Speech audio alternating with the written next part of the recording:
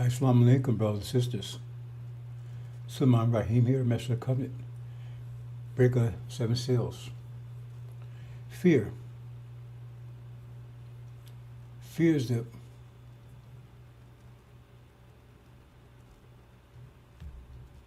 season of fear. This is fear season. Fear is going to dominate this season. Transition. And those who are overcome by fear will not survive, as it says in the angel. All the fearful will be thrown in the lake of fire. Fear. So there's a lot of ways to look at this fear. I keep talking about it. Let's look at it from a different perspective.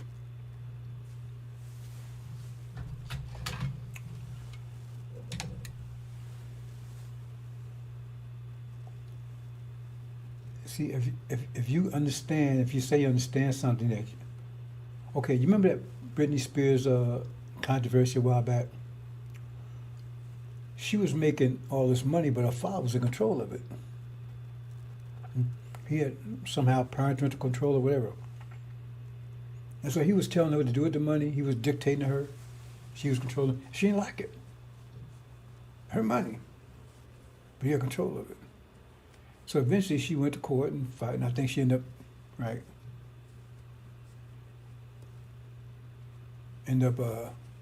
getting control of money. Incidentally, she's from Monroe, Louisiana. Britney Spears, right? And my family name, before my father changed it, right, was Spears. He's from Monroe, Louisiana. So they were our former slave masters, the Spears, Britney Spears and the folks. I just throw that out there. See, they want to admit with us, right? Britney Spears, that Spears family, was slave owners of my family, my ancestors. Because that's there, for my father changed his name, right? Because his name before he changed was Booker T. Washington Spears. Okay. Just throw it out there.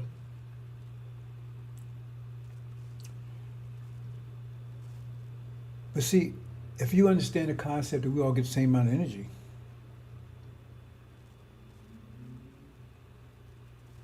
and you let somebody else control the energy, that means you're in a state of fear.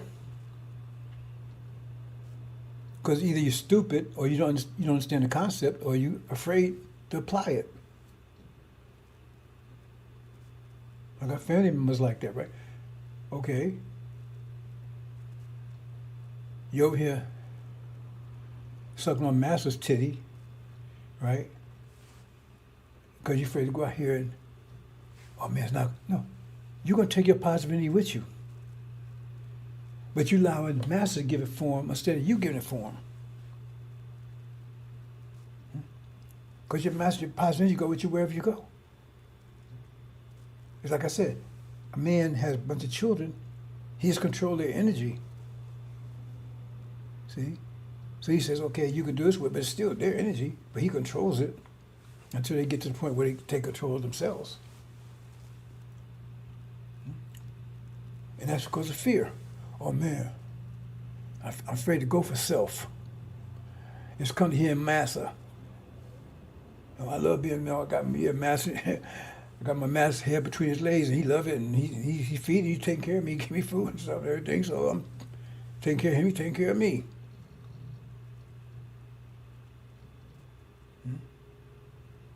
There's nowhere in the world, see, because that's the man's responsibility, not the female's. Her responsibility, tell your female, her responsibility to take care of the babies, all that kind of stuff, right? It's your responsibility to provide for her. But you saying master do it, so now master, he's a husband. You just a pimp. Pimping her out. You're a coward. You're afraid. Because if you step out, you're taking a positive. So you're gonna have this. You have to give it quality. If you don't, someone else will. Everything's in control. Controlled by somebody. So if you don't control the nature of energy, then someone else is doing it. And so you're afraid to go, oh man, it might not work. I might I'm gonna have that. So you run back to Master. Oh, Master, give me a welfare check, Master. And you sue coward death because you don't even do that. You send your woman to go do it. Oh, go ahead and do whatever Master say. Oh, Master, you put my head between his legs. Yeah, well, I don't care. Just go ahead and get that check. What's wrong with you? What you want to eat? I'm not exaggerating because that's where it is. See?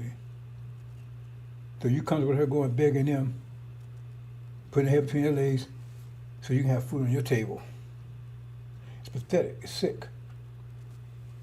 See? And that's a lot of Muhammad's trying to break you up with that. And you're going to be broke up in a minute. Whether you survive the breakup, that's another story altogether. Because they're going to shut Master down.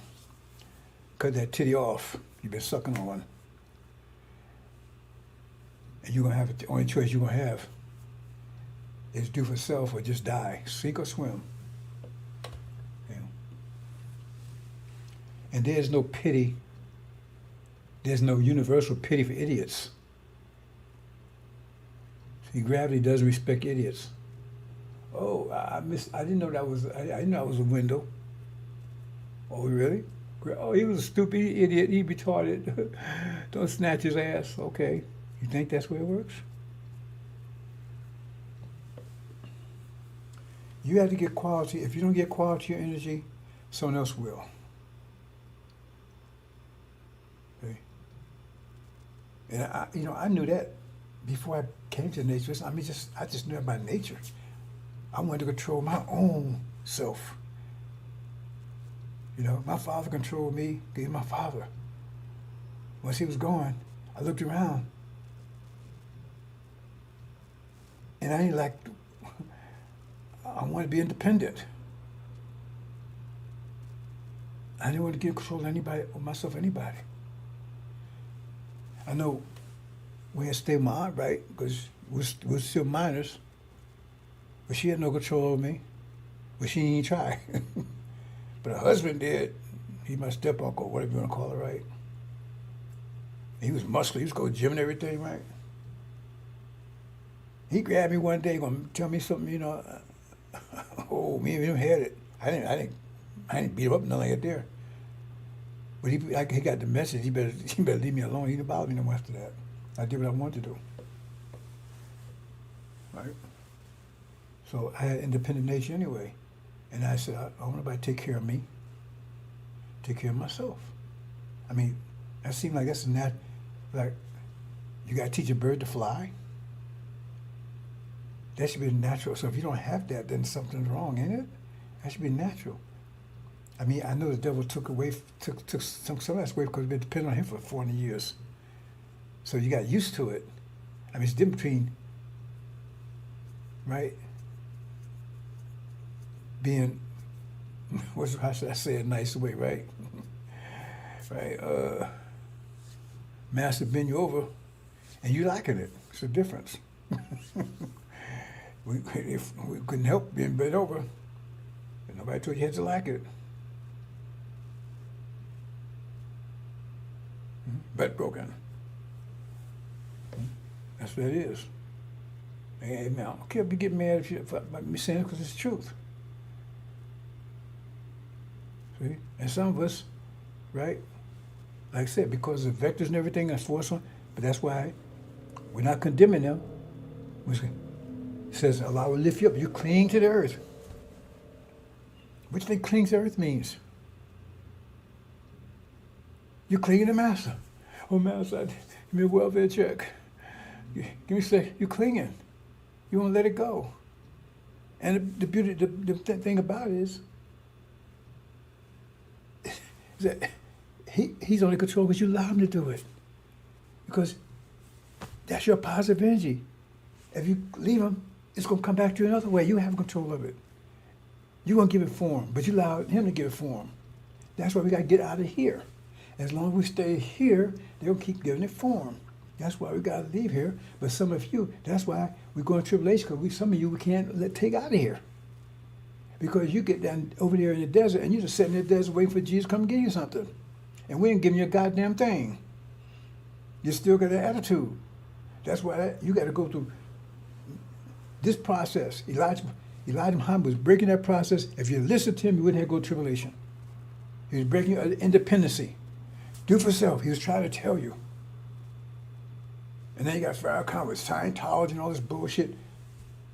You're right back on the tit again.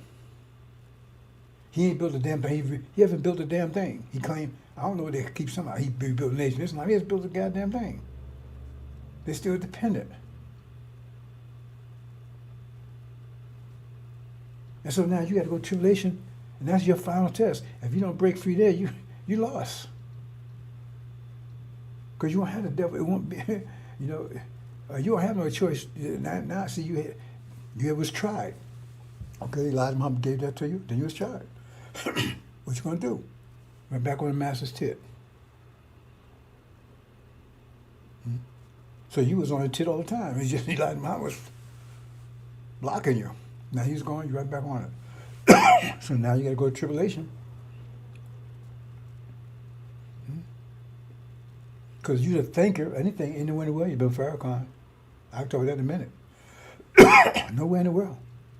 Because anybody have take 5 minutes to read anything, he's through.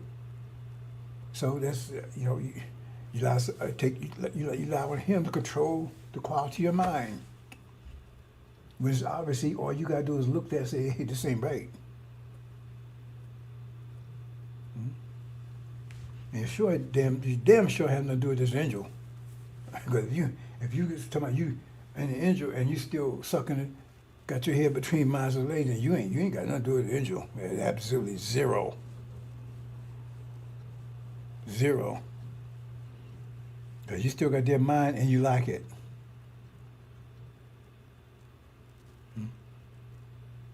I would test on that point many times. I tell you, when I was in Guam, I had nothing, zero. Just had all positive energy. Go ahead. And I won. Against the whole goddamn island. When I came back here, I had nothing. I had a couple of dollars in the bank. I forgot I even had it. And I had promised my daughter a car, so I gave it all to her. I was with nothing again. And I didn't go run to Master, say, Master, no, I did not. I went out there and put, because I knew I had my positive energy. And I remember when I think I mentioned the other day about this job in Tampa. I got a contract in Tampa. So I left, and my wife, she drove me all the way down to Tampa. Right? So why, you sure? I said, nah, look. Because you get your contract, but still no, you still got to go through a process, interview process, something, right? They tell you, okay, here's the contract and everything else, right? But you still got to go in face to face, unless you're right there already. So in the case I was doing remotely, so I called them and talked to them. They said, okay, come on down, and we get interviewed, and you check it out, and you got the contract. So you drive over there, and you say. Same thing with my daughter. When I had a contract in Pennsylvania a while back, and she drove me over there. And both times, like I said, I was on both times. Many times in my life, I've been down to zero, and I didn't have a car, so I asked her to drive me over there, right? And she, are you driving? Are you crazy? I mean, I was in New Jersey at the time, right? It was about half an hour drive. I said, I ain't worried about this, because I don't worry about stuff like that. You understand? I got positive energy. It's not a matter of faith with me, it's a matter of wisdom. As I know things will work out for me, all I got to do is do it. And so I went out there. I said, just wait. I go up here, I'll be in about a half an hour. I got to talk to these people, right? I came back out, I got the contract. Man, how you do that? Before I got the angel, when I was in Chicago, I was with my demon wife at the time. She was all crazy all the time. She walked out to me, she wanted a divorce. Finally, I was, okay, fine, you got it, boom. And I was supposed to meet she said, we're supposed to meet the lawyer that Monday or something, right? And I was working for Time Magazine at the time. And I wasn't a contract, I was still an employee at the time, right? I didn't got much start my own business. And I had no money, like she controlled the money, so all I had was, I had a Mustang. It was a pretty nice Mustang. I was into Mustangs at the time, right? And before I started buying, I got a Nissan one time, and after that, and then went back again, right? The Ford's crap. And I said, okay, I'll be there Monday. And so I told time, man, hey man, I'm out of here. Gave my notice, I'm out of here. So Monday was where you at? I was in New Jersey. Right? Had no money, nothing. Just how do you do stuff like that? Even if I got the injury, understand? I understood that. I understood what Muhammad was teaching. Do for self. Have confidence in self. So I came to New Jersey. Right? I stayed with my uncle for a week till I found me a place. Right? And a week I found a place. And actually I'm on E, right? And so I went over to and you know it was that time I met my current wife, right? And so I had her drive me over to New York. So we going. I said, that's when I started my contracting business. I said, I'm gonna go over and see her give me a contract over here. ADT was breaking up, and so she drove me down to I think the train. I don't know how I forgot. I think she drove me over to New York and he took me to the train station and she went with me. And I had just met her, so I think I was there I was a week there. Yeah, because when I first got to New Jersey, I ran to my cousin. I went to see my cousin, and she said she wanted to take me out. She ain't seen me in years, right? And I said I don't hang out. Oh, come on, man! I ain't seen you in years. So I go out to this place where she told me, you know, she went I guess she usually go, and they had a little private party there, right? And that's when I saw my present wife, right? I thought she was the prettiest thing I ever saw, boy. Ooh. And she came over there and said, "How you doing?" I said, you know, so we started talking. And I told her I was in computers. Oh, I want to get a computer, you know. And she gave me a number, and here we are. But she drove me over there. I went over there, talked to people, boom. Contract. A few years later, man, 2 years later, right, I'm into real estate. I'm buying a mansion. Bam. Peter, how you do that? You came with nothing. You see? Because I'm fearless and I believe, and I don't talk about stuff I don't believe in. See? I knew I had my positive energy with me. I understood that before I got an angel. I said, I'm taking that with me. I ain't leaving anything. I left the form that I had, the form of energy I had was with Time Magazine and with a Demon White, all that kind of stuff. I left that. I still got my, right? It's like you have money, it's either in gold or it's in silver or it's in dollars or whatever. Still, you change one form to another. So I left it. So I gave I got New Jersey, gave a new form. When I went to Florida, seeing a new form. That's all it is. When you understand that, but if you're afraid, you got fear in you, you're gonna hold on to. Well, I can't lift you up, cause you're holding on. Oh, I'm scared. I'm scared, man. If I do that, man. You know, I had that problem with my wife now. You know, I kept knowing she got out of it now. Because every time something happens, she always think all the negative stuff can happen. I said, why don't you think about the positive things that could happen? I don't think about the negative. I think about what the positive things could happen. Because most black folks, they think a negative thing, they don't do anything. Oh man, it could go wrong. Yeah, it could go right. It could go right. So you look at all the negative stuff, then you don't do anything because all this bad things happen. I never look at things that way. All the positive things that could happen. And that's why I'm living my life. And I forget how they say it, right? It's a stay, I'm gonna get the saying. But the point is that then you're free indeed.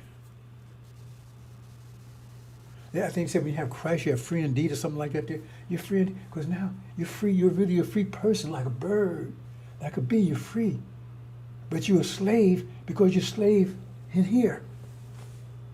But once you got that knowledge, especially an angel, you're free because now you don't fear. You go anywhere in the world because you're taking your positive energy and you just give it control wherever you go.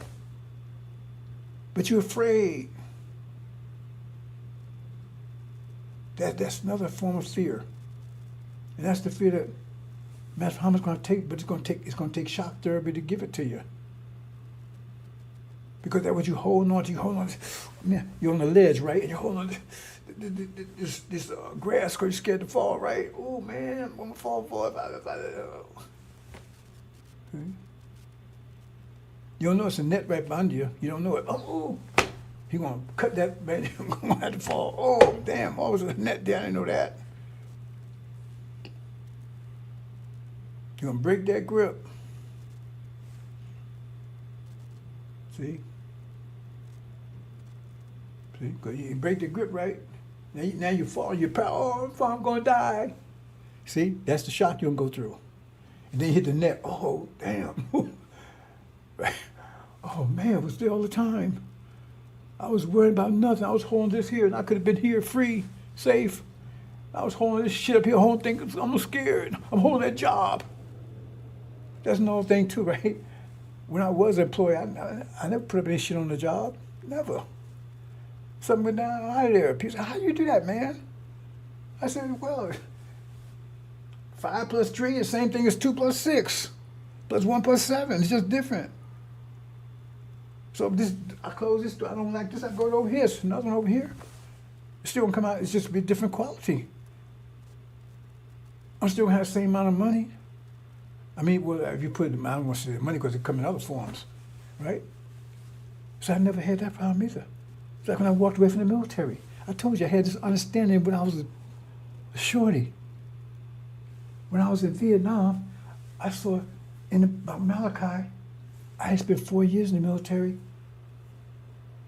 I was a sergeant. I spent 4 years in there. I was thinking about going to officer school. I was trying to go, they messed me up on that, but I was qualified. And all this here. And plus there's a special program where you could buy a Porsche, a cheap price, and you pay so much, to take it out of your check automatically. And so my time, I had about another year in the military. I think I had 5 years altogether because I had 2 years, and I re-enlisted another 3 years. I've been 5 years altogether. I think extra year, whatever. Do another year and a half to do whatever, right? And I was gonna come home. I had a college education paid. That's why I went in to get all this stuff, right? College education paid. We'll have me a Porsche, right? I'm 21 years old, 20. I'm coming back to Newark, man. I'm gonna be the man. I'm coming back hard. That's what I was thinking, man, because I went when I was 17, man. I'm coming back, man, because I was, investing in my life. I had enough sense to do that then, right? And then I read this thing by Elijah just on what I read, very little understanding of the Bible at the time. I walked away from that like it was nothing. It wasn't like I was running away from Vietnam because I had been there. This is my second tour. And plus, the second time I was there, man, I wasn't in any combat mode. I was sitting there, I was in Saigon doing computer stuff. And I walked away from that like it was nothing. Looked for Elijah. Had no fear whatsoever. If they caught me, they put me in 11. I said, I ain't worried about nothing. And it all worked out for me. And I was homeless for 6 months. I ain't steal nothing. I ain't beg anybody for anything. I worked my way out of it. Because I told you I don't have any fear of any, right? The only fear I ever had in my life was my father and that bullshit about going to hell for never after you die. That bugged me. I had to figure that one out. That's it. Okay? But you're fearful. Okay? There's another fear it's about to be broken. See? But if you haven't broke it now, and you have this knowledge, you haven't broke it now, you're probably not gonna break the tribulation either. Because it sure ain't gonna put you in charge. And how you gonna lead anybody? Oh, no. Not gonna happen. So that's what happened when you get home. If you get home, we get there. Oh, we gonna. I mean, we're not gonna be in the desert. As far as I'm concerned, we could be, but that's not where it's gonna be. Master Muhammad gonna make protected, so when you go, there will be houses and all that stuff will be built off for you. Say you get home, when you get home, you have houses you didn't build. All that stuff they build in Arabia right now, they build it for us. Beautiful houses, mansions and everything else. That's gonna be yours. It's gonna be the sisters. I already said, we get to the sisters. Okay, sis, you go find the house you want, and then you bring your man along. You're going to make the choice. That's your right. You deserve it, right? If it was up to me, I'd just let you be in the desert because you got to learn to make something happen yourself. So he's going to get up. That's him doing it, get upper hand. See? Make sure you have, but then you still got to do, after that, once you get it, then you got to do something with it. You got to build a new world. You build the universe. Anyway, let me say something else. Okay, let me finish this fear. I mean, it's still, well, actually, I'm still talking about it because there's shit show they had today. That was all about fear too. You see, because those people with Farrakhan, most of them are there for fear anyway. They say some of them there because, you know, they still seeking the message of covenant. But a lot of them out of fear. And those people that's with Farrakhan, the ones that represent Daniel, those guys, these are demons just told idiots. See, Farrakhan had surrounded himself with idiots because anybody had intelligence, unless they told it in total shock, ain't nowhere in the world they follow that fool because there's nothing to support it, absolutely nothing. So they accept whatever you say. And you see they're full of fear over there right now because they don't know what to do. And that's the problem is, see, because they're idiots to begin with. Daniel, Ishmael, all of them, they're idiots. And Farrakhan surrounds some idiots, right? Because they just won't question anything he says. They don't know anything. They don't know if he's right or wrong. Because if you just, a basic analysis, like, okay, this fool, what did he say today? Very tell, oh, Master Muhammad, he's the God. Okay. That's not what they've been saying for years. It's the originator. We got Farrakhan saying you can't worship Master Muhammad because he's made of flesh and all stuff like that, right? And then he comes back and say we got to be grateful for the air we breathe, grateful to God. But they said Master Muhammad's a God. For the air we breathe, for our children, for our food. Master Muhammad don't have no control of any of that. I don't either. If you don't have control of it, unless you give him control as a master.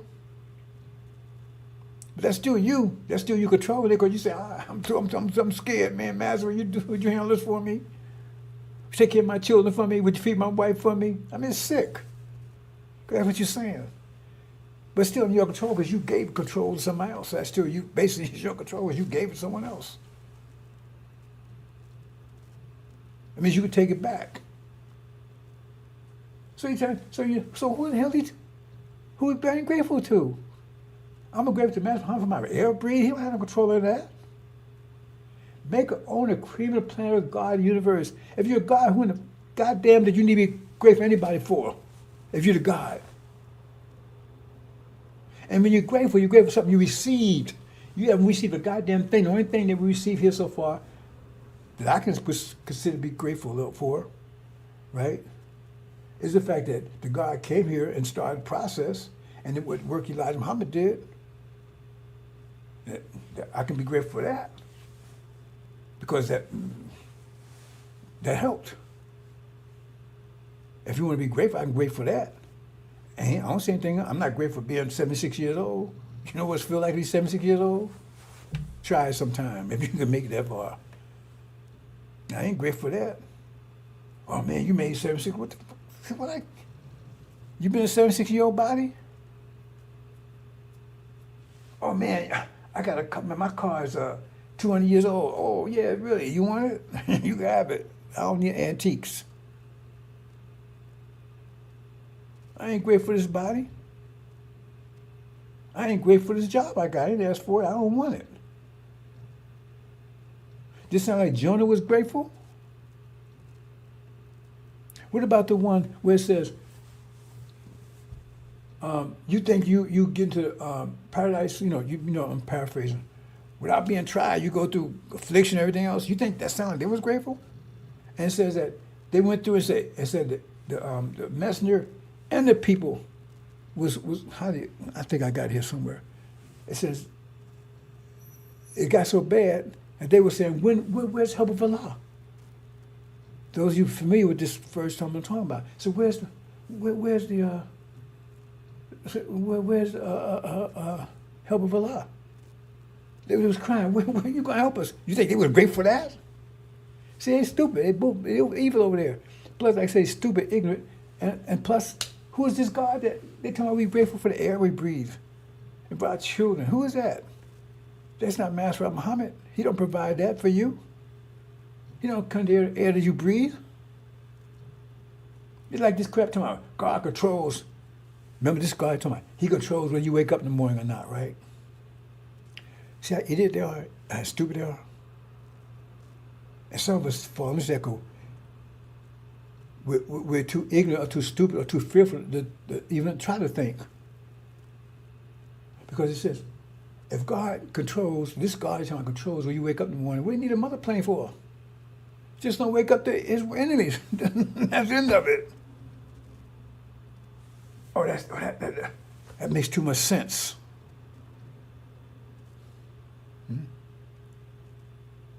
Like I said, I give anybody $1,000 to prove that things I'm saying is incorrect. Prove it. Sure, it's incorrect. Sure, it's incorrect. I got the scripture and everything back up. And not only that, I give the scripture and the mathematics to prove it. I didn't ask anybody to believe what I'm saying. I never asked anybody to believe what I'm saying. Never. I give you the means to prove what I'm saying. So that's why I told people before I dismiss people. I said, I don't want you reflecting. I don't want you echoing. You got to go and figure it out for yourself. When you prove it yourself, then you can speak to it. You won't make mistakes. You make mistakes because you don't understand what I'm saying, and you get all mixed up with all other stuff. Once you prove it, you ain't gonna make that mistake anymore. That's why you make mistakes, because you don't understand what the hell you're talking about. You haven't checked it. You haven't proved it. You're saying it. You probably don't even believe it. I don't want you to believe it. I want you to know it. I give you the means. You never got this before. You didn't get this from Elijah Muhammad. He gave you the means to prove what he was saying. He told you. It sounds logical. It's basic. It fit. But he didn't give you any way to prove what he was saying was true. I give you the means. I give you the mathematics. I give you the scripture. I give you all these things so you can go ahead and prove, especially the mathematical side of it. That was a study vector, study pressure. I mean, you can go and prove what I'm saying is true. Prove that angel is true, because that's the whole thing too. I'm in the angel. Like I said, I'm seeing what's in there. But another concern I had, well, yeah, I see it's in there, and I see what it wants to do, what happened. But is it true? I'm still getting this book from the devil. This is the devil's book. So how do I know the book is right? How do I know the book is true? How do I know the book is not a trick? And my knowledge of mathematics and pressure proved, no, this is right. I had to prove that the book itself is right.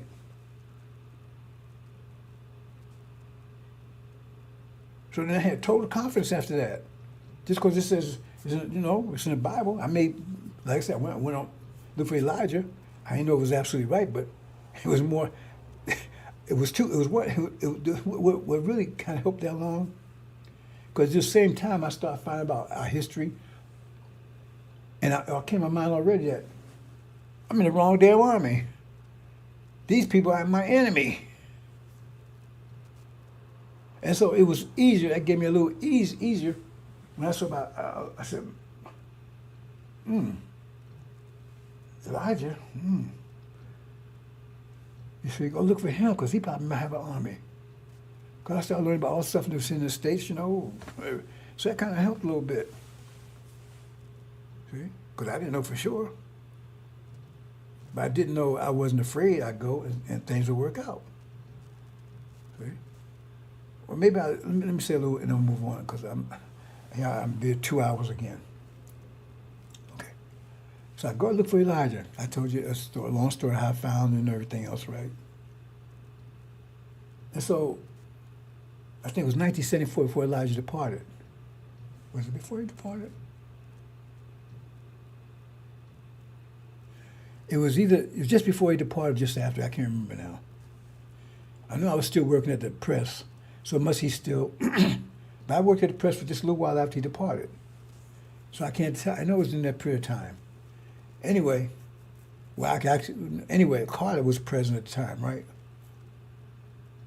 And what he did is he gave amnesty to everybody that, because a lot of people was Dodge drafters.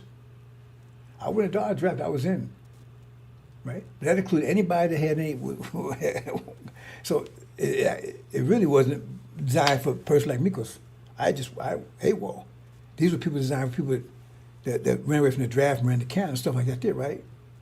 But the way they worded it, I don't know if they intended or not, it caught me up too.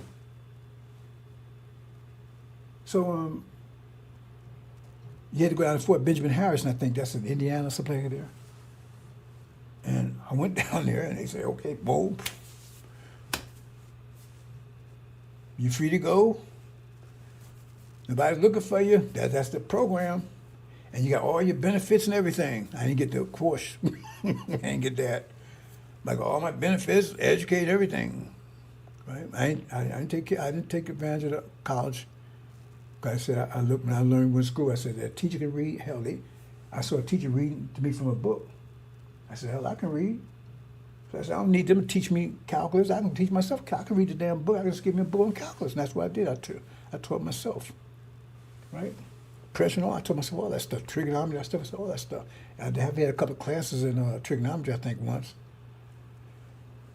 But anyway, right? So, okay, see, it worked out. Because all that time I was with Elijah, if they had to pick me up, and I was out selling papers, I was doing everything right, if they picked me up, they probably would have been double trouble, because here, I don't know, not to work for the army, but I'm a Muslim now, and I'm hating on Americans, they probably put me in jail forever. I wasn't worried about it, I wasn't hiding, I didn't change my name, anything. I went with Elijah, and I was homeless for like 6 months, whatever, and then on top of that, they said one of the things we had to do is you had to do some community service for a year. That was the penalty. You had to do community service for a year, right? And so I told him, I didn't hide. I told him I was working for my Mama Street newspaper. My name wasn't changed, but still had my slave name at that time, right? 21X. And so I said, well, I'm working here. I said, so somebody thinks, does that qualify as a nonprofit or whatever? And it did. So the guy says he's going to send an officer up there to investigate. So about a week later, he was scared to death, devil. He came outside, looked around. He was scared to come inside. He wouldn't come inside for nothing. He looked around, everything. He go, yeah, it's like a nonprofit to me.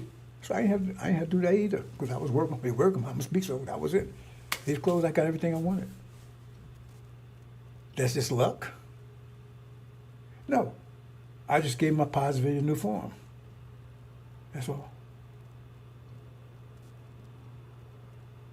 And what this was like from 70 to about 75 years. 5 years I was like one by the military. If they'd have caught me, years in jail. And I wasn't hiding. That's a fact.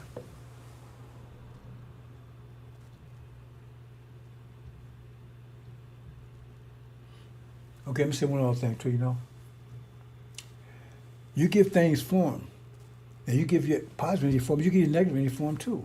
Because negative is going to come back to you. Right? Devils gave their consequence for them because how they treat us. That's a form of consequence come back to them. Right?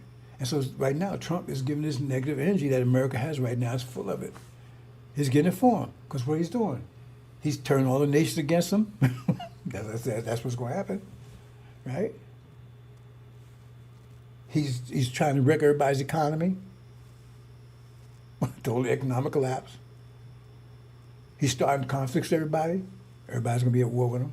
See what I'm saying? So let's move on. Understand his concepts. And so here it says, men's hearts failing for fear. Now this is the particular fear that I keep emphasizing about to happen is because of you. Because they're going to see something over in the Middle East that's going to get them heart failure. And I understand fear is a result of lack of power. And that's why it says the powers of heaven will be shaken. So their powers of control, their control of the Middle East is going to cause the loss of control of the Middle East is going to get them heart failure. What about control of the Middle East to get heart? And the problem that the lost control is something about the lost control of it that's going to come here and affect here directly. And when you understand that, why they need power to control the Middle East? Because they force Israel up there to keep us from who we are. So when that goes, that we come together automatically as an army. So now you got a war going right here just between us and them. That's just one of the things they're going to have a problem with.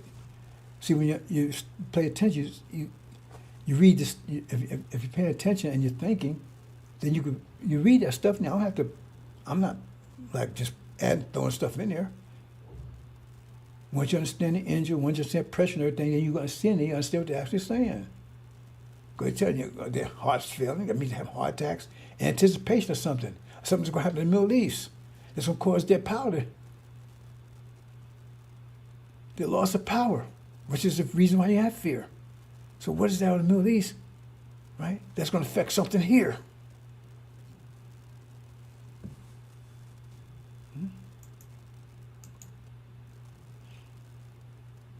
And I was going to play this video. You know, this guy was talking. He was saying this. This guy, he's some kind of big professor or something. Some kind of he's probably Jewish, right? But he's saying the same thing about this guy. He said this guy was elected because of fear, because he's like Hitler. He says the people are nervous, the people are scared, and they're trying to find somebody who's going to alleviate their fear. I should have played it, right? I still got it, but maybe I can send the link. But he's even saying it. That's what because that's what Hitler rose because of fear of the German people, because they had lost all power. They took all power to them after World War II. World War I. Hitler has lost law. He promised to remove their fear and give them power back again. Everybody wants to relieve pain. All you got to do, if you see somebody in pain, just tell them, I can relieve your pain. They're going to listen to you. You see somebody in pain, and you come, hey, man, I can relieve your pain. They're going to listen to you. They're going to listen. Now, you may be lying, but they're going to listen because they say anything, man. I want to get out of this pain. They're going to listen. And take whatever you give them, they're going to try it if they don't have anything else. And so they tried Hitler. And he did relieve that pain for a while. And so that's what I'll make America great again. What he's saying? When was America great? When they had control over you, one thing, that's what made America great. That's what he's saying. See? Control of all these nation stuff they was exploiting and getting rich off of. See? They're talking about taking stuff. He's talking about giving anything away. We got to get this. Everybody's exploiting us. No. China didn't take your jobs. You gave it to China. This guy was explaining that also. Anyways, move on. Your power is gone. Only power they have right now is the power of deception. See? So they have you dependent upon them when they have no power. See?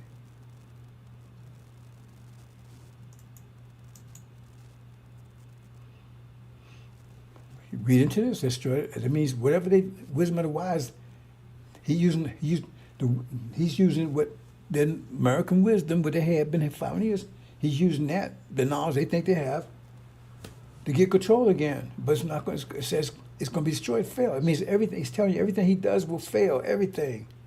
Nothing he has done has been successful yet. Everything is turning people against him. Everybody's against him. It's getting worse and worse pretty soon. When real people realize, when that shock happens, when they see it, the heart's failing, he's going to be in trouble. Because you tell some people, hey man, I'm in total fear. They come say, I got the prescription for you.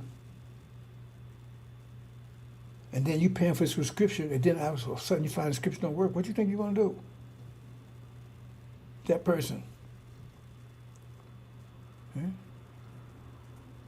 Because now you're going to blame them for all the pain you went through for the month or 2 month prescription that was telling you it's going to work. And maybe you're in more pain now because he's going to put him in more pain. So what you think they're going to do to him? He's got a terrible end coming, a terrible end. A terrible end. And we ain't talking about a long time from now either. Everything backfires. That's what it says is wisdom. That what it does, it sounds wise to him. Everybody says, that's wise, wise, wise. No, it says it's going to be destroyed. It's going to fail. Just wait till that. And all the stuff they told me, just meeting and stuff, it's not going to be any peace in the Middle East. I understand pressure and what's driving it.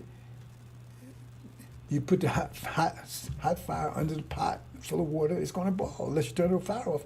And they can't turn the fire off because the fire is coming from the universe contracting. So that means it's got to boil.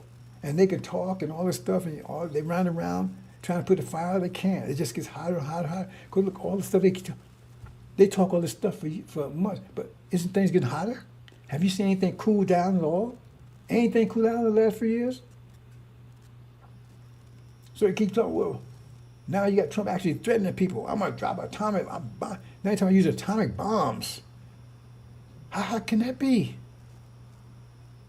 Nobody was talking about nuclear, dropping atomic bombs since World War II. He's about dropping atomic bombs on. What do you think? Okay, let's move on. Okay. And I want to talk about this conspiracy, right? It says, this is, see, that's like I said yesterday. These Christians, they deceived. Some of them deceived, most of them deceived, right, by the other ones and the agents and Hagen and all those guys. But they're all worked up right now because they look at the Middle East and say, hey, man, me, Jesus come back. They're all worked up. They're fired up. Right? Because they see, hey, man. Now, what if they find out that's wrong, and what did you say to him? They're still going to be fired up. Right? But what they was positive firing up, that's some negative. It's against them. So all the fury and everything they got in favor of false Israel right now is going to turn against them, give them heart attacks, strokes, because these people are really furious right now. Oh, man, we got to get rid of them damn Arabs, man, dead niggas and all that. We got to help false. We got to give them everything they want and everything else, right? All fired up. America's all fired up in defense of false Israel. But when they find out that false Israel is and that we've treated, and the one they've been opposing is the truth. That right there will cause heart failure because, oh, damn. Because, remember, what they're saying, most of them are taught these so-called, what they call rapture people and everything. They think it's a real calamity, real bad coming. Hear that Rick Wiles thing? They think it's something really bad coming. But that means Jesus coming. They really are excited about it. Something very intense. Right? They think it's really intense wars coming, all this thing's going to happen. But things going to be in their favor. And they looking at man in their mind, man, them Arabs, they're going to get their ass tore up, man. Jesus going to destroy them, burn them up. They're going to burn the Middle East, man. Oh, they're going to drop some bombs on their ass. Oh, man, they all fired up. They go to sleep thinking, oh, man. And we got to worry about it because when that happens, it's going to get so bad that God's going to rapture us. We have to worry about all this. Because, see, that rapture idea means that the world's going to be turned to a total inferno. It's going to be so terrible bad that God's going to snatch them out. They won't have to experience it. Remember, in their mind, things going to be a total hell. Total hell. The earth's going, America and America too. America's going to be totally destroyed. That's their, what they call it, what movie they call, I forgot the term they use, it's rapture, but it's another one. It's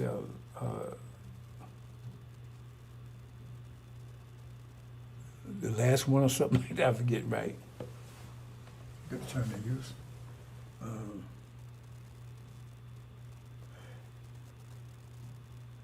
Anyway, it's going to be so terrible,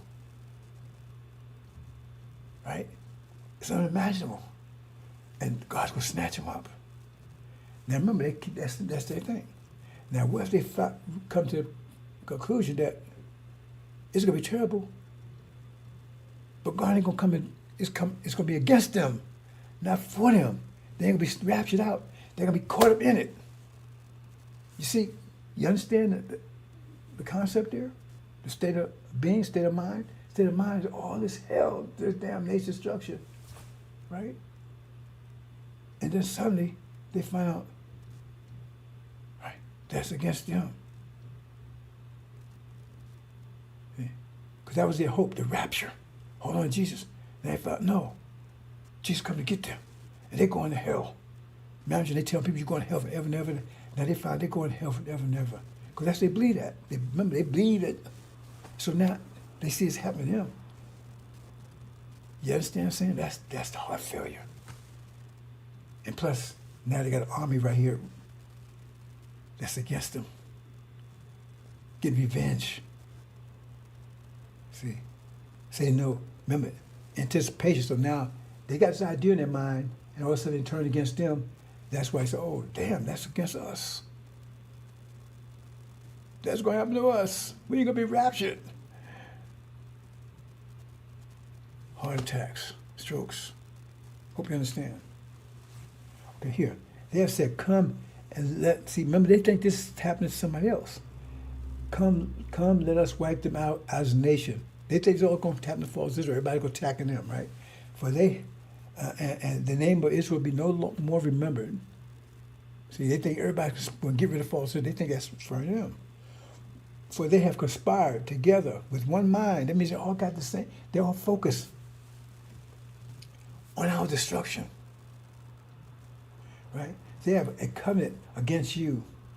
And said, the Ishmaelites, they're with it. I have brothers, they're with them. They're conspiring against us. You see?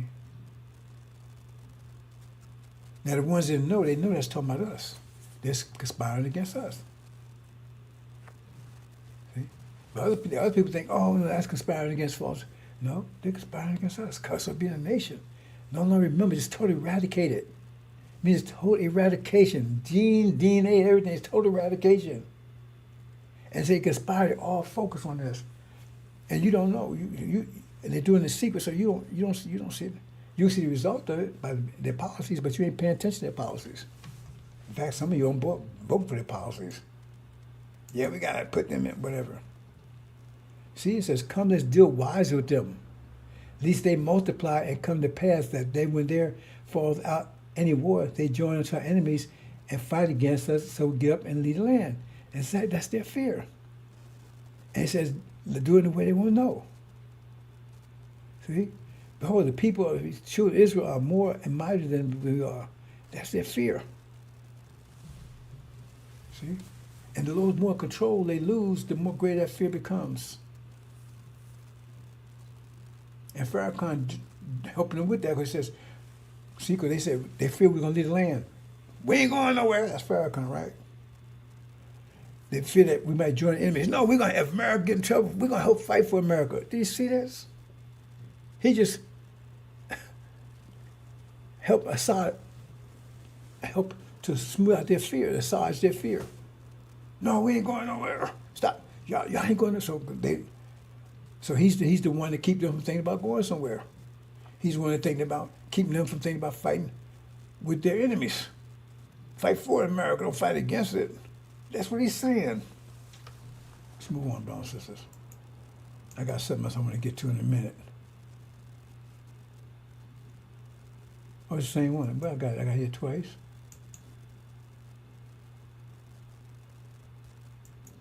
Well, I got okay. I already said that, so move on. Oh, I got it twice for some reason, okay. And here, okay, this one I'm going to get to. And it's a little angel stuff here. And Pharaoh charged all the people, saying, every son that is born, he shall cast to the river. Every daughter he shall save alive. See? But the first thing was to abort.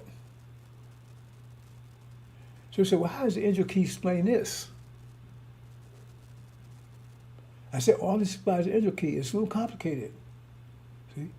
But like I said, I told everybody, and that's what I said, nobody, I asked, you have questions? No, never any questions. Why? Because you're an agent, you don't give a damn. Because you don't understand it, so why don't have any questions? If I told you to prove everything, don't accept it, then you should have had a question about this. How does this fit in the angel? So you just study it, try to figure it out. If you can't, you might have some kind of indirect question or something. I'm going to show you in a minute. Throw them in the river. How is that in the angel? Right? And here's a 200 million man army, right? And we're loose. The 4 angels in having been paired into the first hour, day, and month, and year, in order they may kill a third of men. And the number, it was 200 million man army, right? See? This refers to China and India, basically, in general. And this is the dragon. Okay, I'm going to keep my main points. I'm going to keep this short today, bro. So, throw them into the river. Now, let's see what the angel has to say about that. You see here, this is another form of angel key. It has a couple of forms, right? So this is one form right here. Anybody's been paying attention to angel, familiar with this form here, right? Okay. So here's the river over here, right? Okay. These represents the river. See, we're under control of America. The British had control over India and Asia. Europe had colonized Africa. And Soviet Union had ideological control over Oriental. Why? Through communism, because that's where they got it from. Ideological control, right? And it says Satan, false Israel, they're the God of this world. That's why it says they didn't want to sit on a throne. If you ask Pharaoh, who's that sitting on the throne, he's going to tell you that's God. Something says he don't know a goddamn thing. Anybody understand Israel? He know what he's talking about. He don't know who the jinn is. He don't know. He don't know who the jowl is. He don't know who the jinn is. He don't know any of that. See, but that's what it's telling you. These are the witnesses here, right? They're not controlling any countries, right? But the ones that sit on the throne is controlling all this, false Israel, and people starting to come to recognition of that. You see here, this is one form, right? When you hear, I'm sure this part right here, right? Okay, where anybody's familiar with angel, familiar with this form, right? So here, eyes up here with death. Eyes dead, and that's another way to say I'm not getting to that right now, right? Here's here's the witnesses, American Britain, and the demons, Christian blacks right here. But now remember, the ones on this side represents the male. Because it says, this was Adam, this was Eve. So when you put these up together, that show that previous. See here? That means this would be the male, and this would be the female. In this relationship, the one on the right is the male, on the left is the female. Keep that in mind, right? Okay.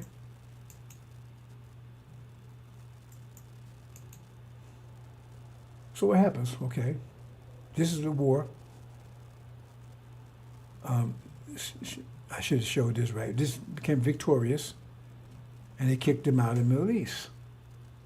And when they do it, they attack us. According to what the angels said, they attack us, they attack the blacks. But remember, the male blacks, that's NOIs up here, and the females down here, right? So when they was here, previous, at death, that was the males. Kill the males, abortion. This was abortion, to kill them. Just killing them. That's the abortion side. That's what it's talking about, abortion.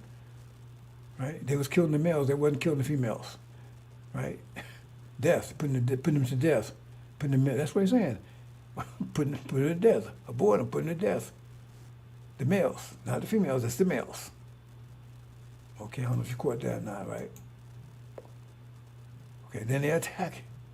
Okay, now let's look at this.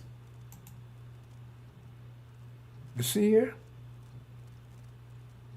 this one here, when you put the whole key together, right?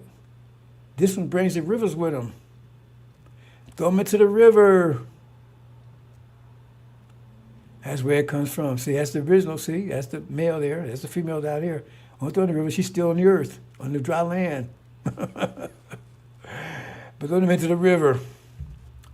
It's a little complicated, but that's the angel. That's exactly what's happening.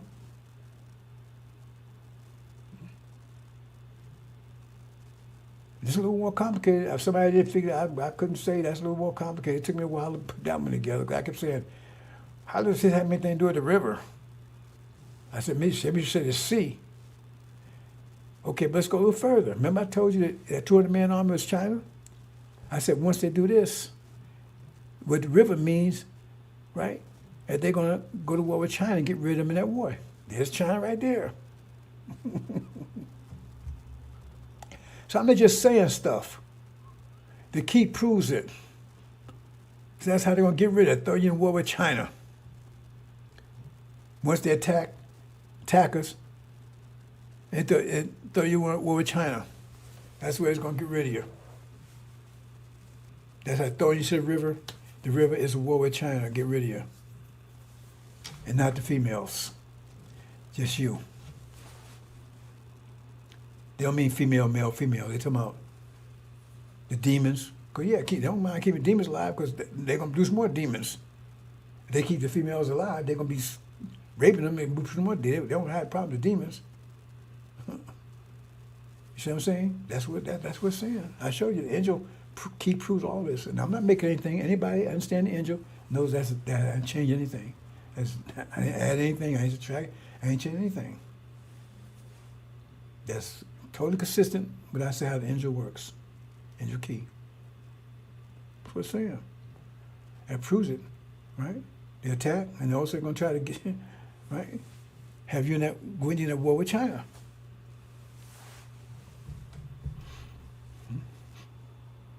But then you're going to be, I didn't show Suleiman come and protect you and get your ass out of here, and that's the resurrection.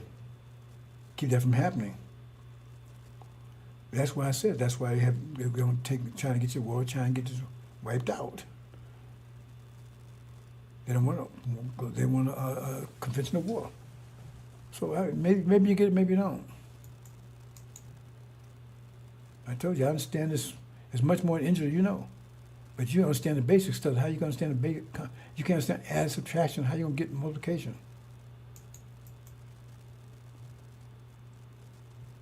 I think I'm going to leave it there, brothers and sisters.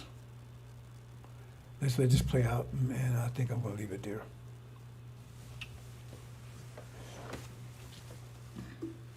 Showing you power of the angel. Said you lead a horse of war, you can't make him drink. So if you suffer, you don't make it tribulation or whatever, that's your fault.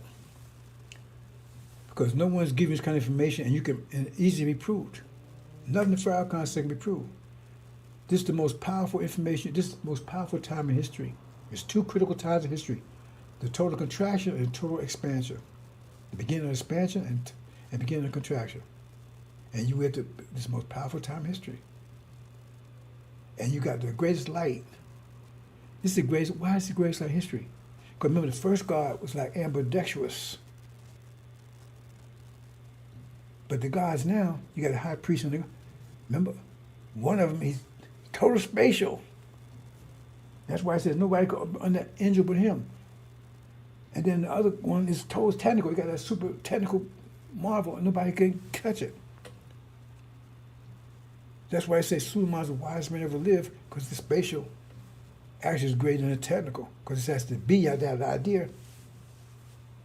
And technical brings in existence. Without the idea, the technical can't do anything. It's like, a woman can't, without the seed, she can't get pregnant. She has the ability, but she needs the seed. And a man has a seed. But he can't produce the baby. He can produce the seed, and she produces the baby.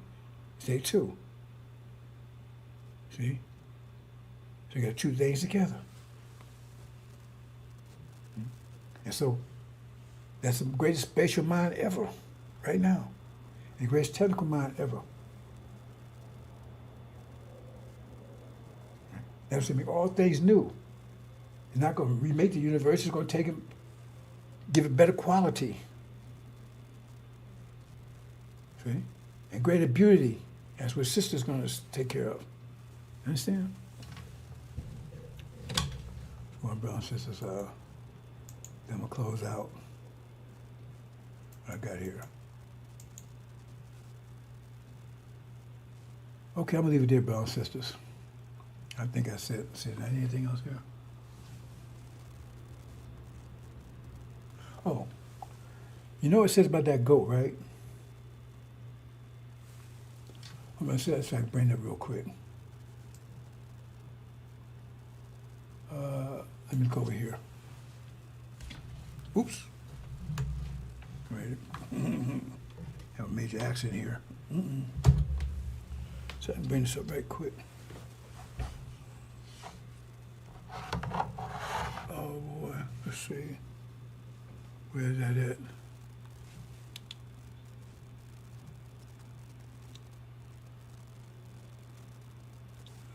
No, it's not there.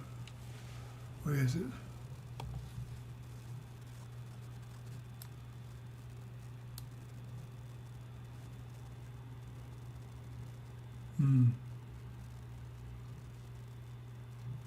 Right there.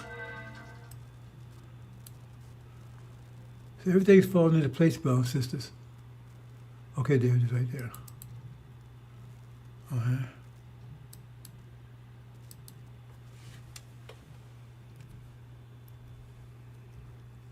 I meant to mention this the other day, I forgot.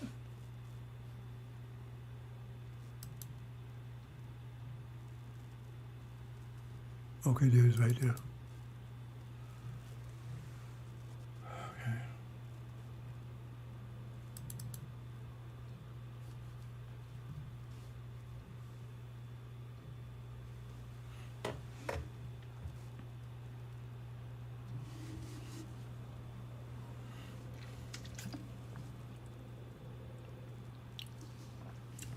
A second, bro. It's almost there. Hold on. Let's see.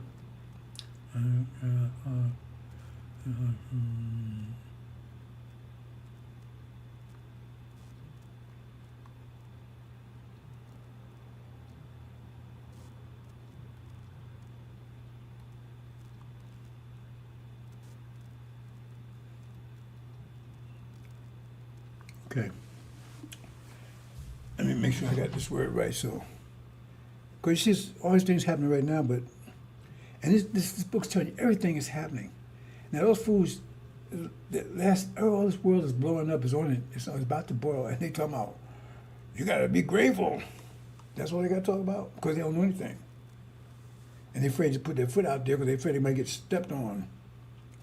But they're gonna be stepped on in a minute. Oh, we'll see, brothers and sisters. You know the thing is that every day delays, it's gonna be worse for them because people get angry. They should hope this happened maybe a year ago. Maybe they might have got some mercy.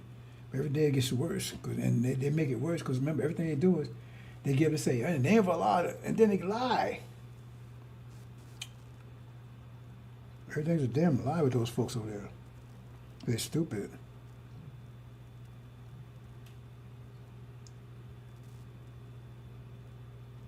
Oh no. Hold on 1 second, about this. That's one thing, gave me something else. CHO. LUL.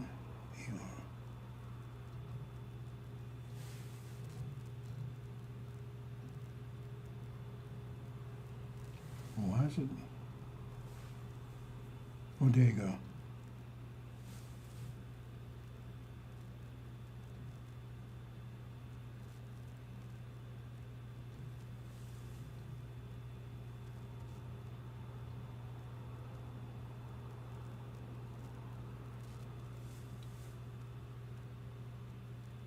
Okay. This is what it says. This is the goat, to my China, with India behind him. That's the leopard, right? It says he came close to the ram. That means he's coming after America.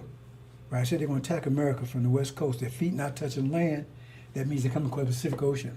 It says, I saw him come close to the ram. He's coming, they're coming for battle. And he was noted with shoulder. He was moved with shoulder. Am I saying that word right? Maybe. Let me see if they got. See if they got.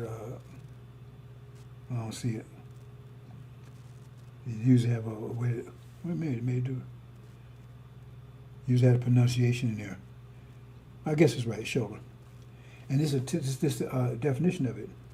In the Bible, shoulder means to a state of intense anger, wrath, or irritation.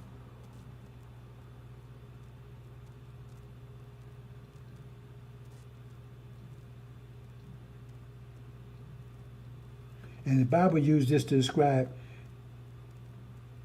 divine judgment and anger. So what it's saying is that when China comes at America, India was against China, now they closing up to it. It says they're going to come with shoulder. See?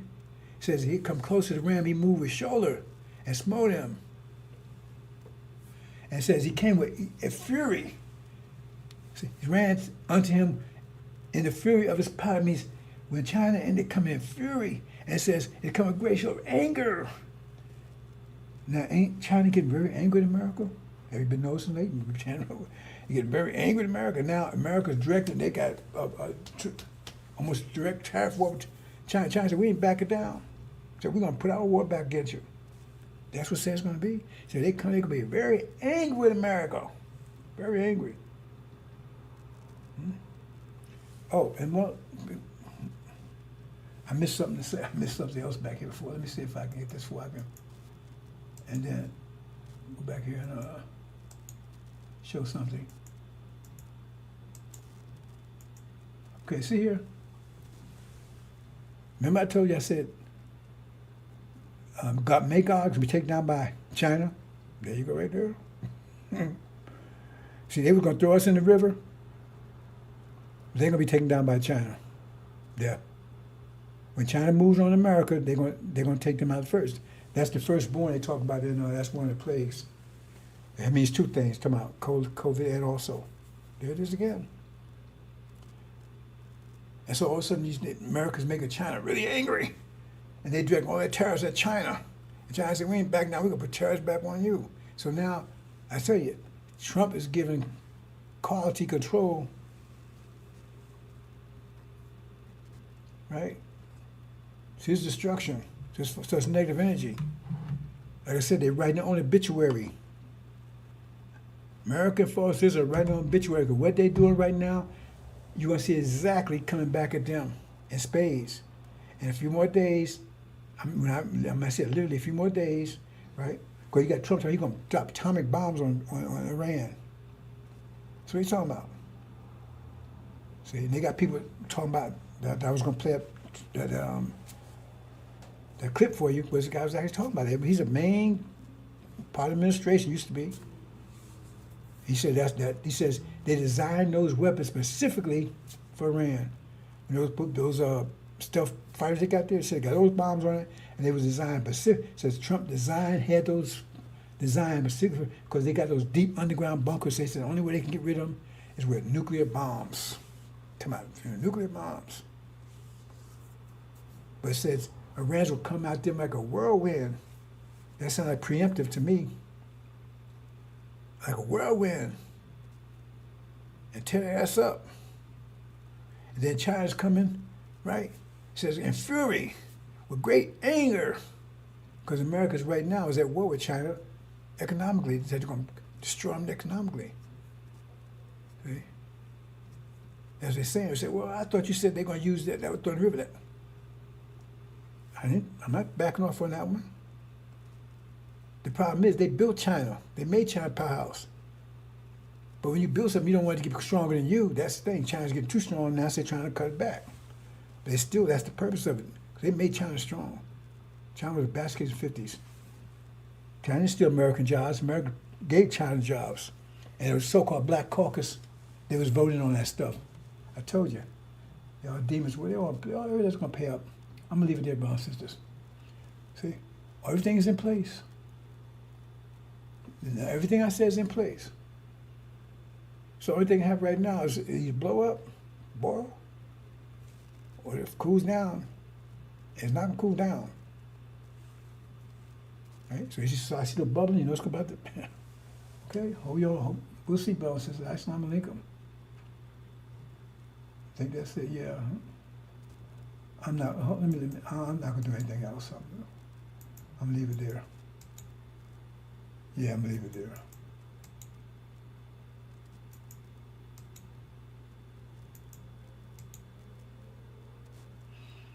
Yeah, the plan. So, yeah, I talked about this already, so. But that's this war. I talked about this yesterday, right? All this represents Europe, right? But the Iranians, the original, they look like Europeans, like Master Muhammad saying. He's really original, but he's got white skin. So they're part of Europe on their maternal side. And so they really still in the center, or it's porcelain. They look like they porcelain on the outside. But when they collide with these, they'll be colliding with steel. And they're going, okay, I'll leave it there.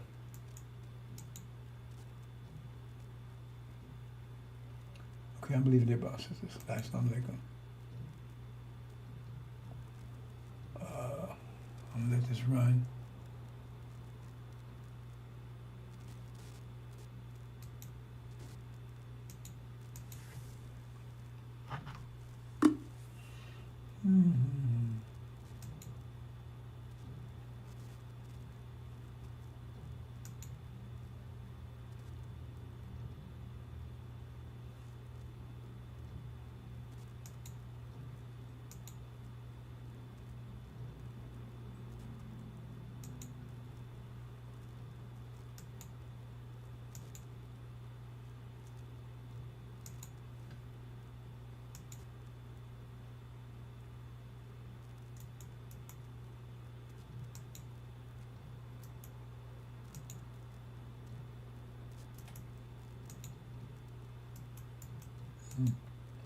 Shouldn't do it like that, but anyway, I did, so.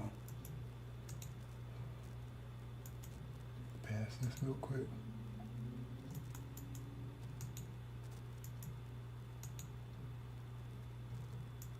Okay, hold on, brothers and sisters. Yeah.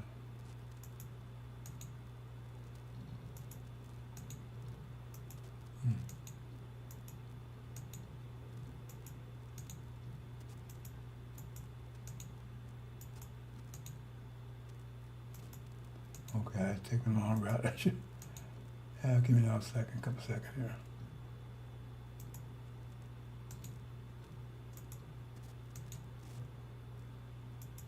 Oh,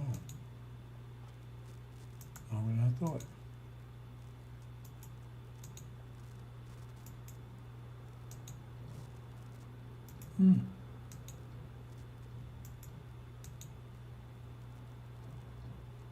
There you go.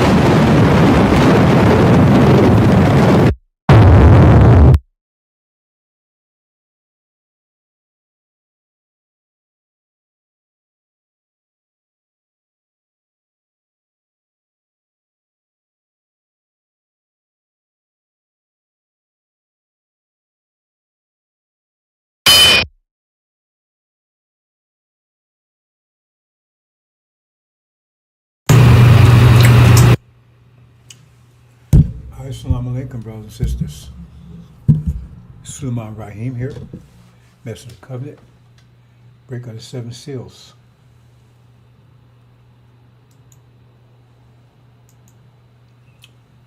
Brothers and sisters, we're talking about fear. Let's look at this fear from another angle.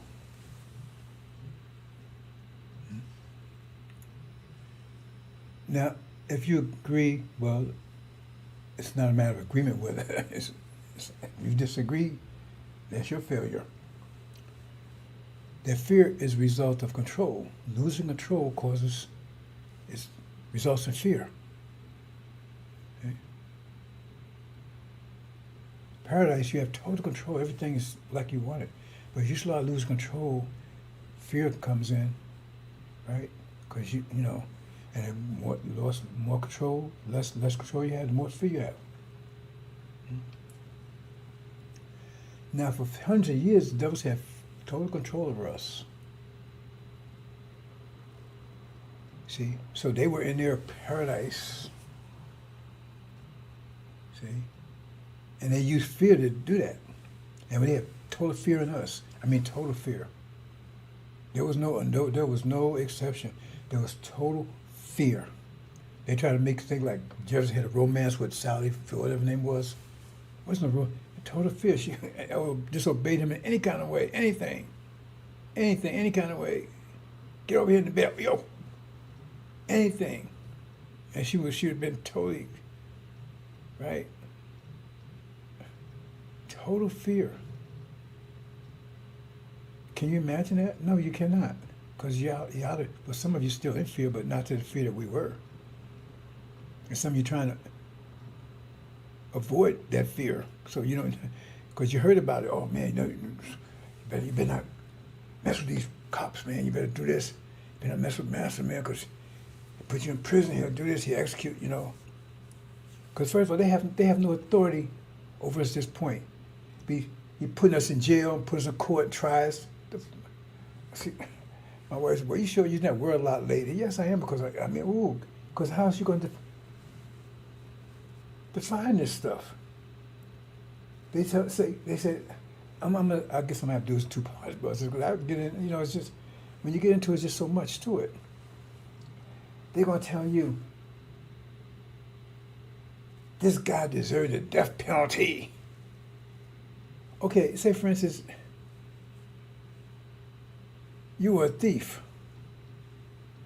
and you was on trial. Would you want to be the judge? Know that the judge is a thief and people on the jury is a thief? Yet they trying you for being a thief? If they're gonna be sympathetic to you, yeah, because they say he's a thief, we're a thief, man. Let's get a guy a break. Then you probably wouldn't be on trial. But if they're going out there to condemn you and going to sentence you, and you know they thieves. And America said, "Oh man, that guy's guilty to all these things, man. He did." And what the fuck y'all been doing for 400 years? It's off the plate. What y'all been doing? And now y'all got the right to judge in my house? Because the point is, there's a thing called statute of limitations. This is American law. That means if they caught Hitler a million years from now, they still execute his ass. Because no statute of limitations. So that statute of limitations says, well, if you do something, they don't catch you within a certain period of time, they can't try you for it.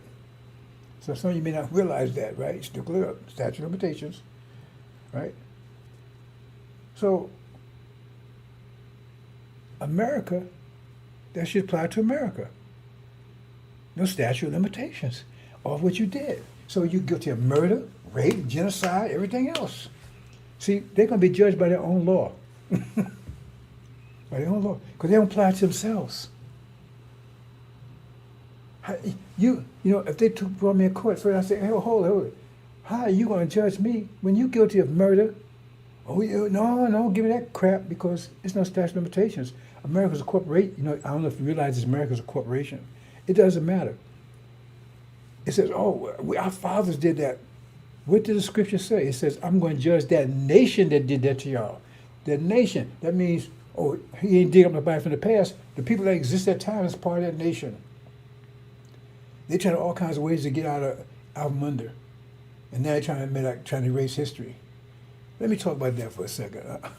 Okay, I'm gonna do a little diversions here, brothers and sisters, back, because I'm just gonna be so some. I'm just gonna just gonna talk, okay? You know,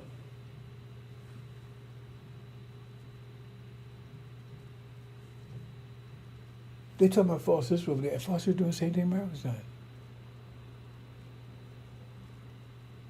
Okay? They give everything. They honor people. Jefferson and Washington were pedophiles and rapists. There are all these things they try to get out of what they've done. And see, look at this AI thing. The problem they're having with it is the problem they can't tell you because they reveal themselves. See?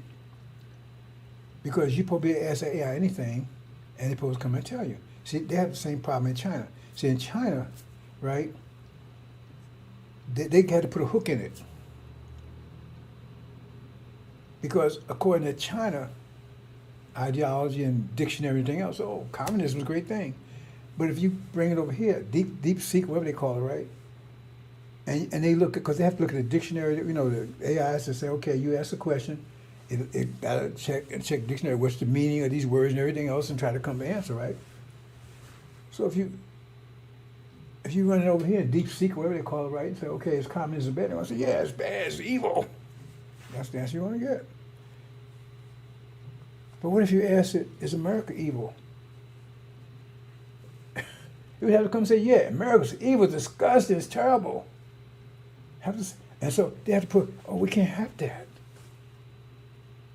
So they got to say China. Did China ever sent over abroad? Because I haven't done it, but I heard this guy was doing a critique on it. He says, if you check in America, they say book in it. So I can't answer that question. If you ask about the policy or politics of China, it says, well, I can't, the AI will come back and say I can't answer that question. It means I had to put a hook in it. You see, because they can't put out product. You can't put out a product to say your product ain't no good, or that you ain't no good at create the product. So if you ask America, you ask the AI, this America ain't good, it's got to come and tell you it's a genocidal maniac. It's paid. This piece is weak as hell. Because that it is. I don't care what media they say. That's the fact. That's history. Their own history.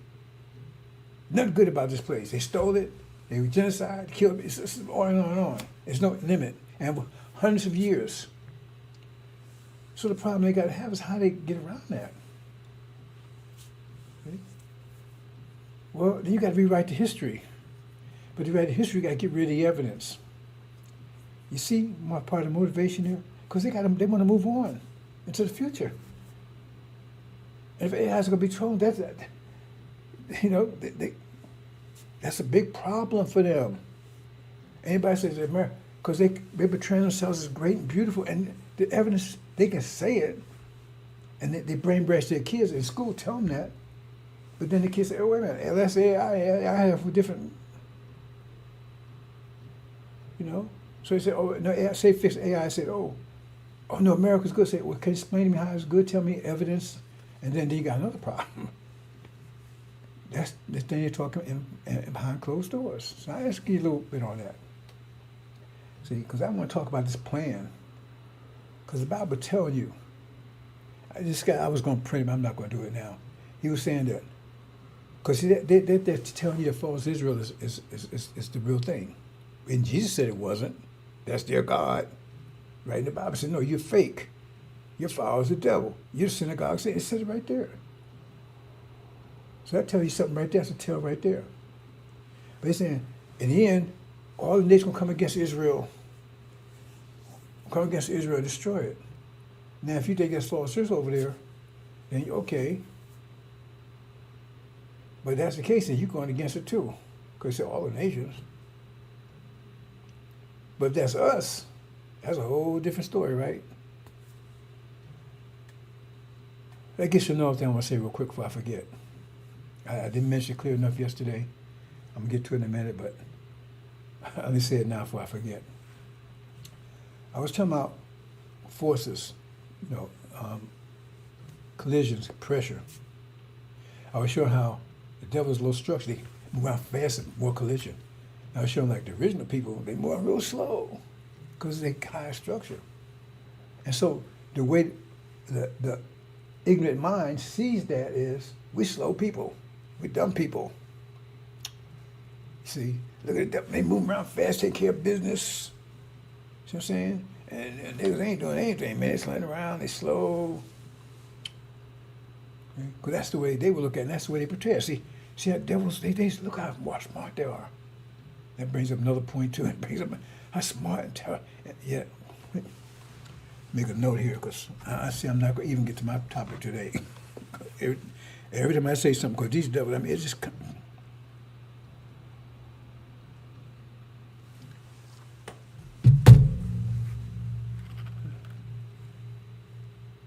That's because we made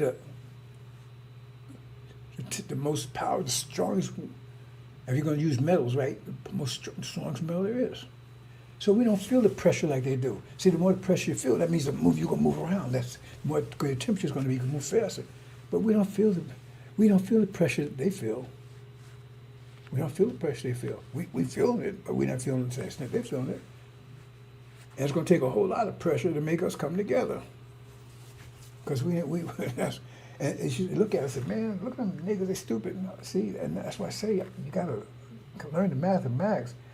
That's what I condemn my people. I know, because that's because they're not responding, because they're not being affected.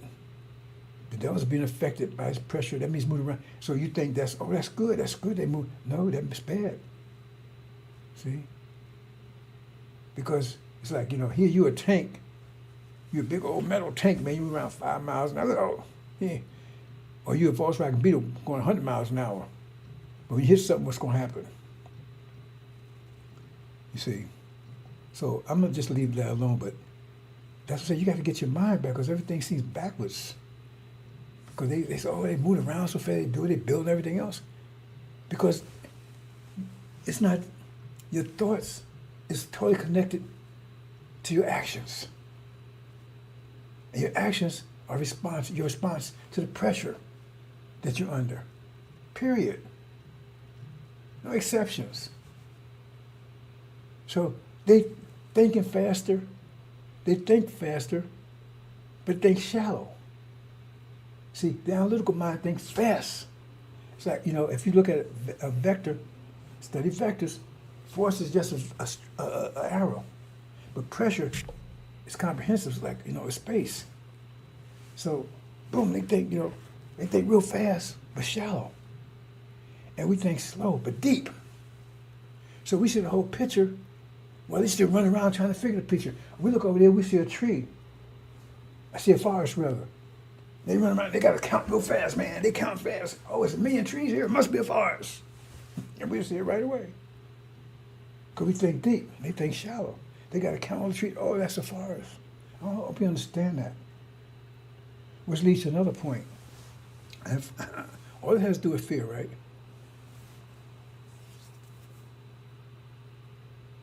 Pharaoh, one of the things that Pharaoh, see, I keep telling people, you got to pay it. That's why you need to understand mathematics. Understand vectors and pressure, temperature, And then when you look at those verses, then you can pull it out of it because they're all mathematics. It's written that in a prose way, but they're all mathematics. Because it says Pharaoh told the people that they could not, if I understand it correctly, you need straw. I guess that straw means hay, to make bricks. Now, I don't know how to make bricks, but that's where the story goes. Right? As a matter of fact, let me get exactly right now. It'll take a second.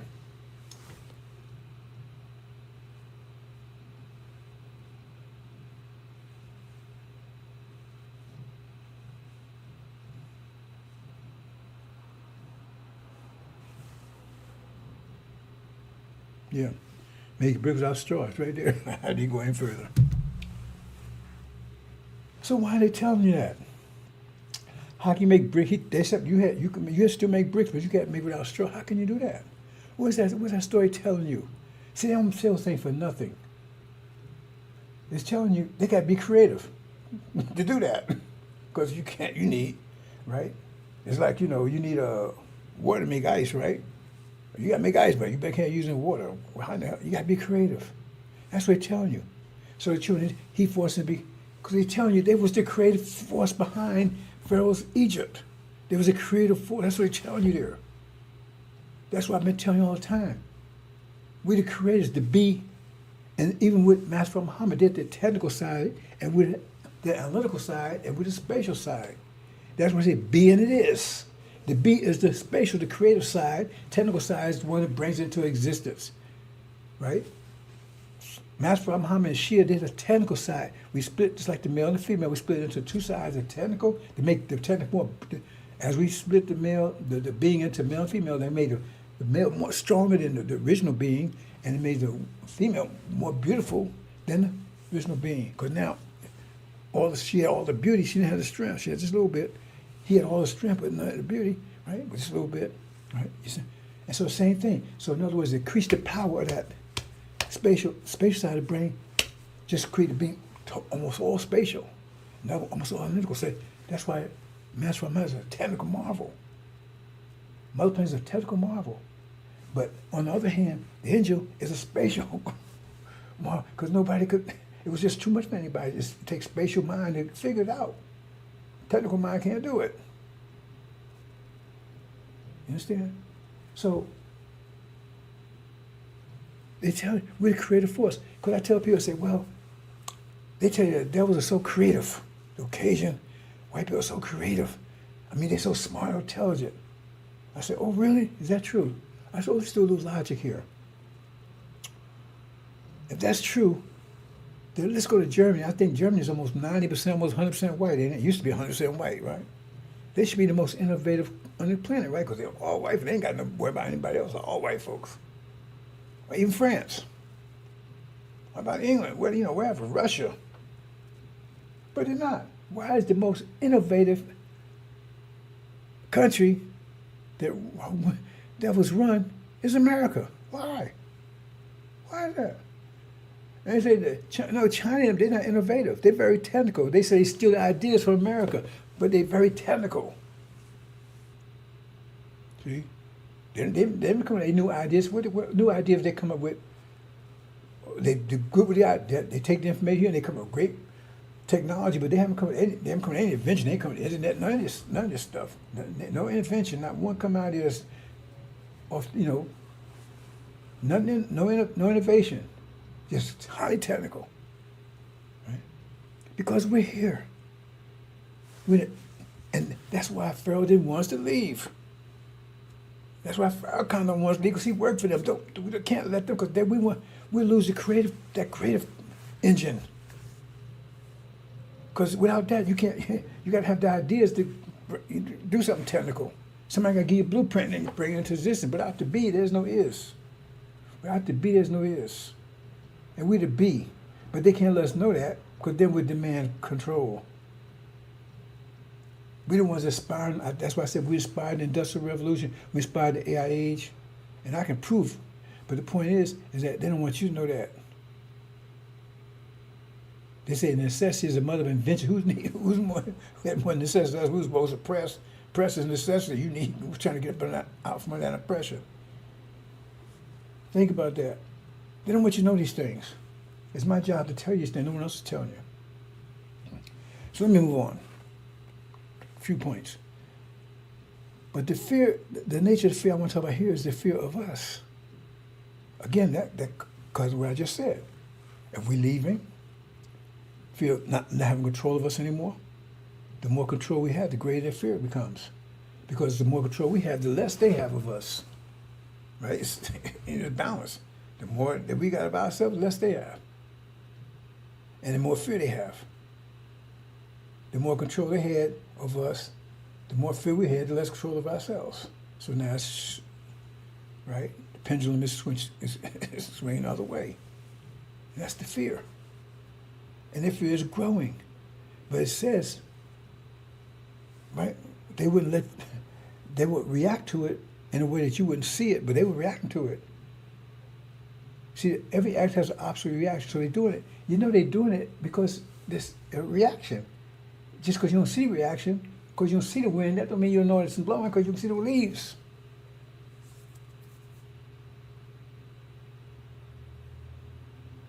But you want to stand away because it's going to have to come to you in a dramatic way. Because Master Muhammad's going to have to shake you out of your slumber dramatically because you didn't listen to Elijah. See? Master Muhammad came and triggered. He came in the reminder of the Abrahamic covenant to set off. Elijah Muhammad, right, start putting it into motion, preparing for the mission of the covenant, who would finish complete the process. But you had somebody intervention that would be stealing from the nation. And that's the one you allowed to deceive you, Farrakhan. And this is message. We ain't going anywhere. If you understand anything about pressure, what I've been telling you, you know that's we have to go. As long as they're here, we're under their control. How they don't have a right to, like I said, what, do they have a right to prison, jail, anything? Well, what do they right to do? In fact, they're the criminals themselves. You see? So he's working for them. We ain't going nowhere. We're going to fight for America and all this stuff. Even when it says America will be destroyed. Elijah Muhammad went to prison, so we won't do that. And he's saying just the opposite. You wonder, you say, how in the hell is he actually saying the opposite on everything, yet people still with him? That kind of gets you, don't it? Well, that's going to change in a minute. It's changing now, actually. But that fear, and when you understand that, right, then you know, this is happening right now. They're planning against you. It says they're planning against you. And so when you put all this together and see what it says here. Let's look at what it says here. Okay. See, because let me put it this way. Just, if you can, just say, you the true seed of Abraham. Or would they want you to know that? People without a vision perish. And we don't have a vision, do we? Farrakhan didn't get no vision. Is Farrakhan providing a vision? He said, no, we're going to stay here. Is that a vision? He's not no promised land. It's not none of his stuff. We stay here. We're going to get maybe 6 pieces of land or something, 6 states or something like that. There's no vision here. And then plus we ain't going anywhere, so, and we've been chastised. Oh, I meant to put that in, I forgot to do it tomorrow. We've been chastised because we're so wicked. Listen to this message. I pray to God that worm eat your ass. That's what video I was going to include. I forgot. He hasn't produced anything, but he won't blame you because he hasn't produced anything. And that gets to my part of my main topic here, is that independence. Right, let me get back if I remember. Let me get on over here.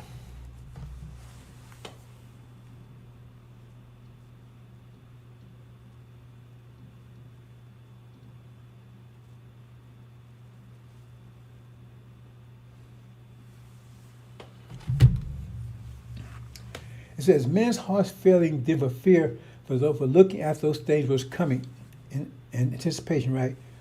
On the earth, if you understand, that's talking about European countries, specifically America, that shall, for the powers of heaven should be shaken. So they wouldn't be feared because some else's powers, because their power is shaken in the east.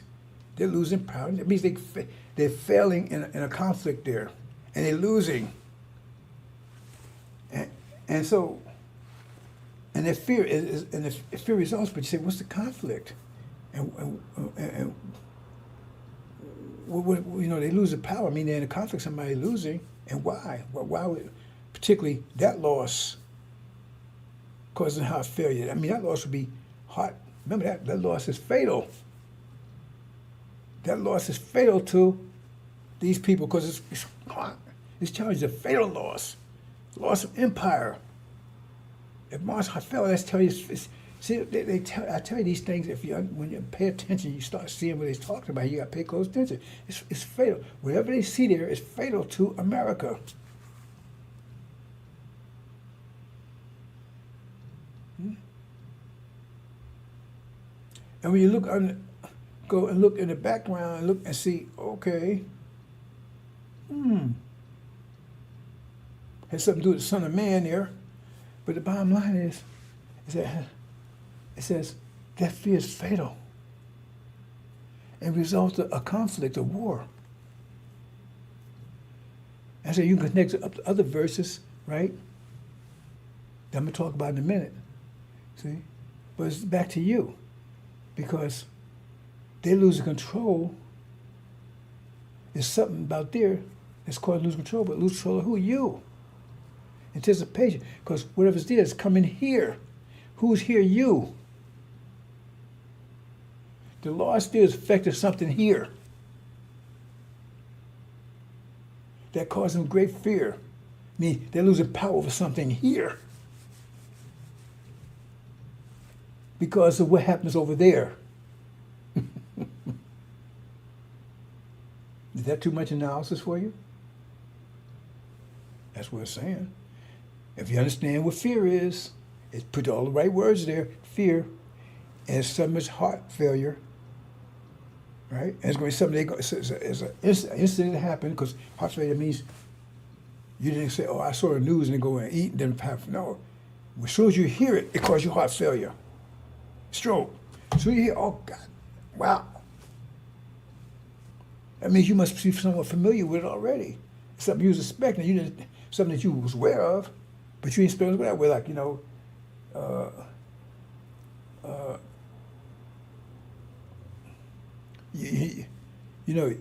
you betting a whole lot of money on something, then you lose. You say, "Oh, well, you see what I'm saying?" So otherwise, because you know, if you lose, man, what the impact that is.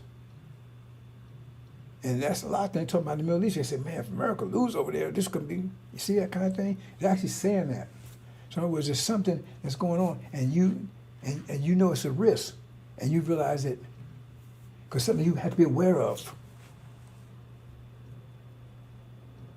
And it turns against you again. Oh, I put all my money on that damn horse. I lost all of my money. I have a heart attack.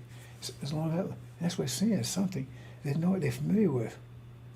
And they know the impact of it, of that thing happening, the impact will cause them heart failure.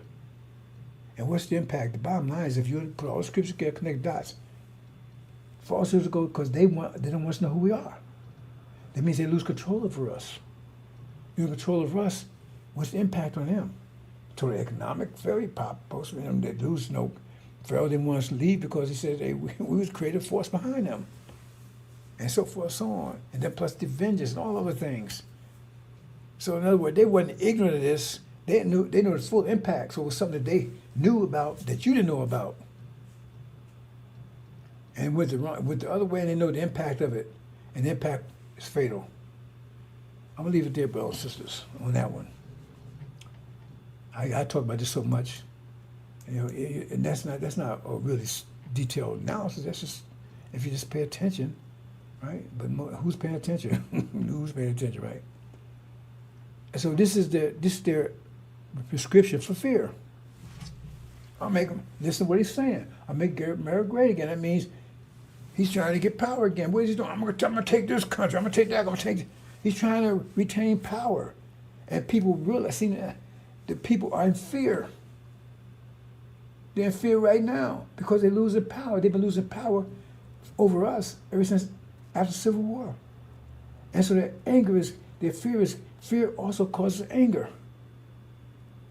And so anger and fear is increasing because losing more control over us. And so if you lose control, so that means you got to put more force down to keep control. Say you're pushing a balloon down under the water, right? I need to get me another pair of glasses here, brothers and sisters. Hold on a second here. I got the wrong pair.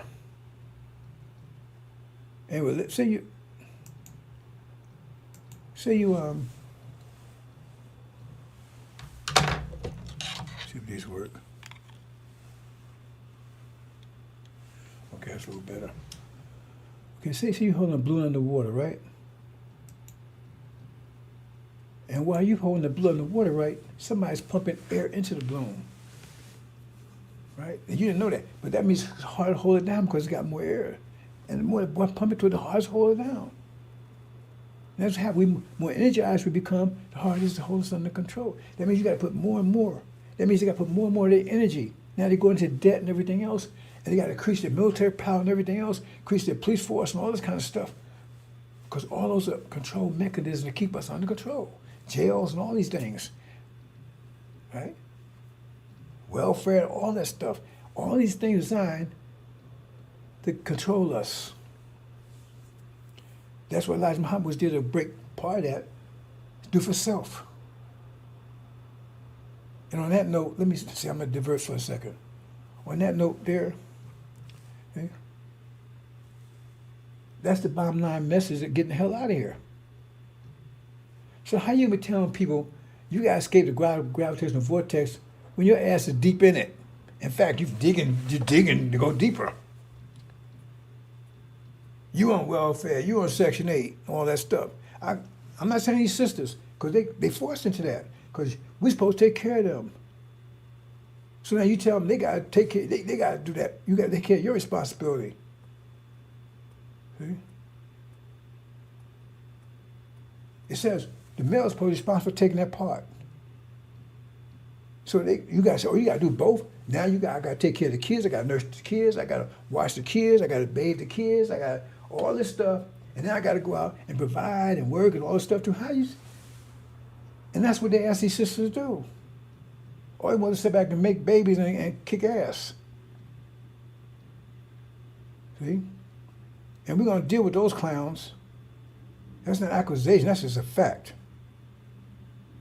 See? Because the point, especially if you got the knowledge. Now, a lot of us in this situation don't have knowledge, so that's a whole different thing. We deal with them differently. But once you got knowledge of it, and then you got to tell people, I don't know about the angel or whatever, that kind of stuff, and you're in that situation, you don't know a goddamn thing about anything. Because you don't understand the science to begin with. Because you're getting $1 million a day, and you allowing somebody to control the issue of that money to you, rather you control it yourself. So you got your head deep up master's ass because you're not man enough to go ahead, because you're afraid, fear. Oh man, things ain't gonna work. Let me hold on to master. See, because we've been attached to master so long, some are still attached to him. Got a head between their legs and everything else, and lacking it. And that's what has to be broken. That toe. And those of you that can't, if you're stuck down there, we're going to leave you down there. Especially after Elijah Muhammad, you should not have that problem. If you heard Elijah Muhammad know anything about that, you should not be. How you going to go out? I don't know if any brothers and sisters I knew about when I didn't know any personal stuff, but they weren't on welfare. Section 8 while Elijah Muhammad was around. If they was with Elijah Muhammad. So how you say you got supreme wisdom and you got this, and especially you got the angel, and they call it a hypocrite. If you keep to yourself, that's your business. But you're gonna tell everybody, man, you gotta escape the gravitational vortex, you gotta do something, and then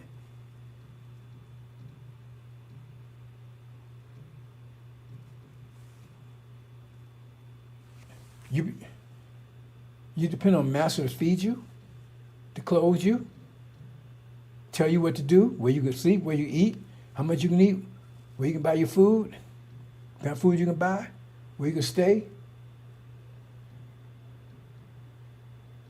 And you're a man? And you hide behind your woman because you put her up there to do it. Go get that so we can have something to eat. Go get that so we can have some place to stay. And then you show any sign of disrespecting your ass, then you want to knock upside the head. Because you don't deserve respect. Because you sure don't understand the angel. You don't understand at all. Because if you got $1,000 a day, you don't have to get it from master. You can go get it on your own, but you're afraid to go out there because, oh, man, I might fail.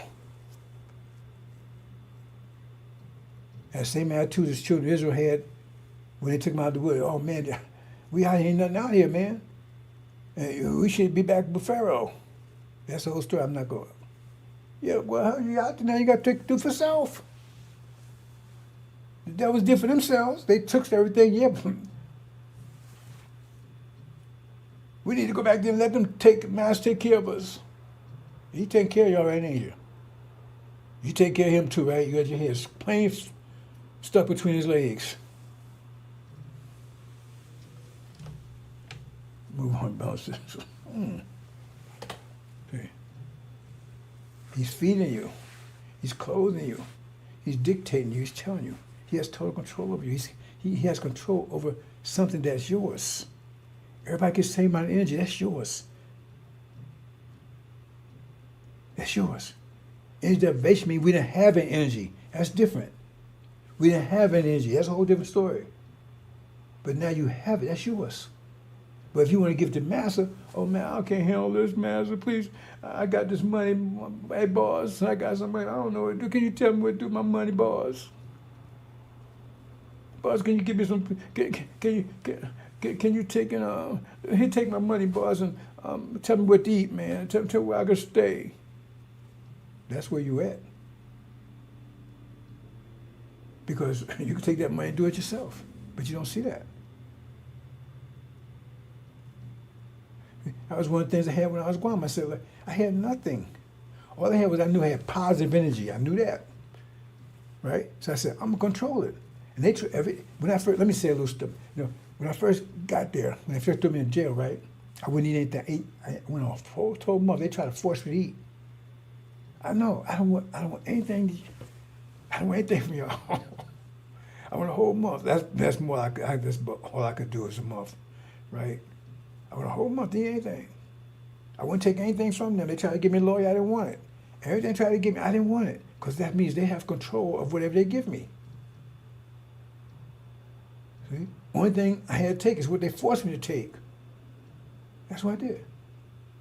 And so I started seeing my positive energies come into place. So I had things happen. I chose a lawyer. Like, oh, I'll take that guy. Not the one you want to give me. I'm starting controlling my energy. Okay? You know, so forth, so on. You see? And based on the situation, I mean, I had to help, you know. So, and that's how I beat them. And they couldn't see it coming. They couldn't see it. They don't still understand it. See? Because they was telling me, think about it.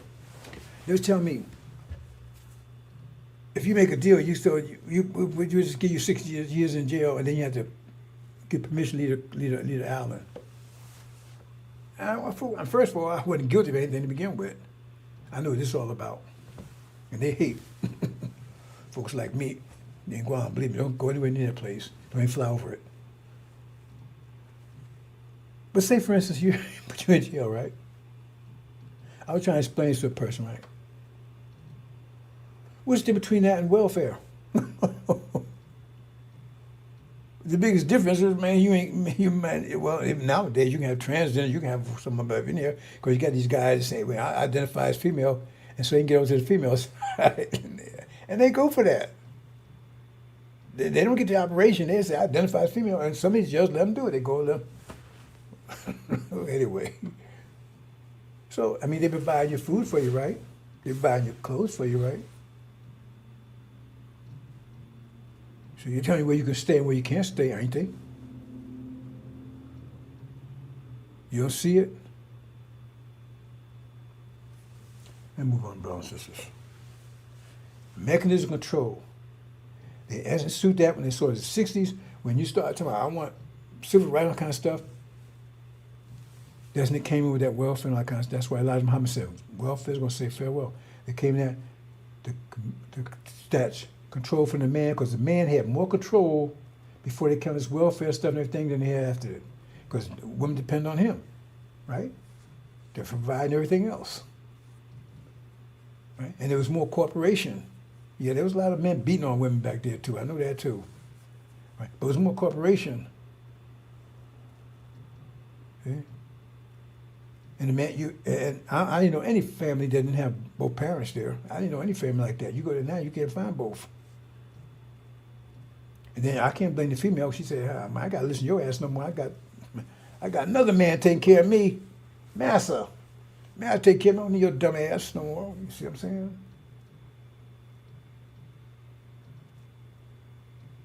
And Master take care of your children too. Master, that's your daddy. Who's my daddy? Master's your daddy. Trump is your daddy. He's the one paying you. He's feeding you, ain't he? Oh, Jim Nickenbob over there, he ain't your daddy. He ain't doing a damn thing. He get put some seed in me. And I ain't seen him since then. He ain't done a damn thing. He come around here and lay around and get some ask me to tell Trump to give him some more food. You understand that? Anyway, this is their prescription right here for the fear. And that's what he's saying. If you listen carefully, he's saying on. And also, he wants to put black folks back on the plantation. He was total fear. That's the whole thing. I'm not going into details, but that's all. They vote because if America wasn't in a state of fear, they would never vote for this man. The fear is coming to the surface. See? And they need to make sure that right now they have control over you physically, mentally, economically, and your mental fear is in jeopardy. Because your mental fear is know who you are. And if more false goes down, that means they lose control over that, and everything else follows after that. And so that's why they're so dedicated to hold on to false Israel, because that false Israel is the lock. To keep your mind locked up. That's what Farrakhan did, watch that lock to make sure you never tamper that lock. Because Elijah Muhammad said, here, no, man, here's the key. Farrakhan threw that key away. You ain't going nowhere, man. You're sinful and everything else. See? So soon I'm here to give you the key again, because once that, Master Muhammad is going to break that lock. And falsehood goes down, that means all of a sudden they lose control of you mentally. That's when you get your mind back. Everything else follows after that. And that means intense fear to them, because remember I said they know what they did to us. And then the Bible becomes clear, because they read the Bible too. See, like I tell everybody, most people know the Bible. It's there. They just don't know what it means, but it's already uploaded. So they know about Babylon. Kind of all of a sudden, well, false Israel. Think about from their perspective. If false Israel, if that's false, and them the people real Israel, and then Revelation said, doing them as double they did to us, and they're going to be chastised and plagues. They realize that's happening to them. Now, it's clear. And you're going to be the tool to do that.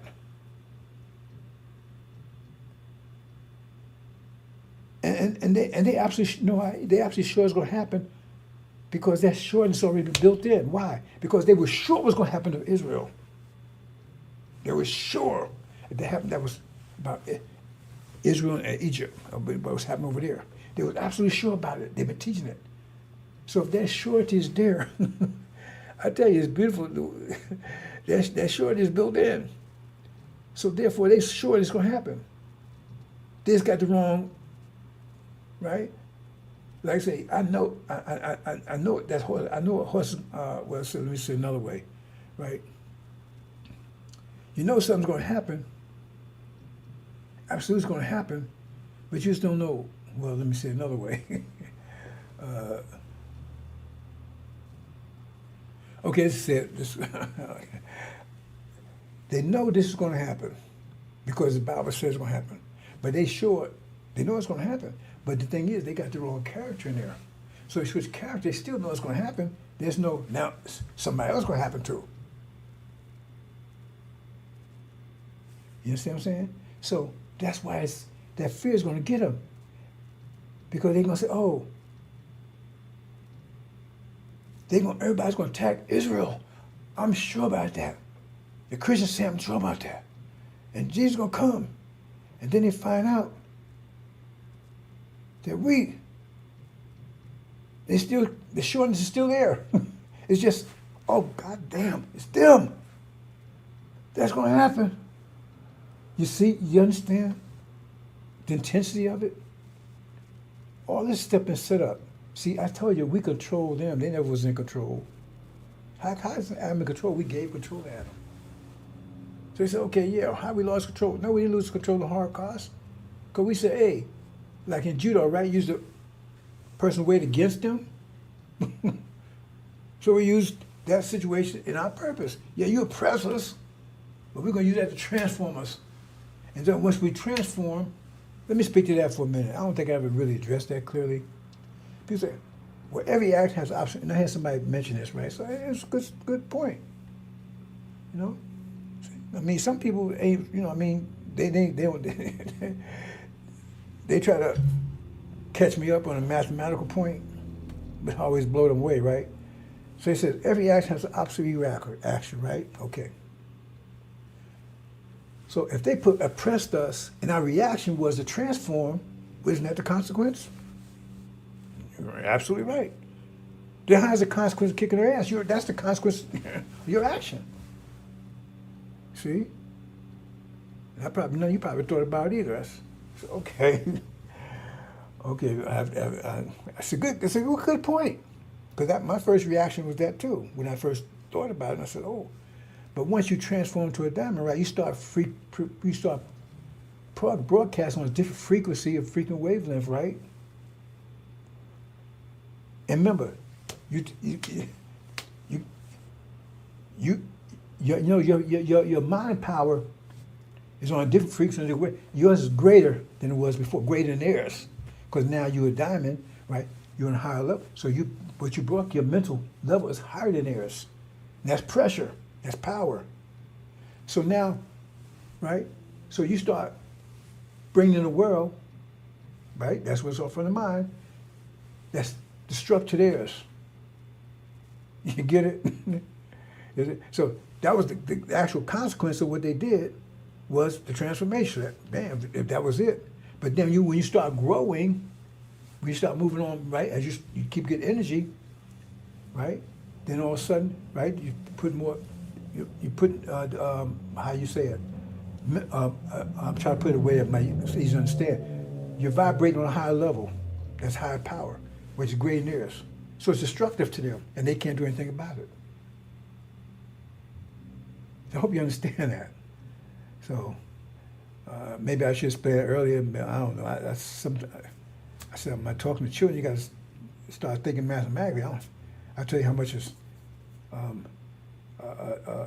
10 minus 5, 10 minus 3 is 7, right? Then you go to the store, and the guy says, okay, this costs $13, and you got a $20 bill. How much 13 minus 20? Call teacher, hey, teacher, I got, well, you didn't understand the process. Because all you just remembering stuff. That's where the angel comes in. Because now you broadcast on a higher level, and it's greater power than this. Now your power is overcoming theirs. That's the conflict. I told you it's going to be a conflict between us and them. But it doesn't come until we come together, and there's a conflict between us, between the original nation and them. I showed it, right? Because now you broadcast on a higher level. You bring a new creation. You bring in a world that's high, a greater, remember, it's based on the mind, right? But your mind is broadcasting a high frequency, high wavelength, vibration, and theirs is. So it means you bring in a world that destroys theirs. Hope you understand that. Okay. It's a problem about, maybe nobody even thought, even asked that question. See? So I had to answer. So they said, oh, okay, I got it. I said, that's what I'm saying. I'm saying after you get your mind back, then you go to war. I said, it's a mind war. I'm just saying it. But like I said, people say I'm assuming it's too much. So I made it clear at that point. Because that's true. If that we transformed, and of course transformed, that's the consequence. So there's nothing to do to them. That was that's the reaction to their action. Without transformation. But our transformation puts on a level to destroy them, because now if we continue growing from then, that's just, so that's a little, maybe that's a little too advanced for some people, I don't know. Let me move on. And so they have no power anymore. Listen, I already talked about that. Let me see if I can get to my, oh boy. I'm not going to get to what I wanted to get to today, brothers and sisters. I already explained this, destroyed wisdom was if it means they're going to be destroyed because the way of their thinking, remember, this whole reality is based on their mind. So if this reality is destroyed, it means their mind was destroyed. Their way of thinking was destroyed. Everything they did failed. If they were successful, they wouldn't be destroyed. That's what they tell you, but you don't understand it. See? So everything, this so-called agreement, they're not going to make an agreement. They didn't go JCO peace bill. If they make an agreement, it's going to be fake. But I'm not going to make an agreement. They're going to war. It's not because it's driven, right, by the will of Allah. If you want to look at it from that point of view, it's driven because we've been energized. Right? And the Rangers are energized too. Everybody's been energized, and when we're energy, the more collisions for them, and so forth, so on, right? So, and the energizing is because the universe is contracting every 50 years. We get a wave, and so they can't stop it. You put a pot on the stove, you put fire under it, right? And put water, it's going to boil. It may take a long, depending on how high the fire is, how long it's going to take, but sooner or later it's going to boil if you keep that fire under it.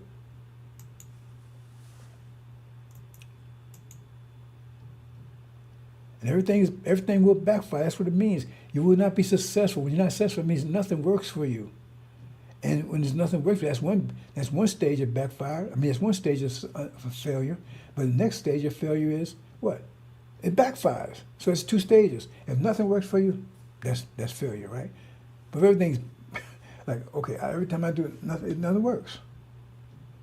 But if everything backfires, it's even worse. You see? I can't get my way, and then it works, man, they're actually coming after me. So it's two stages to it. Okay, let's look at this. I'm up. There's two parts, brothers and sisters. Let me check my sound here. It's one stage. Okay. Now, this is what I mentioned earlier, right? They have come and said, let's wipe them out as a nation. So name of Israel be no longer remembered. Now, they take to my false Israel over there. Now, see, so they want to protect false Israel because they think that's false Israel over there. Now, there's some people know it's over there to keep our minds locked down. But the ignorant ones, they tell them that's false. So they want, right? And so they say, they oppress false Israel, anti-Semitism. And they despise it. Everybody's aspiring against them. Iran, they all aspired against false Israel. See? They made a covenant with you, even the Ishmaelites. See, now that really gets them, right? Because, see, I told you that's them Arabs. Because everybody knows that's they even know that, right? I think so. See, them Arabs, they're all against Israel over there, see there? And so they're all riled up. Because Israel, right, that's God. That's God's people. So I want to be on the God side of God. So you all fired up. See these evangelists, how fired up everything are? See, you get all fired up and revved up and everything, right? Then your blood's flowing. I mean, your heart's pumping, pressure's up and everything else, right? And then you find out that's not correct. But where did you see Abraham? Well, you still all fired up. You still got your high blood pressure. You know what I'm saying? You still got all that going. Only problem is, it's now against you. You get it? That's how it feels. It's going to be so intense. Because you had all that, man. You was ready to kick ass and everything else. And all of a sudden you find out. They say, I see the enemy. The enemy is us. All of a sudden, you all fired up. Like the evangelists. Now, how you think these evangelicals, they all fired up, man? They running for Israel. They give money and everything else. So they find out that remember, they stayed there and they all fired up. So now all that fire, all that anger, all that energy and everything, oh, goddamn. You see? Heart attack. You get it? Stroke. Because you're in that state already, and you're directing against them, all of a sudden, you find out if you're black by fire. You're directing against yourself, and you're still in that state. And so if you on that level, that's heart attack. Hope you understand. I'm trying to get you to understand this in a mathematical way, brothers and sisters. Okay. So right here, look. See, behold, the people of the children of Israel are more mighty than we are. They recognize, she said, more and mightier. They're saying that you smarter than them and you stronger than them. They're saying that. See? And you reproduce it faster than them. Because why? At least they multiply. That means you're still multiplying, so you haven't got fat more than them yet, right? So that's why I put it. At least they multiply and come to pass that when they fall out of war, they join unto our enemies and fight against us and get up out of the land. They just parse that out. Right? They want to start from multiplying. That's abortion. Isn't that what who's the abortion directed at us? Martin Singer.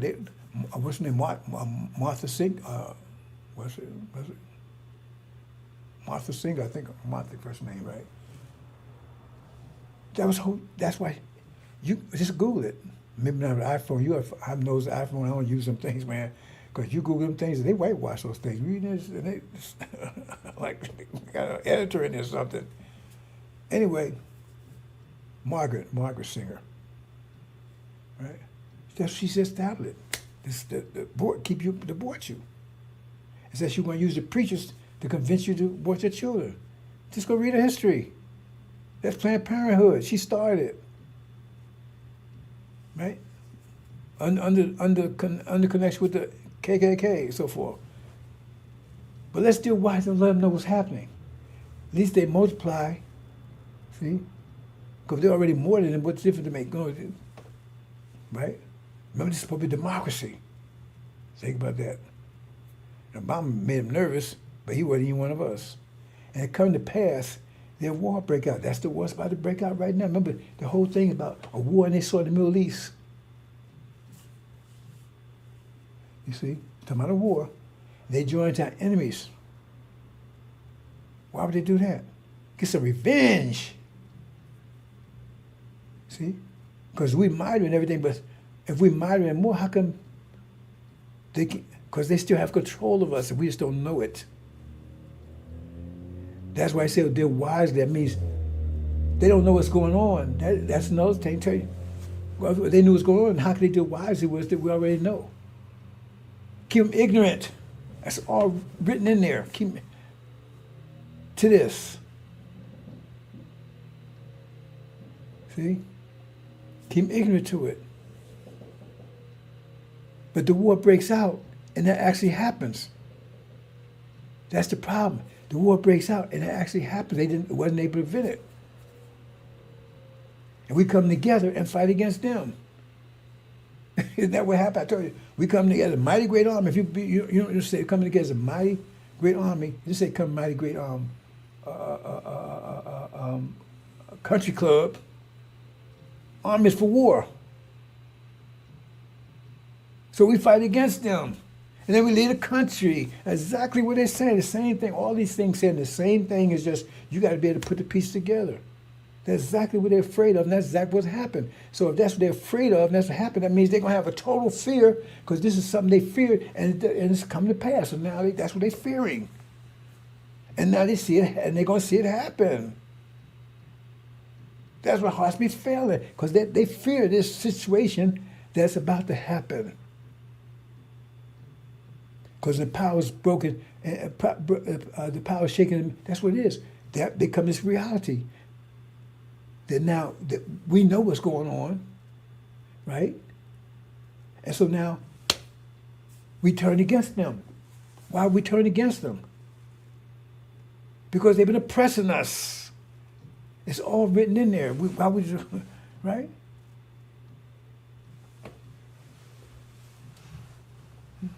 And then lead the land. It's all there, brothers and sisters. But if NFL is your thing, then you go with that. Okay, let me go ahead and play this, brothers and sisters.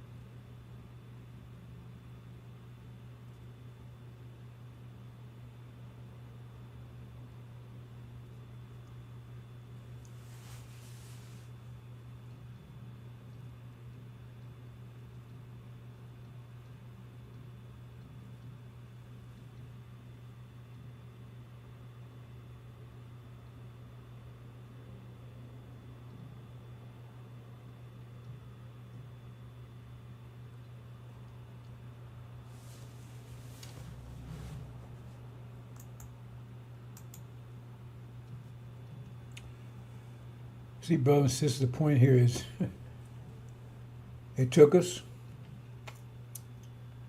grabbed us, locked us in the middle cage, and false Israel is there to make sure we stay in it. That's the stone they put over it. That's the story where it's talking about the Bible. They killed Jesus, put him in a tomb, and rolled a stone over him. Make sure he don't get out. That's what they're trying to tell you there. Anyway, move on. So I'm going to go over this briefly. I explained to you about pressure. So if you don't want to understand, you don't want to study pressure, you don't understand these things, and let's keep on like going. Go on how you going. Because you get what you invest in. You don't invest in yourself. You're not investing in the future. You're not investing in paradise. Then you ain't gonna get it. You invest in America, then you're gonna get America. You invest in this world's life, then you'll get this world life. That's what I said. Those ones world life said God hastens on to them. You invest in it. Okay? So if you're sitting around here and you ain't been investing, you investing in Master, I need some more food. Master, I need a place to stay. Master, okay, then you invest in that. See? If you think I'm here to convince you to do otherwise, I ain't. I keep telling you, I'm not here to convince you to do anything. I'm here to give you information. You already went to the hard card. Send me the information and give you a ladder. I ain't telling you whether to climb or not. Here's a ladder. Here's a ladder to promised land. Measure the covenant. Here's a ladder. Now I'll leave it there. I have to make sure the ladder stays there. That's it. Here's a ladder. The big sign. That's the promise. That's it. That's the information. And you climb it or not. It's up to you. I'm only interested in one that's climbing it. Lamb's Book of Life. If you can't climb it, those climb halfway that don't mean nothing to me. You got to climb all the way to the top. That's what the book is. You climb all the way to the top. Those are the ones I'm interested in. If you can't climb it, then tell them, bye. You don't understand. You got that. They gave you that messed up thinking. That's what people lost for lack of knowledge. That messed up thinking. See, we're all the same. Now you got Ishmael. Oh, we all the same. See, now I'm skin. Oh boy, what's happening to that fool? I could tell you, but we'll see. He ain't gonna like it. But he definitely ain't gonna like it. I give you a hint, but I ain't. But the thing is that I explained to you, right? And so they're low mass, low structure. They move around much faster than everybody else. But that's not good. And we're higher, but we're low. We're high, so we move around real slow. So look, they're slow. They ain't moving around. They ain't doing anything. And it looks bad. It looks bad to me, man. My folks ain't doing nothing. And visually, it did look bad initially when I understood, when I studied the math of it. So, that's because they're better than everybody else, and they ain't feeling the pressure. See, let me try how I put this. Say if you're in a situation where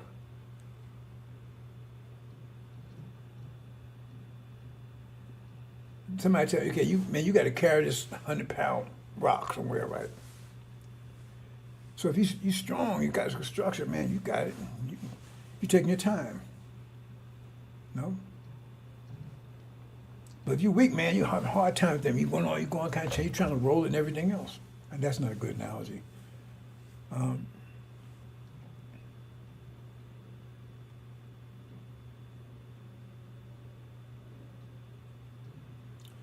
But I'm not how good this analogy is. Say you're on an island, right? And you know how the island works. And you know all the food is and everything else, but you lay back, man. You win something, I go over here and take this or whatever. But if you don't know, you run around, looking for food, find you're really active because you don't know. You move around a lot, and you fight with other people. Man, give me that food, man, because you don't know. You see the food and they see it, but you're fighting for it, and you do all this kind of stuff, all these collisions, because you don't know the other person. They see, and then you look at the other person. How come he's sitting around? You don't know. How come he out here fight for food? See, because the devil's fighting for everything. See, but you can take the Africans. They're some of the best part of best. They ain't running. Okay, I don't know if I can give a good explanation of this, brothers and sisters, but our brother Esau, they sell the best land on the planet, Africa, what you call Africa, right? Right? They got all the best materials and everything else, but they don't say they're doing too much. But devils, they don't have anything. They got to steal. Remember, they got to steal. They got to fight. Everything they want. So who's the strongest there? The one that have, or the one that's got to try to get from everybody else? That's what devils do. The Africans have to go tell anybody his land. They had the best. If you got the best, why are you going to take, you don't need to go take the worst? They have to go and exploit. They have to go in and steal out people's land. They have to do all that kind of stuff. So look at, see, man, they're adventurers, man. They're sitting around. You know, they had everything right there. Why they had to sit around? They sit around, man. They got to go. They got to climb and everything else. Look at them. They walk around, no clothes on, all that kind of stuff. But you ain't got anything. So you fighting them. So who's the strongest there? But from that point of view, we the strong sea because we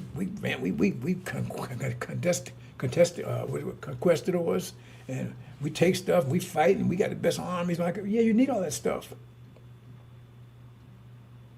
But where's it getting you? I don't know if that analogy helps you or not. The bottom line is, if you know pressure, I don't have to give an analogy because you know how it works. The weaker things move around faster. That means they collide more. The stronger things move out slower. And they don't collide as much, but even if they do collide, they can withstand it because they made of titanium or steel or iron, while these down here made of porcelain. And when they collide, they don't survive it. If they collide with iron, they're definitely going to be destroyed. So anyway, let's move on, brothers and sisters. So I try to give you this picture here. Try to give you the explanation how pressure works. Okay. And I try to show you, see, devils, right? They move around much faster. In the same pressure, their temperature is higher. That's where temper comes from. They got high tempers. They're more volatile. See, this. Okay, and see. But if you know they're colliding, right? Okay, but then you take the next one. They're not moving around so fast. And they made a bigger, greater materials. They move around. So the other ones are high war, this may be low war. Because collisions, that's war, it's collision. When the collisions get violent, then you call that war, right? And you go to the next level, see, they don't move around that much at all. That's the Asians. Right? They move around not as much as the other ones. So they maybe have slow conflicts, eternal conflict, but not war. So you say the devils, they at war all the time. You say the Chinese, they preparing for war. Right? And Israel here, like they say, oh man, well, you know, if anybody mess with us, we're good, you know, they're more laid back, and Africans hardly moving around at all. Because that's the way pressure works. So the most violent ones are the weakest ones. The ones always fighting all the time. But they try to make like that's the best ones. And the Africans are stupid. See? But when they got collisions, because every time the Europeans have collisions with the Chinese, they always lose. They don't tell you that. Don't take my word for it, go check it out. When they lost in Korea, they lose to the Koreans, North Koreans, they lost to the Chinese. MacArthur ran those Chinese, they came across the border, and they wasn't no 2 feet tall like they was telling people in the movie. People were 6 feet tall and carrying on. They had the propaganda. Oh, I mean, I went and kicked their ass, man. 2 feet? No. Some of the 6 biggest panda bears. They came across a border, North Korea. Most had no guns, anything. There was so many of them. They come run across there. They overrun the American units and take their guns. And they kicked MacArthur's ass. And they forced him back to what you call South Korea. And he tried to get Truman to drop a atomic bomb on him. And Truman wouldn't do it. He was afraid. He said, man, we don't want to go to war with China. And so, how we made what do you call that?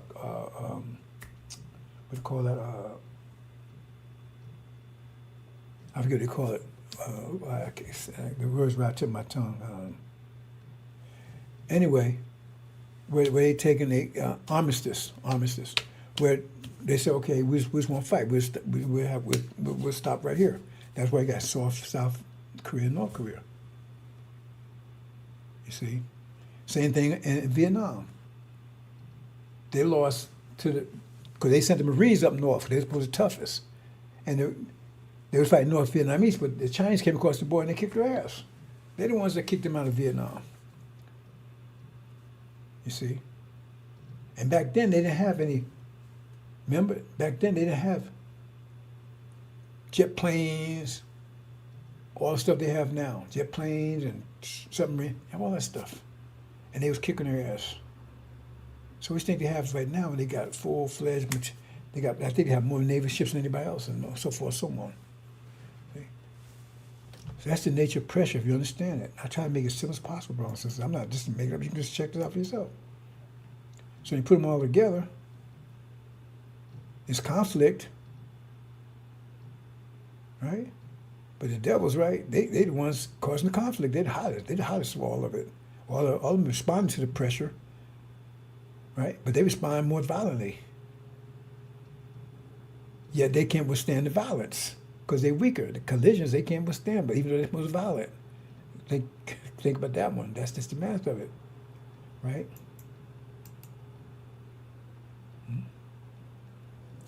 Here I'm showing the conflict between, I'm going to show it in a minute, Europeans. Let me just move on now. I'll explain it better in a few minutes. And Suleiman's job, right? In fact, I need it. Okay. If you read the Injil, he says, he has to take on the whole world. He has to defeat, he says, the God, Master Muhammad, he said he was the Air Force. So I back you, I stand behind you, but you're more on the ground. Right? He's got to kick off the tribulations. He got to make out the demons. So, right? And then the traitors and all that, got to separate them out. Right? He's got to go to war with Ishmael, take our land back. He's got to fight. The ghost going to attack him. Says these 10 kings will make war with the lamb. They attack the lamb. He can overcome them. He got to take out the beasts. Who can take war? Who make war with the beasts like the beasts? That's America. Then he got to end up Italy. That's just totally, he got responsible for all that. That's all on him. So he ain't got time for your bullshit. He commented harsh.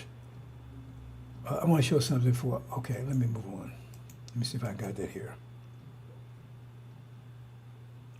The plan.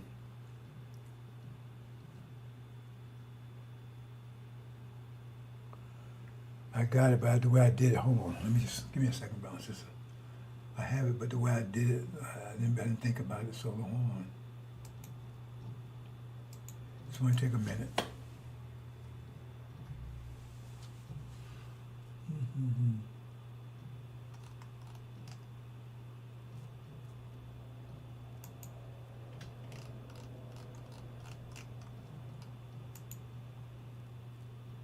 Okay, I can do it with this one here.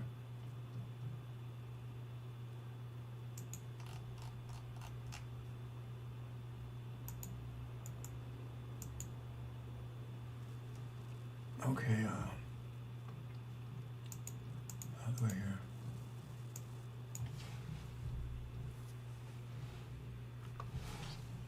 And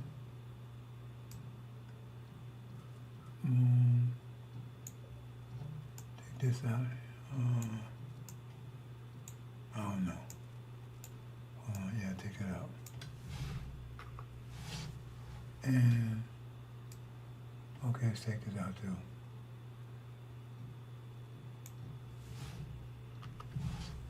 Make the point here. Hold on. It's been off for a second, brothers and sisters.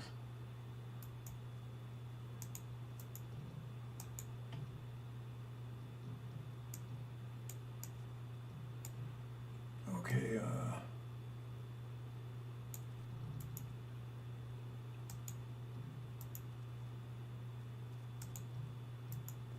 I know I forgot that. Okay. Boom. Boom. Boom. Boom. Boom. No, this one got okay. Do it this way.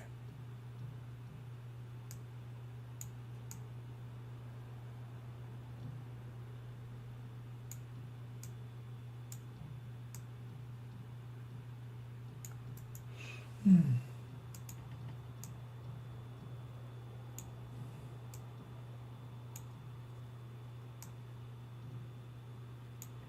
And this one here. Okay. Okay. Yeah, that's good. Almost there, balances. Okay. Just reverse it.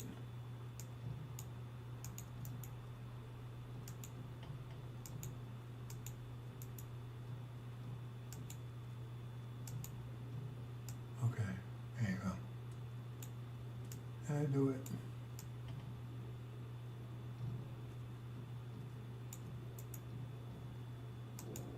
Okay, just about there.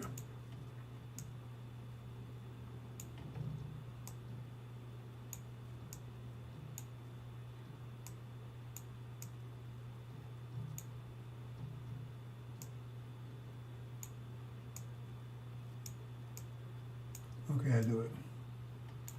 Let's go. Mm-hmm. Yes.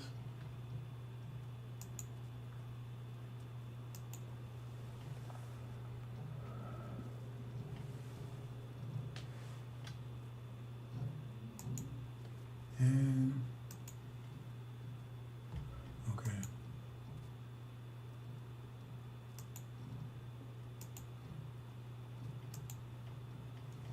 Okay, Boston, here we go. This I wanted to show. A little graphic here. See here? Now, the Earth and the Injil key represents, that's the Earth. And so the top, you have 6 wings, but the top 2 wings are the original side of that, right? So in other words, they're Caucasian, they're like Master Muhammad. They're Caucasian on their maternal side, but on the paternal side, their father side, they're original. You know what I'm saying? So they're black on the inside, but white on the outside. That's the Iranians. They usually all black, right? Like a demon here, so he's white on black on the outside. He's really white on the inside, because he's on the maternal side, right? He's black, but on the paternal side, the father side, the seed, he's really white. They're really devils. The point I'm trying to make here is this. See, I said Armageddon is a European war, but also the war in heaven. I see. I was wondering somebody would pick that up, but I can't. I'm past the lamb side. I'm at the lion side now, because I was putting information out there and see if anybody come back and see. If I tell you everything, then you don't learn anything. What good is if you go to the gym? I'm lifting all the machines. You got to start lifting something yourself, right? So they should have seen this. So that's a European war too. What's going on around there right now? See, because they're considered European, part of Europeans because of their maternal side. That's the way the Injil key works. Master Muhammad, right? His mother's a devil, but his father's original. Okay. Okay. So the thing is that this conflict, remember I said they conflict together? So the point is, when they, as the war built, there's wars right going on right between them. Which Armageddon is going to be, right? What's left? Put that away. I don't want to go into detail. But this war right now is they're the most violent, right? And so the thing is that when America, they collide. Remember, they all collide with each other. But the Shia, right? Syria's coming back. I'm not going into that kind of detail right now. But the bottom line is that they're going to be part of the war, but they got steel inside. See, they porous on the outside, but they're still inside. So when they collide, right, these are going to be a shock because they think they're fighting porcelain, and they know they're fighting steel. They got this porcelain coating. So they knew they was fighting steel, they wouldn't fight. Porcelain would not fight, normally fight steel, because anywhere in the world you're going to go against a Lamborghini with a Volkswagen Beetle. If I understand it correctly, Volkswagen Beetle is made of plastic, while Lamborghini is made of solid steel. I may be wrong about that, but but you get the idea. Some of those cars, they are made of solid steel. I think I'm not sure of the Porsche, but I think Lamborghini is more expensive than a Porsche. But I think it's made of steel. So if they get a collision, you know what's going to happen. That Volkswagen Beetle is toast. See, so this guy he not going to take and try to ram no Volkswagen no Lamborghini with his Volkswagen Beetle. He's insane. That's what's happening. So when the war happens, right? That means the series, that's the master. They're going to destroy them. Because they going against porcelain, but they think they're going against porcelain, but they're actually going against steel. So the porcelain may crack on the outside, but then hit that steel. And that's just the way it says it's going to happen. And it still breaks them, breaks their power. We're going to stand up, brothers and sisters. See, all this stuff is in the angel. You don't find this information anyplace else. And it's speaking about exactly what's happening right now. And everything I've said so far happened. The only thing hasn't happened, and that's, you see the story of Jonah, right? It said the timing. And he didn't like it. And even the witness can say, how long was you waiting for? How long? So, hey, he's the God. He has to make his move. So he'll make when he's doing it in the right time. Okay, let's look at this. I'm not going yeah, okay, I'm definitely going to I'm close out a few minutes, brothers, because I'll be another 2 hours explain all of this. For behold, the day cometh that shall burn as an oven, and all the proud ye and all that do wickedly shall be stubble. The proud, those, hey, I ain't going to listen to that. I ain't going to listen to that mess of the covenant and that damn Solomon, right? Wickedly, right? Is that the devil they're talking about? The proud, who's the proud? Right? See? And wickedly be stubble, and they that come shall burn them up. Burn them up. Okay? Shall lead them neither root nor branch. That means total. And if you go down here, you better understand of it. It says, and fear not those who kill the body, but are not able to kill the soul. And see, you didn't know that before. They didn't know back 1,500 years ago. That's your DNA. Your soul ain't no spooky body inside of you. It's your DNA. That's why it says no root or branch, because it'll totally wipe you out. Your seed and everything. And then I could explain that, why that is, but anyway, I move on. And it's the same thing here, okay? And here we come. This is the deal, right? Come, let's deal wisely with them, lest they multiply and come to pass that they fall out of war, they may join unto our enemies and fight. I explain that. That's their fear. And then when they realize, because when this war takes out, they're going to be, see, because they want this war. And they're going to be excited, man. Their adrenaline's going to be blasting. See, excited, oh, man. You know? I it almost says like, you go to, you go to a horse race, and you're a horse that you bet on, man, and he's winning. And you didn't put all your money on it. He's winning. He's about 2 lengths ahead of everybody else. And just before he gets to the finish line, that sucker stumbles and falls and breaks his neck. You say, oh, man, but you all fired up and all, but now you got all that adrenaline. And then you realize you just lost everything. But you're still in a state of high. That gives you a heart attack. The stress of that, because you're all fired up already. See? But it says, and this is their abortion. That's one part of it. And so we always see it played out. But that didn't work. That wasn't effective enough. So putting people in prison is a form of abortion, ain't it? Because that means you don't have the babies at all. You've been in 20 years. When you come out, you ain't making no babies because you're too old to make them. While you're in there, you ain't making no babies. Right? And how many people, they got millions of people in prison right now? I think, they got over 1 million in prison right now? They ain't gonna tell you the truth. Let me look real quick. I'm gonna close out, brothers and sisters. I said, maybe I'll do part 2 later on today. Maybe.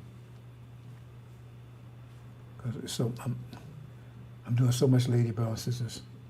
3 hours at the gym, all the studying, putting these graphics together. That's what I mean by 100%, brothers and sisters.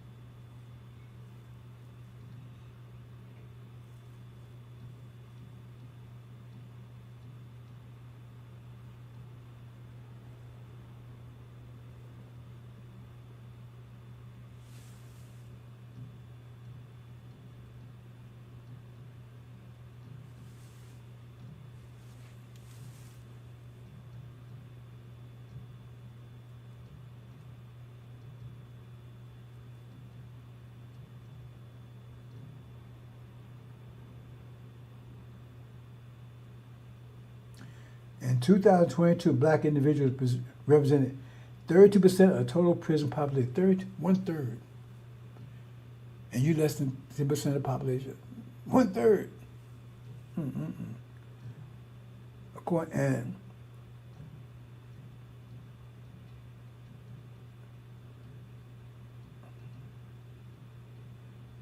that's over 100,000.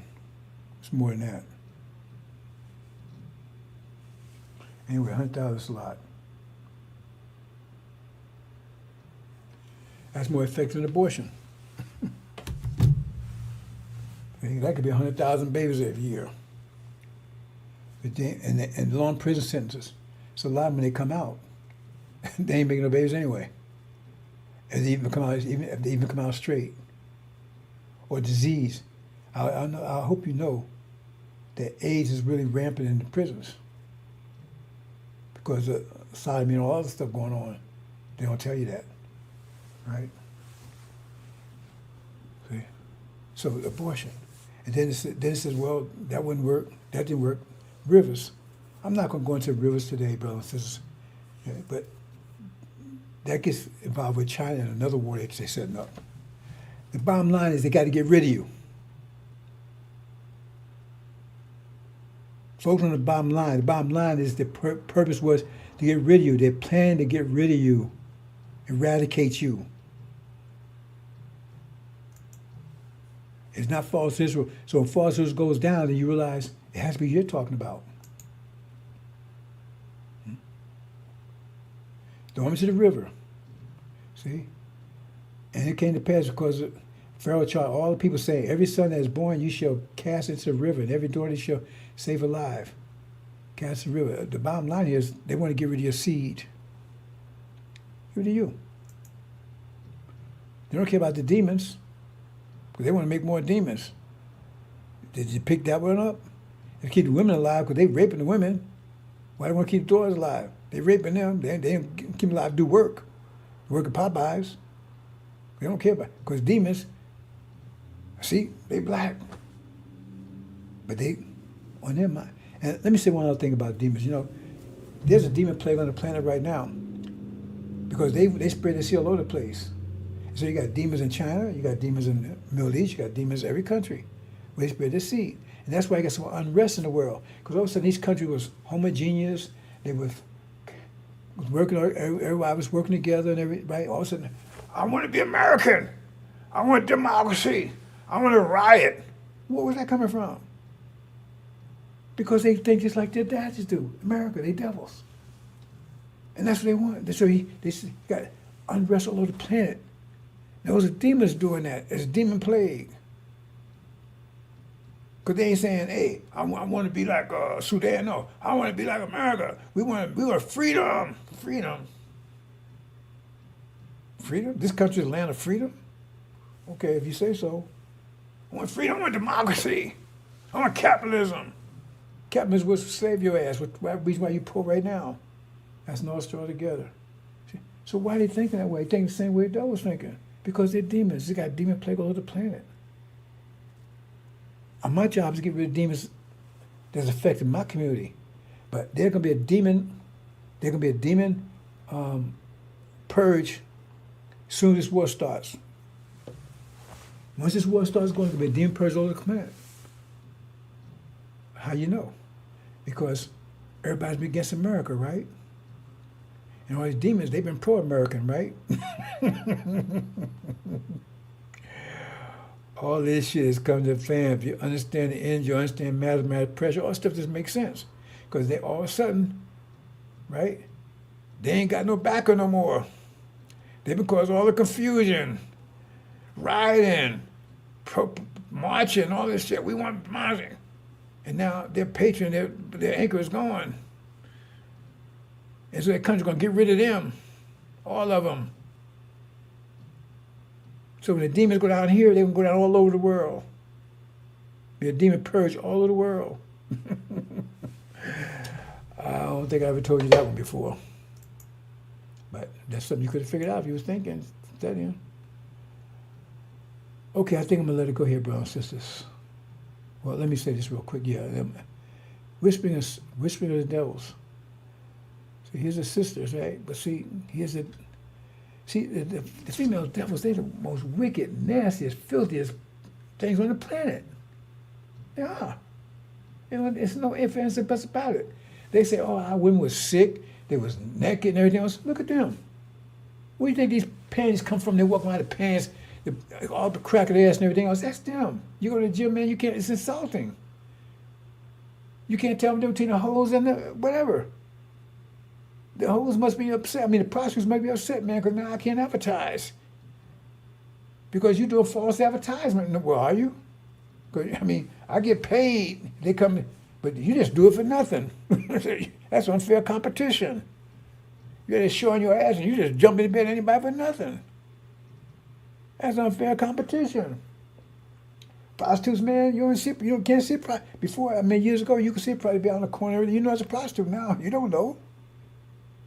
You don't know. And then they get our women. They look and see. They tell them, "Oh, you need to be free. You need to be this." And they got some movie now. They got a black president. They're doing all this crap right now. They're trying to get you. They know what's. Remember, if you understand about throwing to the river, you understand why they make those movies. Because they want you patriotic and everything else. For they had this war with China, and that's. I don't want to go into. Maybe have a whole presentation on that, brothers and sisters, but that's. I know you can get some other stuff. You're not gonna get that either because you can't see it. They think we're ahead of you. They say they think and figuring you out. They're planning against you. So how do you get rid of you? Throw in the river. You think they're gonna take the baby and throw in the river? Is that what you think? If you understand, Injil River remembers that war to go, America, China, India, and they got 200 million man army. And Americans are planning for war with them. So America, they tell you America's planning for war. That means America know they're going to war with them. So if they go to war with them, who do you think going to fight the war? Who do you think going to fight that war? Who do you think going to fight that war? They got, mention to that, 200 million man army. There's only about 300 million people in the United States altogether. America, if they best, they maybe get an army of maybe 2 or 3 million people at the best. And they ain't soldiers. Remember, they need support and everything else. So actually, soldiers fighting, they may maybe get 1 million against 200 million, and they never won a war against China yet. Every time they got fight, they get their ass kicked, and they got 200 million man army. And they say, is that just China, or is that China India together? If it's just China, to hell, then you got the Indians backing them up because they're gonna be with them. I told you they're gonna. Now they say India's closed up to China. I told you. So say you got 1 million against 200 million hardcore soldiers. So what America's got, they got a draft. Remember, a lot of people support. They not fighting to support people. So they say they got 1 million soldiers totally focused. They got to train them. And they got a draft. And now they can draft you because on Elijah Muhammad they couldn't because he had fixed it because of the Ali thing. That you was exempt, but not for you ain't no more. We'll fight for America, long time we'll fight for it and all this stuff. We ain't going nowhere. Exactly what that thing says. They'll fight our enemy. They fight with our enemies, and then they'll lead the country. That's exactly what. We ain't gonna fight against America. We're gonna fight for America, and we ain't gonna leave the country. He's saying it. He's saying it. He's saying exactly what they're afraid of, what they want us to stay here and help them fight, and then we lose. They got 100 all in prison. If they have a draft, they're going to draft all the eligible black males, productive black males. You get the picture, and you will not come back home. You will not get back. You will not survive it. How many black males, productive black males are there?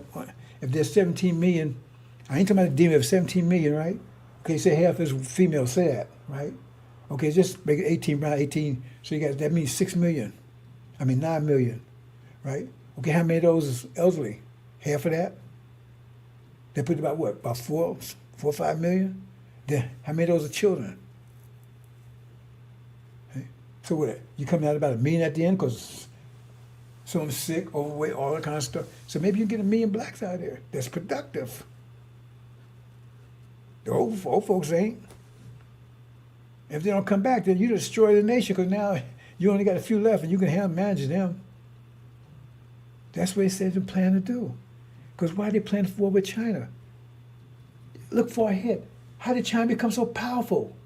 They made China powerful because they didn't want you to have those jobs. They ain't still a goddamn thing. America sent the jobs to China. They sent them to China. Go back and check it out. Because they didn't want you to have them. They made China strong. They made China why? Because they planned to make war with China. They didn't have to make China was a basket case in the 1950s. That's the plan to get rid of you. All this stuff came about the same time. They put falsehoods up there. They started planning this. They started planning it back then. Without Muhammad mentioned that we were the true seed of Abraham, they started planning right there. False Israel, get your mind, abortion, Planned Parenthood, all that. Build China up. So have war with them. And that's how we finish them off at the end. Throw them in the river. Throw them in that war. That'll finish them off. So I said it. I ain't missed for once.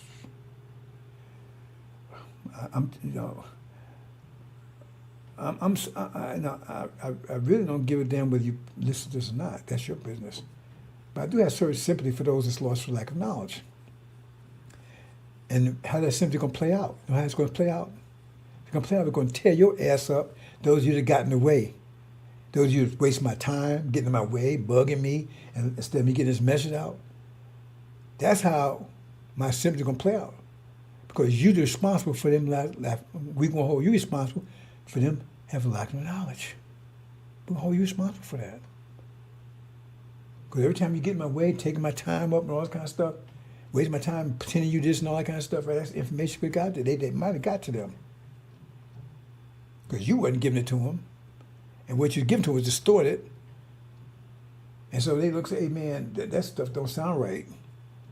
And they attribute that to me. That's why I stopped everybody. Okay, see it right here? What I'm saying here is, say the goal, that's us, and we in the control of the devils, right? Okay, so they have total control. They hate us. They hate us 100% because they change 100%. You change something you hate.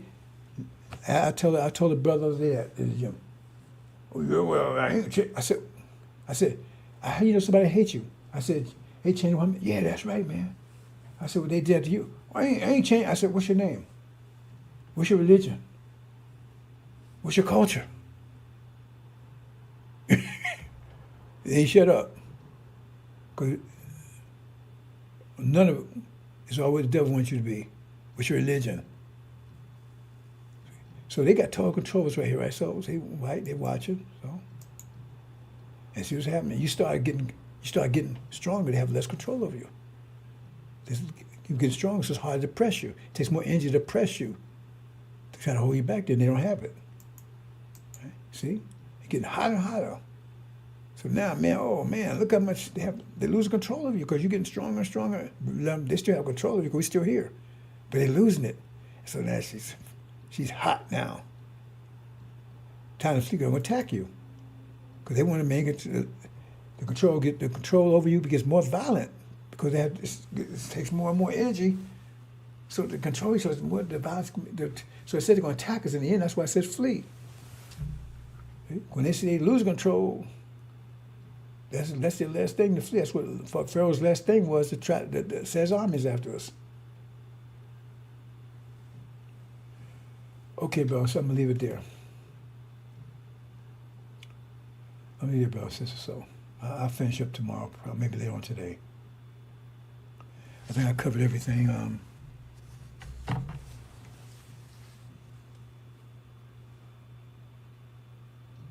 Oh.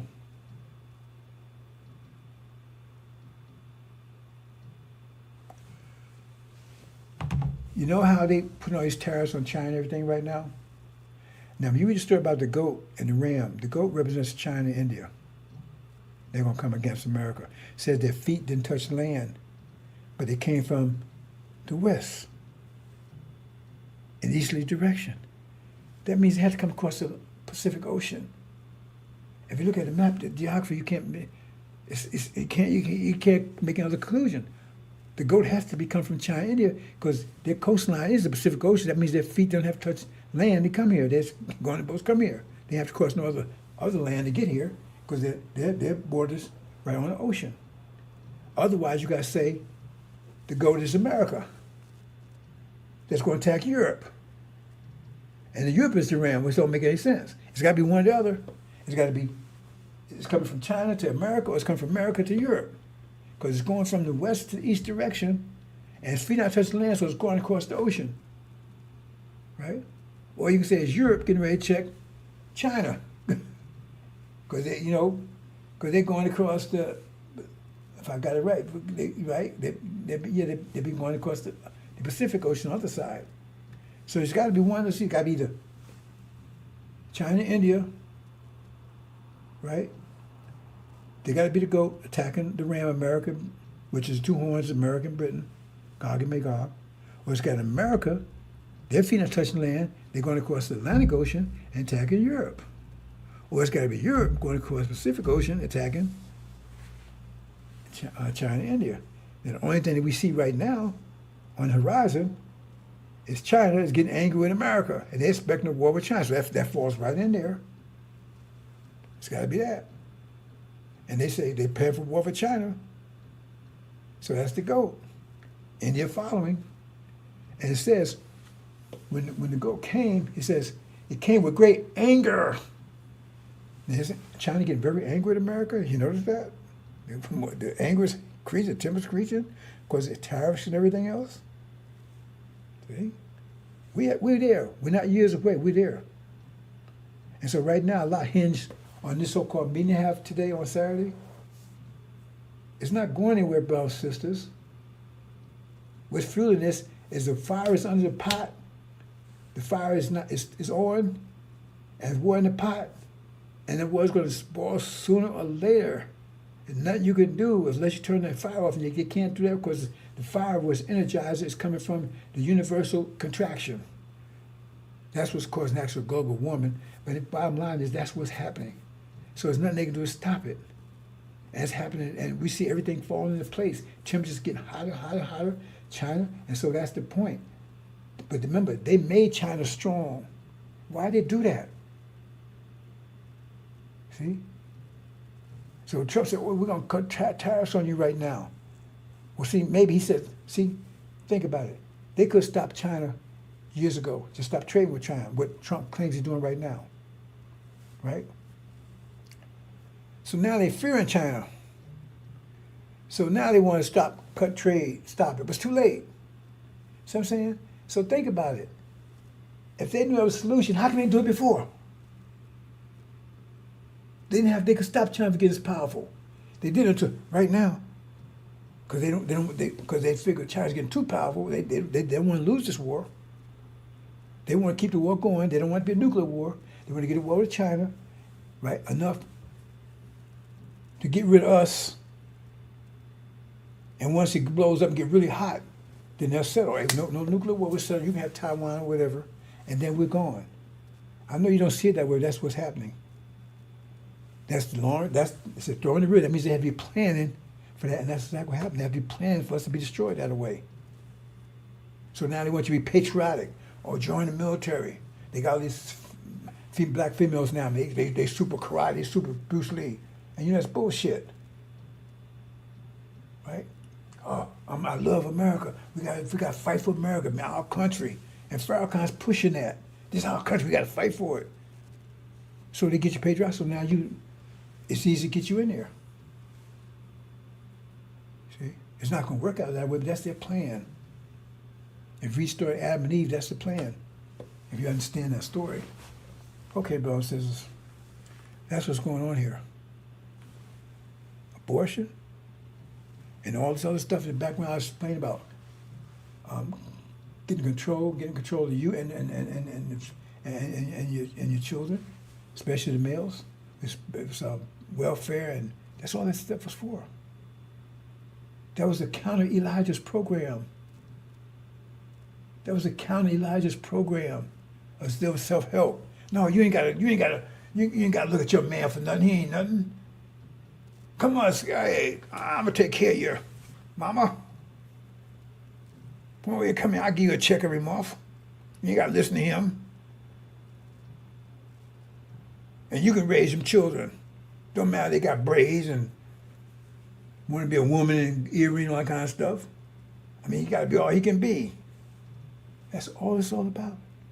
And how much you participate in that, especially after knowledge. They say after knowledge, and you still do stupid after knowledge, and you worthless.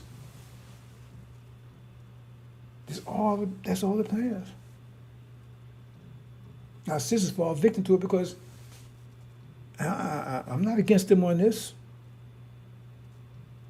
I don't think any sister go out there volunteer and say, I want to go get welfare, and I don't think sisters do it. Maybe a few. And my sister got involved in that, but because this Negro pushed her into it. Because I came out of the military, when I came out, I was 20, 21. She was 20. I got 3 kids already. Each time to have more kids because she get more money from welfare. I said, was you crazy to listen to that kind of stuff? I got off welfare, and you got into the nation, right? And she had a brother taking care of business for her. Brother named John. He was taking care of business in the nation, taking care of business and everything else, right? But that's another story, you know. Like I said, she didn't have no mother to teach her how to be a woman. Well, she was my father for that 5 years, from the time I was 14 to I was 9, between 9 and 14. It was just me and my father. So he was hardcore.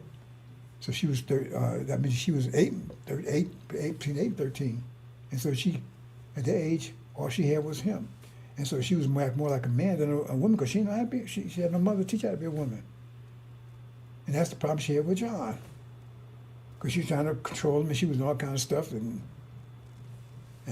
one day John came and told me, I said, "What are you doing? What are you?" I said, "Them babies ain't none of John's babies. You got about 6 babies over there, not one of them is his. And he taking care of the baby, working 2 jobs, because he's working, but I was forming at Mama Street newspaper at the time. I said, hey, brother. I said, you got these jobs, what you work on these jobs for? I said, look, come over work for me. I'll get you on with me, and you make enough money to cover what you make on those jobs. Right? So he did. And she got mad because she didn't want him around me. Because I already told her what she was doing was wrong. Why are you doing that to him? Why are you doing this kind of stuff to him? He's taking care of his kids, and those kids love him. And she all boys at the time. I said, he taking care of his kids and all this kind of stuff, right? Well, the bottom line is, I shouldn't get into personal stuff, but the bottom line is, she tricked him into having a relationship before they got married. So let me tell the whole story. And John went for it. And then she held it over him. If you don't do what I tell you to do, I'm going to report you. I said, you don't be doing shit like that. I told him, when he told me that, I said, had him work on his jobs, and because he wanted to be in a nation, man, that was more dear to him than anything. And she was going to get him thrown out, because you could throw it out for that, period. She would have been thrown out too, but she didn't care. She was choosing over him. I said, you could be doing stuff like that. And so when I got him on, and she found he was working with me, then she said, oh, man, she figured I'd be talking to him, right? Schooling him. Because, I mean, she my sister, but what you doing is wrong here. I said, man, you better stick with John. He taking care of the babies for you. He's sticking with you. He's working hard his ass off. You ain't on welfare or nothing. So she got mad and turned him in. Got him kicked out. Threw her out. And when it happened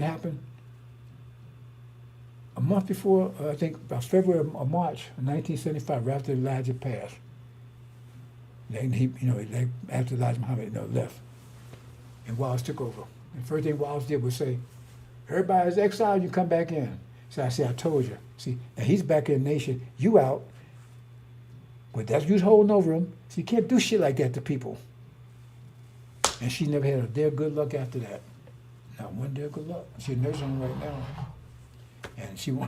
And I tried to get out of nursing home, she won't get out. Because she says, I ain't coming to stay with you. Because she's scared of me. Because I'm not going to listen to that bullshit, man. You need to get up and start working. Not working, right? But you need to get up and start walking around. Because they told the controller she had no control over there. They bathed her and everything else. I said, you don't do shit like that. And so now, that she lost all her children. They took all her children away from her. And the ones that was old enough, they hate her. I said, see, you don't do stuff like that. Not that my children feel any better about me, right? I don't know if they hate me, but they don't bother with me. See? So, those are the type of things happen, brothers and sisters. And so she got mad and so forth. And I don't know if I'm getting to that, but the point is, I was, he was taking care of business. And it wasn't even his kids. Then she had to go back on welfare and all that stuff. And it turned out to be a total disaster. See? So, that grip has to be broken, and Master Prophet is going to break it. And if you say, oh, I'm going to do, once he break, I'm going to get myself together then, no, it don't work. Like the Quran says, when Allah comes with the angels, decision's already been made, that's your ass. Hope you understand, brothers and sisters. So, but anyway, he said to go be angry. You see, China's getting very angry at America. All this stuff, once that dam breaks, all stuff comes together like that, so fast. You ever see things in place? Everything I've been telling you is in place, everything. I'm going to leave it there, brothers and sisters. Oops. I'm going to leave it there, brothers and sisters. Assalamu alaikum. I'm going to let this play. So, hold on here. I got to keep quiet. Let me be quiet here. Uh-oh.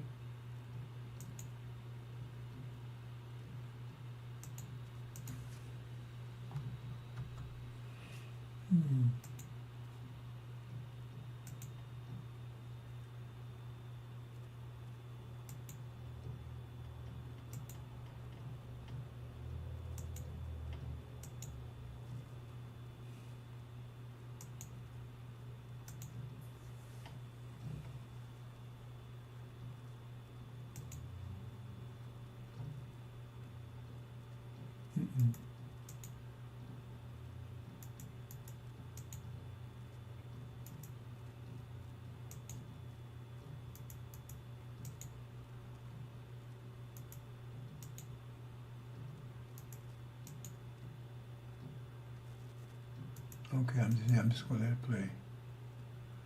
Okay.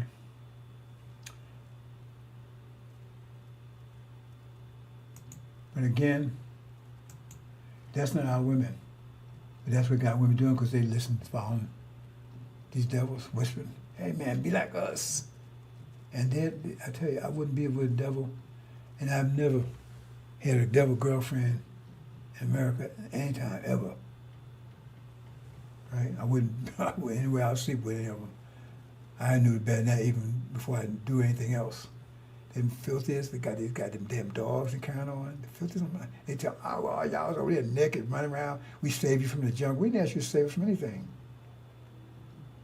You want something filthy, get one of them. And you find out. Right? And then they tell our sisters, we should be like that. Our sisters not like that. That's vector force. So I'm not condemning our sisters. But that's what they see. Then they get them on TV, like Beyonce and all them, walk around their ass all hanging out and everything else.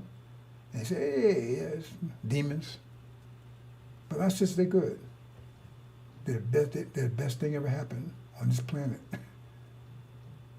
And so you ain't gonna get me going to smash smack on these sisters. I know what's going on. And once you step up and take control of your reality, instead of get your head out of the devil's ass, they'll step up and be right with you. They want to be with you. They love black men. They love you. They don't waste save us. They put their lives on the line doing Holocaust to keep our seed alive. They ain't know you. They hide when masks weren't looking. Hey, bro, they ain't know you was Levi. Just put your seed in me. Because that was their hope. Their hope that one day their great-grandson or whatever would take revenge for what they spewed to them, because our sister was totally humiliated. And if you sit around here, you fist bumping one of these devils, when you know they humiliate our women like that, you must end up with a nub. You might end up with a nub. You better wake up. I ain't cute, I'm just telling you. Because what you're going to see, you're going to see some angry black folks in a minute when they wake up. And they're going to look around and say, you know about this? You know about that? We got this Negro at the gym. He used to be a security guard some night. He loved devils. He looked at me like all funny, you know. I said, okay, I got you. Love, you know, he's up in devil's ass. Maybe he's a demon. Right? See? But that's one thing that bothers me about this whole thing. If you know what they did to our women, I mean, you know what devils, they laugh at you. You think they're your friend, your buddy. They don't care about it. Because they know when you fish bum, I got that nigga. That's why we saying good morning and everything else. I don't greet them back. I just ignore them. My wife be walking. He said, hey, good morning. That was last week, right? He got his dog. Hey, good morning. I ain't say nothing. I said, good morning. I still ain't say nothing. You see, so why would he come back like that? I said good morning. Why would he come back like that? Because that's how they check you, see if you're waking up or not. That's where it is. They say, I got you, I got that. He's fist bumping. Because remember, I just told you, they're in fear of you waking up. All of them. So when you fist bump, they know that gives them confidence that he still got you. But they fear me. Because I told that brother I was talking about, he came and said, man, they asked me, what's wrong with him? Why you so mean? Why I gotta be mean? Because I don't want to talk to you. Let me say this one last thing. You know, this dude, I was doing, bench press, right? Oh, this is about a year or so ago, right? So come over there, and I don't like this from anybody, because I say, man, find something else to do. How many more sets you got? Man, you goddamn how many sets I got? Find something else to do. I never do that. I go find, if somebody's doing some machine I want to use, find a machine. So I ain't say nothing. I ain't say anything. I say nothing. He says. So he go, hey man, how many sets you got? Like I didn't hear him. So I still ain't say nothing. So then he gets over in front of my face, like waving hand. Hey man, I said, I mean, see now he's about to get his ass kicked. Devil. I still don't say nothing. But then he gets mad. He walks over to the side. I said, man, you sure are rude. I said, hey. Then I got him. I said, you better get the F out of my face right now. Because I ain't said a goddamn thing to you, right? So you get the, oh, you don't talk to me like that. What you mean I don't talk to you like that? You better get the, I told him, you better get the F out of my face. I'm going to tell you one time, get the F out of my face. See? So, he's still coming, he stay away from me though. And I know he spread the word around. See? Because now I'm rude. I ain't going to ask you a damn question. I had this from a Negro too. He got two braids, long braids, like the Americans used to wear. He comes, he's stupid. He runs around, he walks around fast. I guess about his early 30s. He's stupid. And so I ignore him, right? So I was in the gym, I came out the sauna, and I was sitting cooling out, right? So he walks in there. Good morning. I don't ever use good morning because that's where that comes from. I ain't say anything. Good morning. I said, wait, man, you don't speak to nobody? I said, hey. Well, man, I just spoke. I said, man, just shut the F up, man. I ain't asked you. I don't care what you say. I didn't say nothing, so don't say nothing to me. He got all upset about it. I told him, I said, cool it.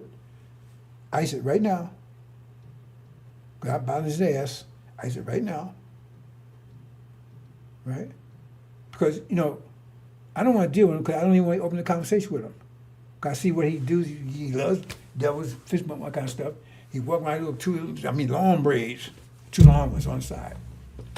And, and so he going, I said, man, So, you know, then, see, you understand? This is all devil crap. Excuse me. That means if you ask somebody, excuse me, that means if they don't answer you, that means they don't excuse you, don't it? That means they're asking your permission to ask you something. Ask your permission to interrupt you. But if you don't say nothing, that means you, why you got, I said, excuse me, I don't give a damn what you said. Get the hell away from me. I told you I'm a confrontational person. I'm a hermit, but I don't, especially, I just don't, you know, especially, I don't be bothered. You know, so I mean, I have this stuff every day. I run him every day, right? You wouldn't believe it. You know, I mean, I go for an hour, tell you like I was in the sauna. And the sauna's supposed to be cool and mellow, everybody be quiet, right? So this dude, they just talking. I'm getting pissed off, right? Why don't you shut the F up? He ran his mouth. So eventually everybody leave out the sauna, he's nearby himself, it's the devil. So I talked to him, I said, hey, hold it. I said, Sal, I don't hear a goddamn thing you gotta say, right? Just take it someplace else. He was like, I guess he was about in his 60s. He was kind of gray hair, but you know, they look older. He didn't say nothing. So finally he left out the car and says, thank you, sir, for your honesty. I want to hear what you got. I want to hear your bullshit. I mean, it's all bullshit. That's why we got to get away from these people. You know? I had one guy come in, you know, and sign up, supposed to put water on the coals, right? And so I'm in the sauna by myself. He comes there. So he said, hey, man, you mind if I pour some of this stuff on the coals? I said, yeah, I do mind. And then he poured it anyway. Well, I said, what the hell you asked me for? Well, man, I don't, well, let's see, I was about his ass, because the thing is, most Negroes play along with that bullshit. And I don't. And so they get surprised. See? And on that note, I'm going to close out with this last one thing. When I go back to New Jersey, when I met my wife, right, I was working at Pacific. I was working on this project for AT&T, right? And I saved him a lot of money, right? But anyway, he had this dude called Eric. He said he was a Marine. And so they had they started bringing that they had you couldn't find an Indian in this country, but they had one Indian girl. She came in, right. She had one person I seen. She wore an Indian dress. They don't do it anymore, right?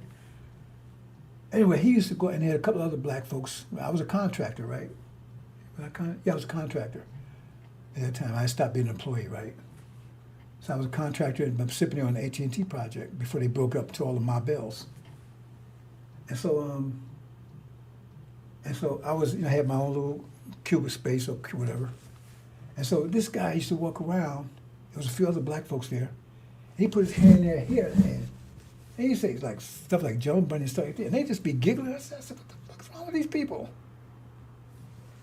So one day he come over towards me. And he got close to my car. I said, hold it. I said, if you put your hand anywhere near me, you're going to lose your hand. Oh, man. I said, ain't no old man, nothing. I said, you better not touch me. And in fact, get the hell away from me. So he didn't know what to make of that. So about 2 days later, they had a meeting. So we had all meeting in a cubicle, right, and give a demonstration or something. He in there, and he started telling his off-color black jokes. You know, black folks, it was other white folks too, everybody giggling. He was the one giving a demonstration. He said, I grabbed him and put him up and threw him against the wall. Everybody, hey man, stop, man, you want to get some trouble. Raheem, stop, man, Raheem, stop. You want to get fired. You get to lose a contract there. I said, I told you, man, don't be messing around with me with that bullshit. So everybody pulled me off of me, right? See? So then the next day he came close by. He stood off at, hey man, can I take you out to lunch? He was my buddy then. Yeah, whatever. You see, you have no idea what I deal with. I said, most people don't know me. I don't take no shit from nobody at all. Zero tolerance. Assalamu alaikum.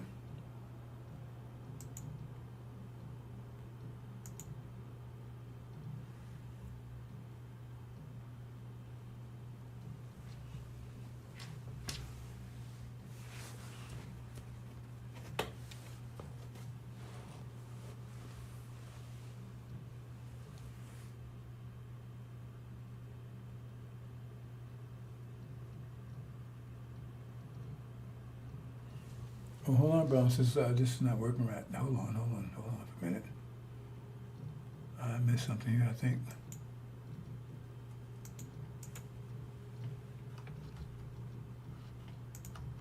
What happened here? I had a video there I was going to play. Where is it? Oh, that's why.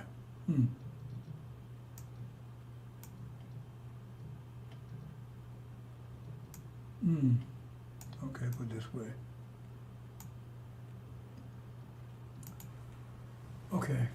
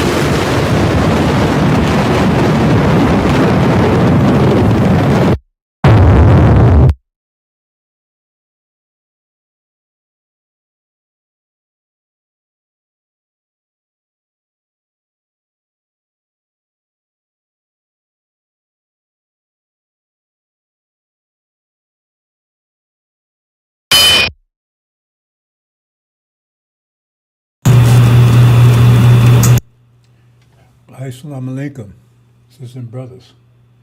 Sulman Rahim here, Messenger of the Covenant, break us 7 seals.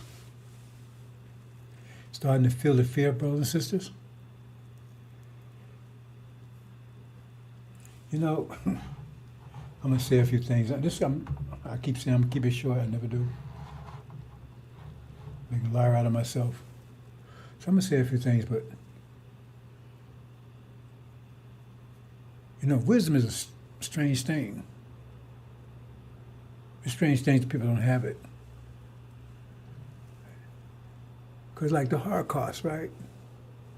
Man, oh. But that's the nature of the universe, right? You want to make a diamond, you got to put on intense pressure. And that diamond is not going to like that pressure. That's the nature of it. And that's why it transforms to offset that pressure. See, because it doesn't like it. If it liked the pressure, it would stay the way it is. If it's conscious, right? So if we lack what the devils do to us, we'll stay like we are. And some of us have. Some of us still loving the devils. We like this world's life. We love what's going on. See? I mean, do you think of it that way? Some of us, I said some people was broken by it. See? Because they still identify with this. Heads, you know, like the wife and I, you know, in the evenings, right? She's relaxed, and we sit around a few minutes. You know, you say, "Oh man, I thought you was 100% injured." You damn right, I'm 100% injured, right? And I'm 100% my wife too. So you figure that math out. Anyway, so we spent about an hour, you know, watching. She likes Family Feud, so I ain't into it, but if she likes, I like it too. And this clown's on there. Hey man, I just want you to know, I love America. And I was in the Iraq War. And I'm saying, nigga, ooh. See? After all this information, everything out there, because see, he may not be a demon, he may be one wasn't transformed because he, like he said, love America. He can't go anywhere with us. That's that the pressure. We put some pressure on something. It's all, you know. It's to remove the flaws, right? To perfect it, strengthen it like steel. You want steel to be hard, so you put it in the furnace, burn it. You want all the impurities and everything burn out. See, like I said, if you squeeze something, you find out what's in it. You want to find out what's in it. Fruit, squeeze it. Apple juice comes out as apple. Orange juice comes out as orange. You know, pressure. And when you understand pressure, it seems like, I mean, everything seems like backwards. Because you say, Holocaust, yeah, but that's the way. You want to transform something, you got to put on intense, man. You know, because we got that devil mind, that sealed Bible out, and we think, oh, well, you want to go to things good, this thing, but to get to heaven, good things have to happen to you. You know, these preachers are just talking about prosperity, Christianity, or whatever. No, it's not the way it works. When you go to the mathematics, things seem to be the opposite of the way you think. And that's part of the reason why a lot of some have so many problems. Having so many problems because the way you think is totally out of sync with how the universe works. Totally out of sync with the way the universe works. See? Because like fear, it puts on intense fear. See? But intense fear motivates you. Because you want to get rid of the fear. I told you, fear is what really, when I look at it, fear is what got me to where I am right now, because they put that fear on me about dying and going to hell. So, you know, and so when you get into wisdom, things say, oh, man,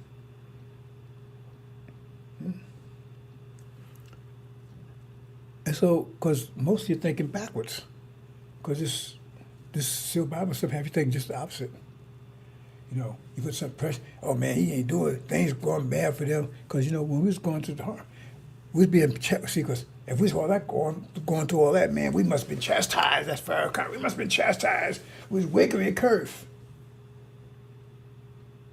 And you say, well, how can this be good for us? But the Bible says that puts you into this situation for your own good. Say, well, how in the hell you put me in a situation like that for my own good? Because it makes no sense unless you start getting the mathematics of it. See? And then things start making sense. Because the universe, that's the way it works. Let me move on, brothers and sisters. But fear.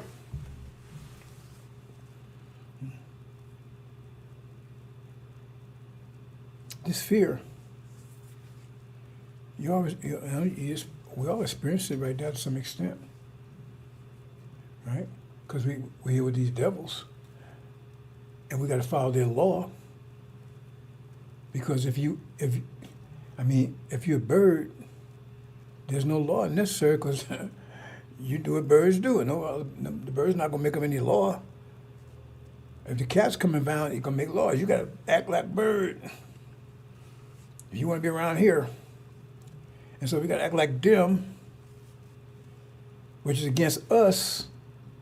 That's why it says Mark is beating himself up, because we got to act like them, because they go obey their laws, but it's against us. So let me move on, brothers and sisters. But I got some few things I want to mention up front. But the fear, right? We've been under fear. And they're under fear as they're losing. I said fear is about control. And we was in total fear because we had lost total control. We had control of ourselves, anything. And they had total control of us. And to some extent, some of us still in that situation, right? But now,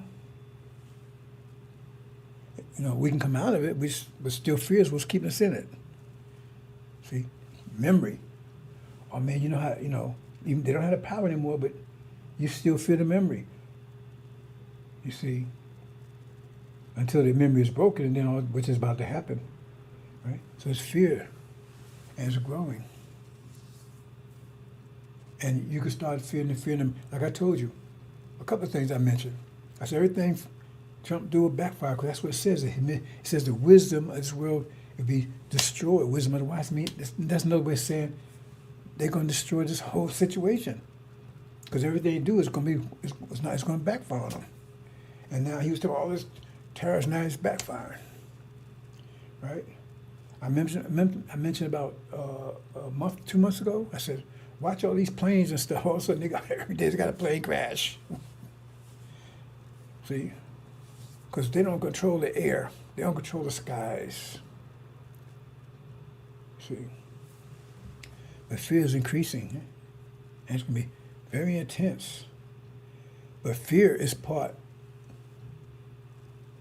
See, this fear is, like I said, this fear is powerful. This fear is what brings our nation together. Why? Because they're under attack. That's what makes them come together. So fear is like fire. It can be a good thing or be a bad thing. See? Because I said all of us going to experience fear, because what do you think going to motivate our people coming together? Fear. Two things. First of all, they see that knowledge that false Israel ain't for real, and then they're under attack.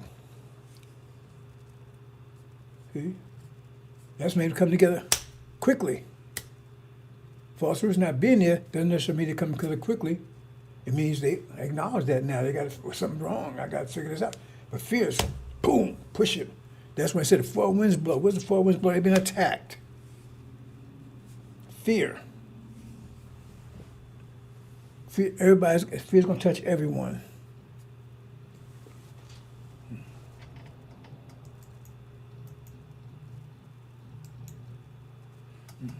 A couple other things, right?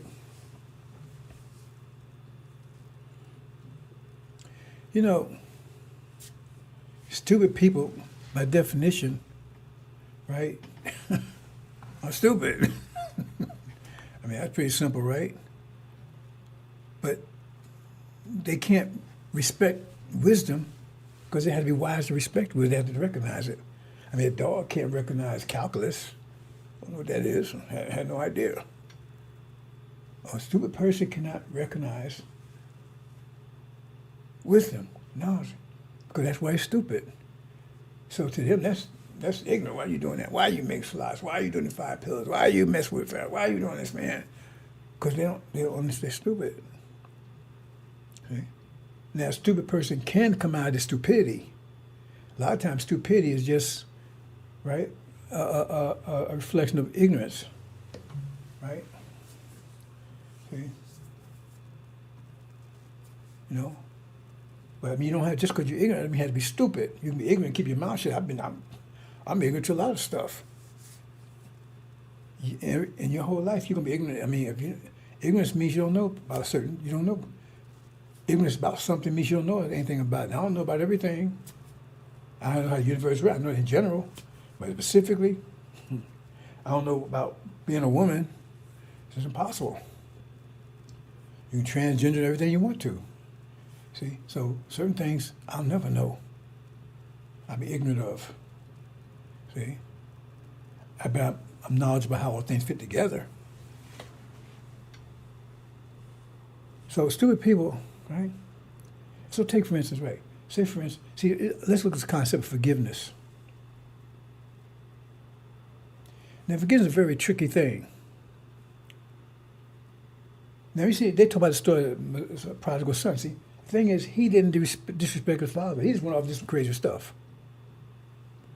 And father came back and said, "Oh, Father, I'm sorry. You know, he respects father. Okay, forgive him, because he didn't do anything to his father.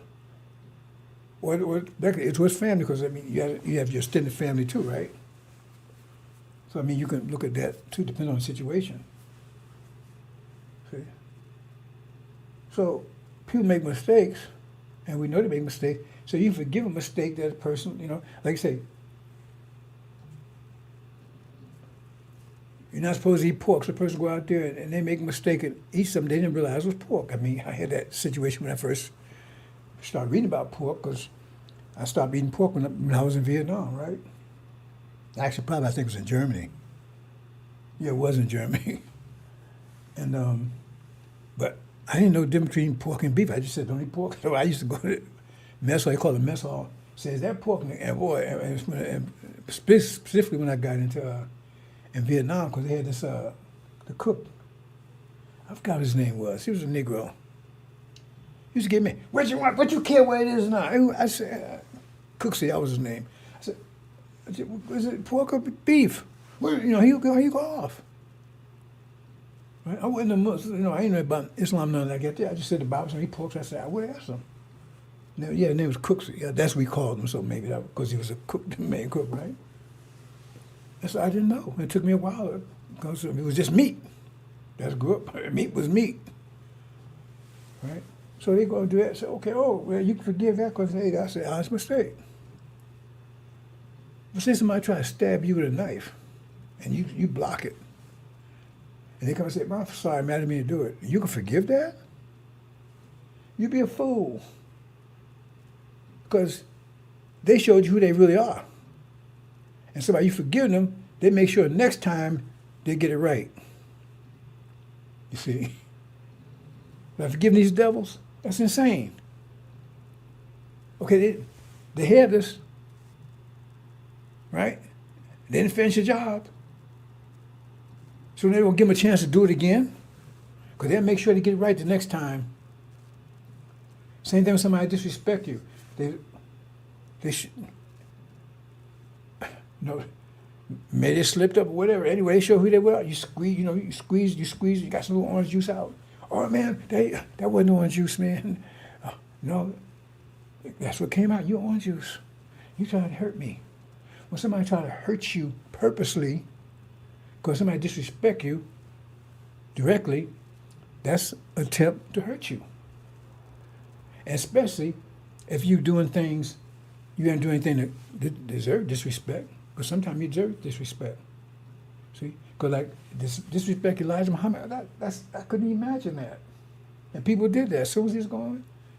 Because that man put all that in, he's out here trying to save our lives. You see? And then the hypocrisy of it. Because the point is, we talking about Hajj bring us together, and then the person is trying to do it, hey, well then you ain't about Hajj either, are you? You're just full of shit. So you don't forgive things like that. See? Because you give them a chance, they expose who they are, and then you close your eyes. Your dog bites you, and you say, oh, forgive him, right? Yeah, okay, once you go sleep, he got his fangs around your neck. Then you figure out what happened, because he missed that one. Right? If he's biting, that means he I don't know if you understand that or not, brothers and sisters. But the point is that once you elevate it, right, your mind's elevated, and you start seeing things differently. See? Certain things I just will not forgive, because I'll give him a second chance to get it right. The next time he's fatal. Oh, he stabbed me. Oh, man. He cut me in my side, man, but I survived it. He come, oh, man, I'm sorry, I didn't mean to do that, man. I wasn't feeling too good. All the time I think, this time I'll stab a nigga in the heart. I ain't gonna make a mistake next time. See? Well, why even take the chance? See, but if your body, a person's heart cell, well, you look at it and say, because, you need heart cells. But as a heart cell, he's always doing the right thing all the time. He's pumping blood. He's doing everything. And one time he missed a beat. Oh, yeah, you can forgive that. But it's a cancer, and it's just getting worse and worse. You better get rid of that one. I don't know. I just throw that out there. Small things. But, and to our backfire now, I told you everything they do will backfire, and everything Trump's will backfire. Now he's got to back off his tariff thing, right? And everybody sounded they sounded war drums going to war with Iran. Everybody's on a foregone conclusion. Everybody thinks what's going to happen next week was that this thing will go well on Saturday. But everything I've been saying is in place, right? And I don't have no time for any bullshit. You come here. I had this one clown. Oh, man, he's the wisest man on the planet. He's the wisest man on the planet. And then once I have a concern about something the person was doing, all of a sudden I'm an asshole. I'm stupid. So he never believed that to begin with. He's a hypocrite and a liar. See? Because he would have never came across like that. And if you can't respect your mother and father, you can't respect the high priest, you can't respect the God, you can't respect anybody. That's why to honor your mother and father. If you can't honor the person that gave you life, you can't find a way, then you ain't gonna honor. That's why I tell you that's the ancestor. Get rid of your ass right there. Because all you're gonna do is be a cancer somewhere down the line. And you expose yourself.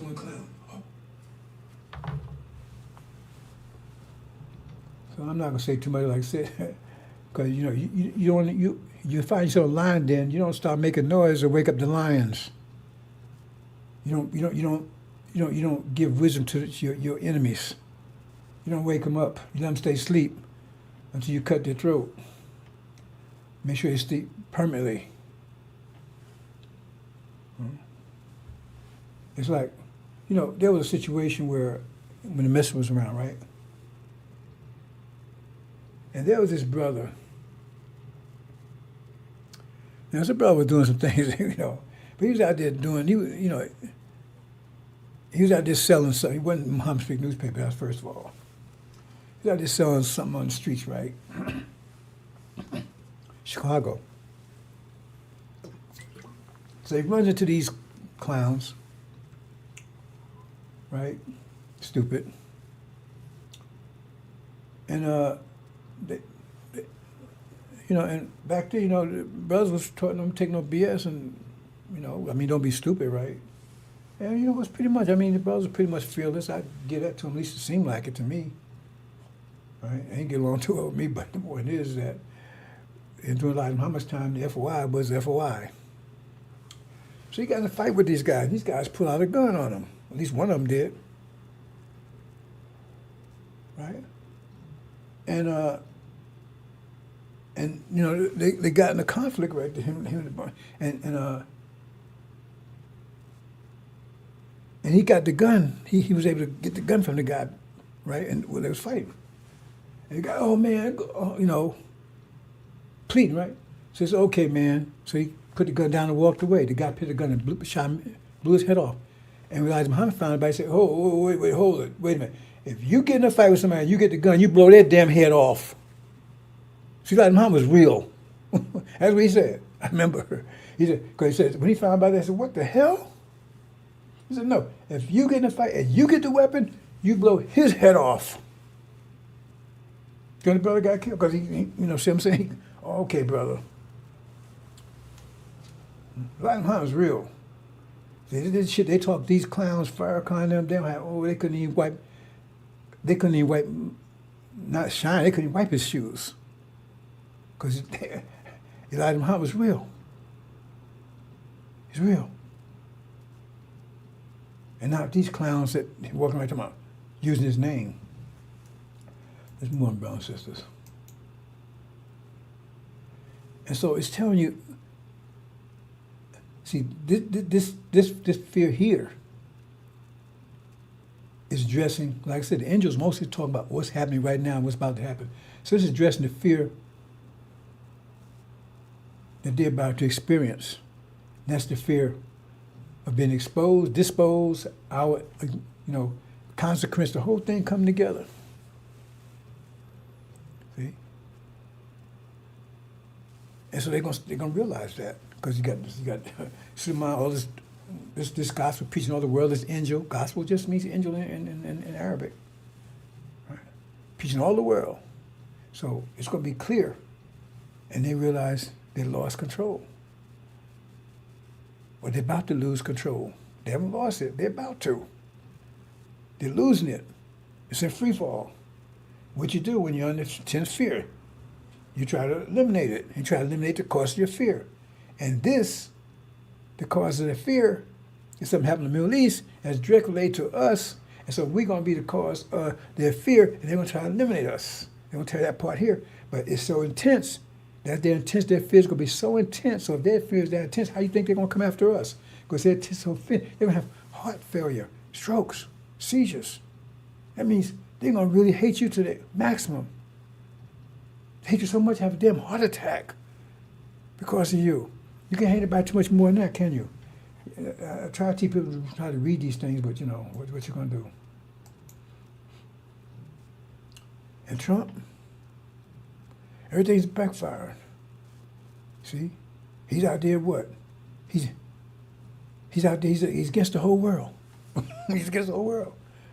Right? And what's scripture say? The whole world's going to be against him because he's setting it up right now. All the people he's at, he's going to, oh man, please help us. Europe, help us. No, Europe going to fight again. South America, help us. No, man. Everybody's hating on America because he's setting it up. He's setting it up. If you're going to read, if you're going to understand what's going on, he's setting it up. He's going to be begging for his enemies. And the thing is, people are starting to say right now, I saw some of YouTube guys says, his people all going to turn against him. Because everything he's doing is failing, and they're going to start seeing that this guy is not Methuselah, with the hair, got a Methuselah touch. I mean, that's got everything he touched turn to gold. Now he got the reverse Methuselah touch. Everything he touched going to turn to shit. That's what's happening. Right? He had to back off on this tariff thing because now the economy's about to collapse. Right? He's going to get ready to get his ass toe up in the Middle East. Backfire in Ukraine. Everything he's doing is turning to shit. And afterwards, people will and they'll start feeling it. And what's going to happen to him? Because they're going to blame him for their fear. What's going to happen to him? He's a savior now, though. But everything's not working. Afterwards, people say, hey, man, this guy, he's got the reverse mind's touch. Man, everything he touched turned to shit. And not only that, but it's costing us. We're going to suffer because of it. He's going to expose America has no... And people are saying that. These are high-ranking people saying America doesn't have the power. They're bluffing. These are actual Americans. I will destroy the wisdom of the wise. What it's saying, that means everything they do is backfire. Because what they're doing is where If you destroy it, that means, if you read between the lines, that means everything you do is going to backfire on you. That's another way of saying I'm destroy the wisdom of the wise. Everything they do is going to backfire on them. If you learn to read this stuff, brothers and sisters, go on. Yeah, he's the Savior. See, it's about backfire right here. It says it's going to run from a lion and run to the bear. Run to the bear, get away from the bear, run to a snake. Okay. I talked about this yesterday I'm going to talk a little more about this. But let me speak to a little bit right now, right?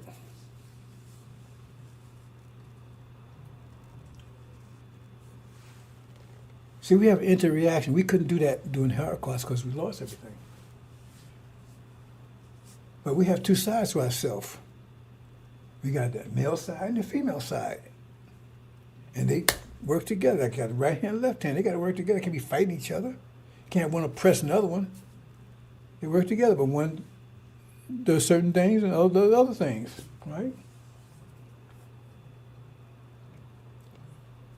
But if you one-handed, then you got a problem. You got to do both. And see,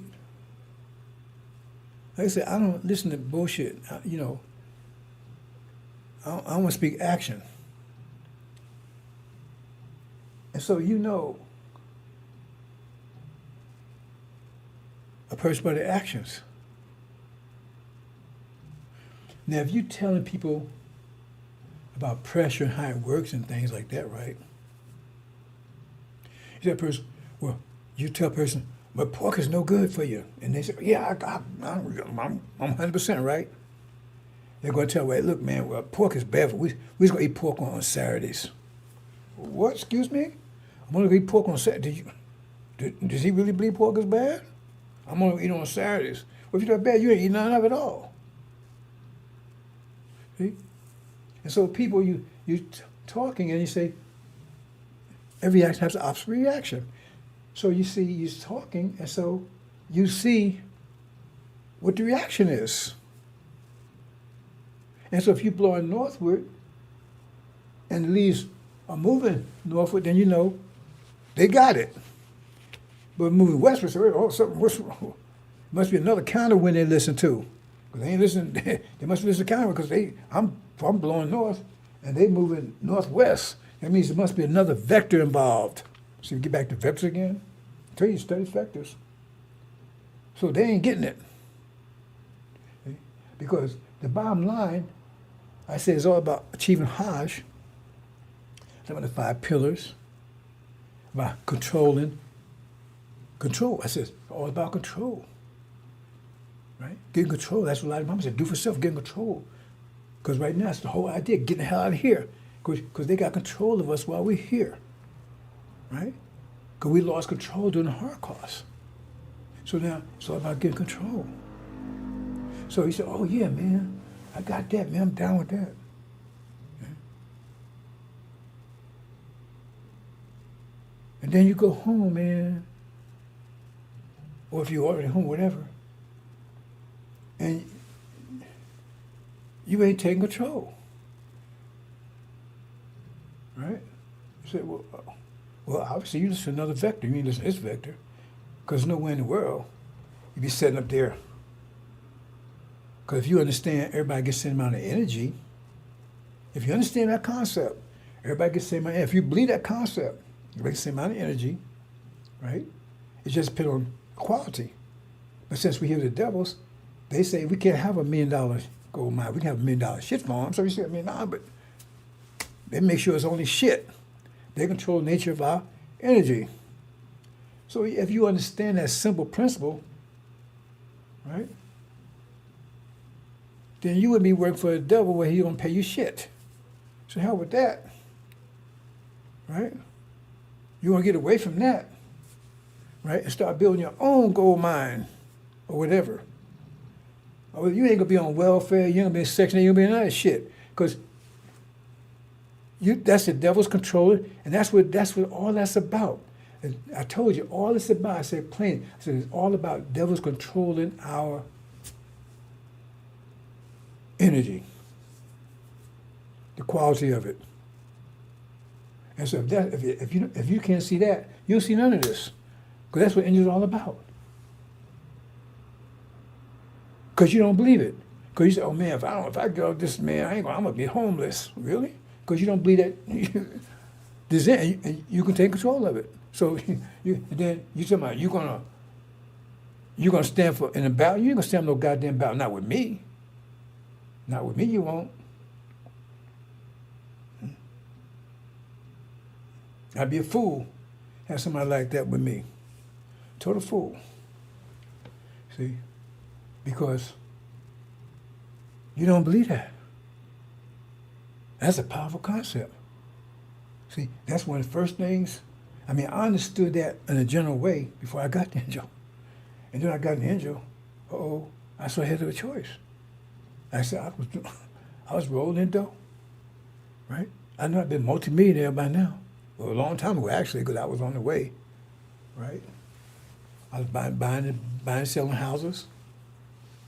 So I got the mini mansion. I bought a couple of houses and I sold them and I got the money out of that and boom, right? And I was just getting started. Right? And I said, okay, that was a trial, a test. That stuff came under fire. I let it burn down. See? 'Cause I could have held on to it and I wouldn't be having the information I have right now. Okay? Those are trials. So if you see something and you close your eyes to it, you see a lion come, you close your eyes, and you don't get upset when you become lion shit. Because if you believe that, you act on it. Right? And so, acting on all those different things, like I said. And so now I have control of my energy. Not all of it, because I'm still with these devils, but 90% of it. Only reason I still don't have the rest of it, because I don't have to be here. I keep saying it, I don't need to be here. I know where to go, get the hell out of here. And I'm only here to help others. That says sacrifice. So they won't have any control of me at all. So long as I'm here, I still got to pay mortgage or rent or whatever you're doing, you still got to have some control. Right?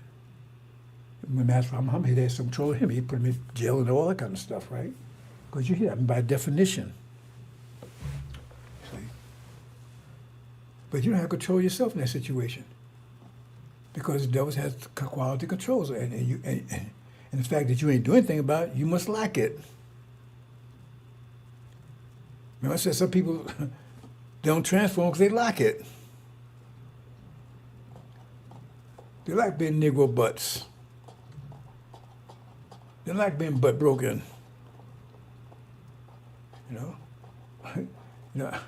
I met this guy one time.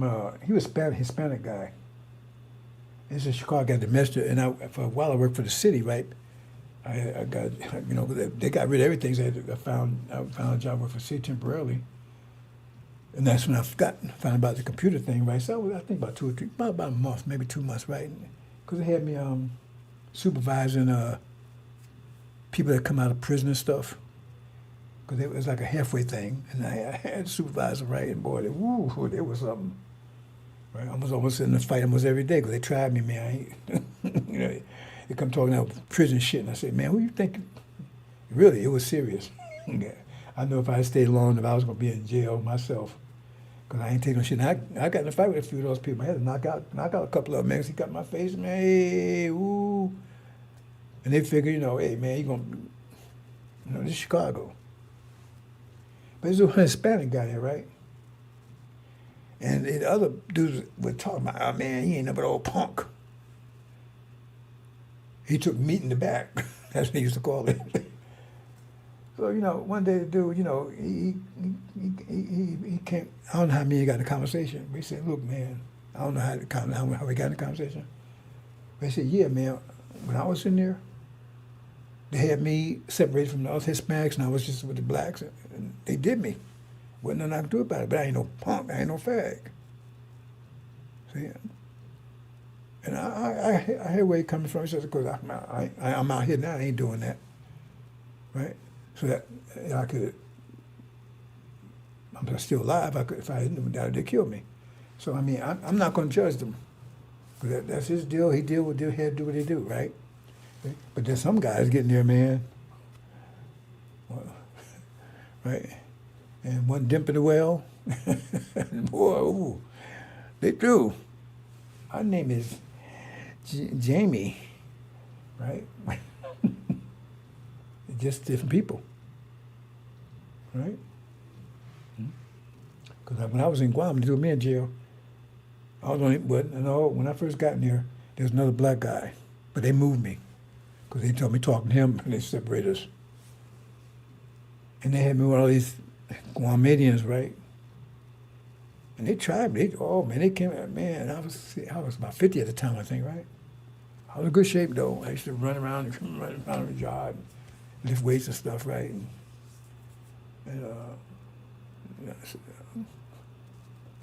And they had to actually move me again because these guys were trying to punk me and I wasn't going for it. And I get the people had to just say, if I don't get mad, these guys are going to kill them. Because I wasn't going along with none of that crap. I remember one time I was standing there and the dude come over to me and says, "Hey, man." I said, "What?" He said, "Hey, man, my man really want to talk to you." He's on the other side of the yard, right? I said, "Who?" He said, "Oh, you're my leader." I said, "Okay, well, here, let him come over here." I wouldn't know where I was going to walk across that yard. I never used that card. I've been a punk. I wouldn't walk across that yard, right? A lot of stuff like that happened, right? So I'm not taking no crap from anybody. Right? Let me move on, brothers and sisters. But the point is that how are you going to get to tribulation and lead other people, and you still got your head up the devil's ass. He's still controlling your quality because you ain't got enough strength. Because if you believe that idea, because my wife, it took a while for her to kind of get used to that. I said, "Don't worry about it," because I says, if I'm standing this town right here, and they control my energy, right? So they don't let me buy. They said, "I got to buy a shit farm instead of gold mine." I move someplace else. Okay, yeah, we move, man, but okay, I still get my $1 million today. Now I have control of it. See, as long as I'm over there, I ain't gonna be control of it. That's the whole idea about going home, because now we have control of it. But then when you get there, and you get there in Arabia, if you get there, right, now you got, what you gonna do? You gonna sit in the sand and wait for Jesus to come in and build for you?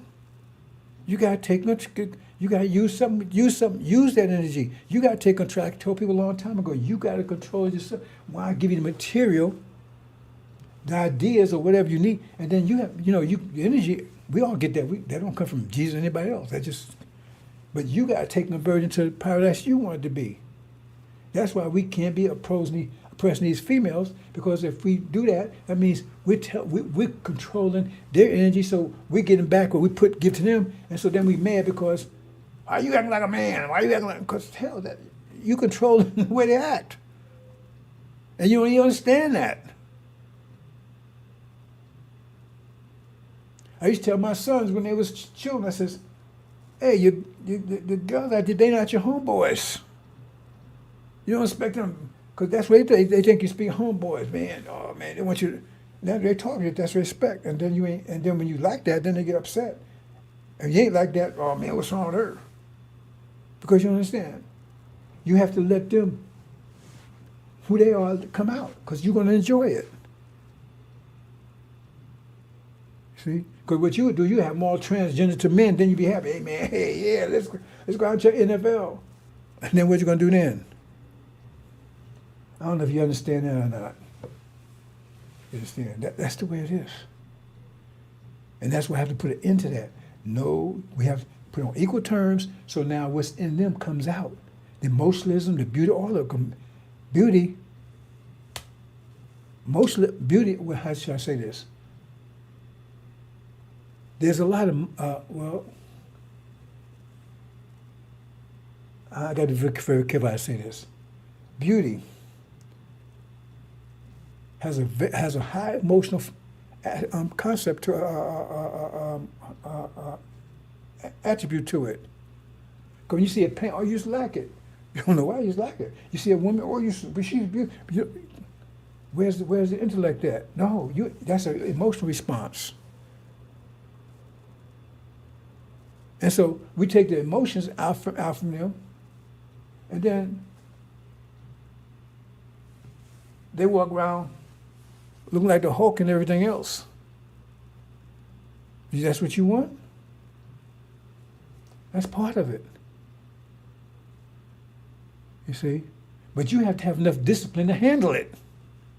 Because if you don't have discipline, you get all emotional, all upset about every damn thing they do. That's why she does stuff, you know? But I understand, so it don't bother me. It used to be a long time ago, but no. You have to have enough discipline.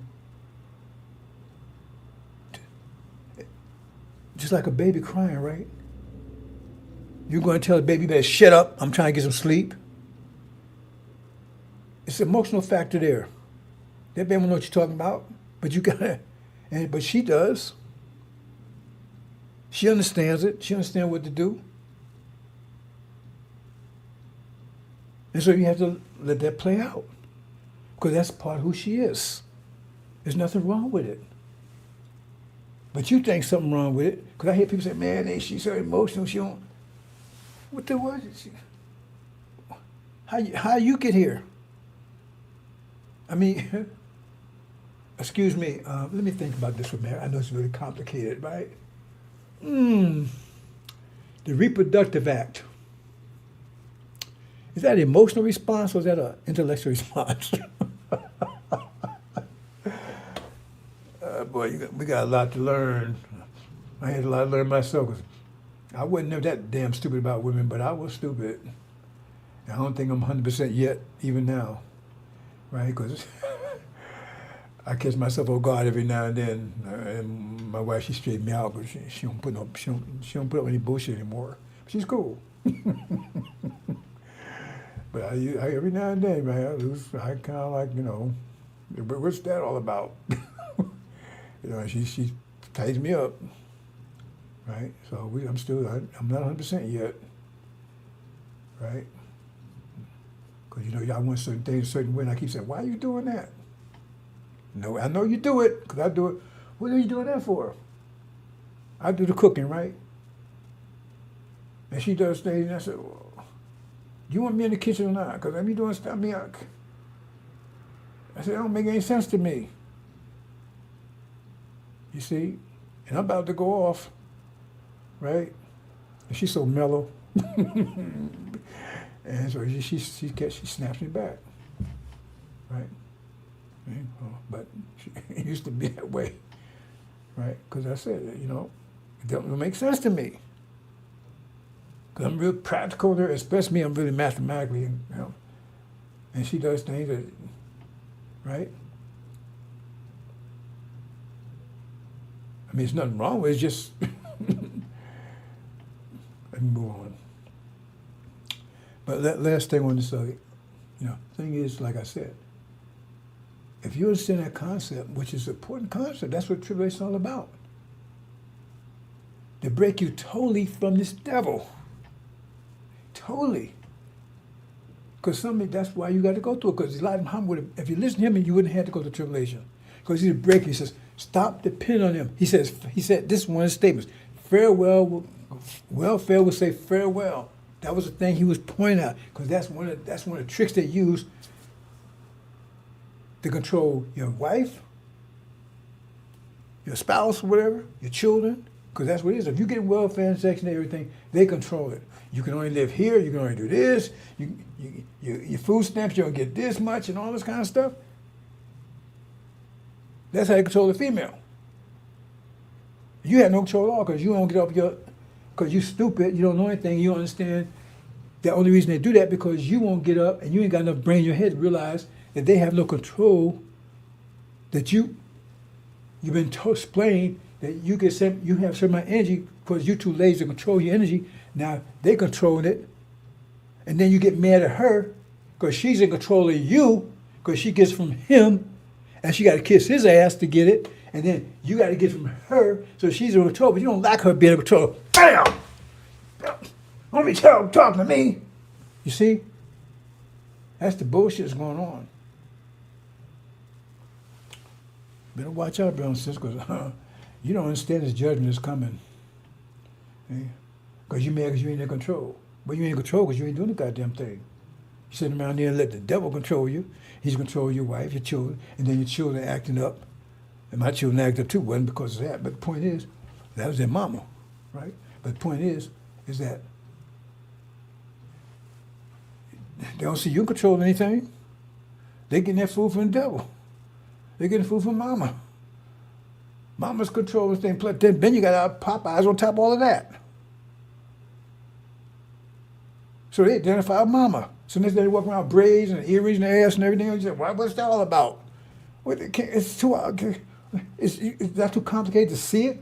It's right in front of your face. Now you got braids and carrying on.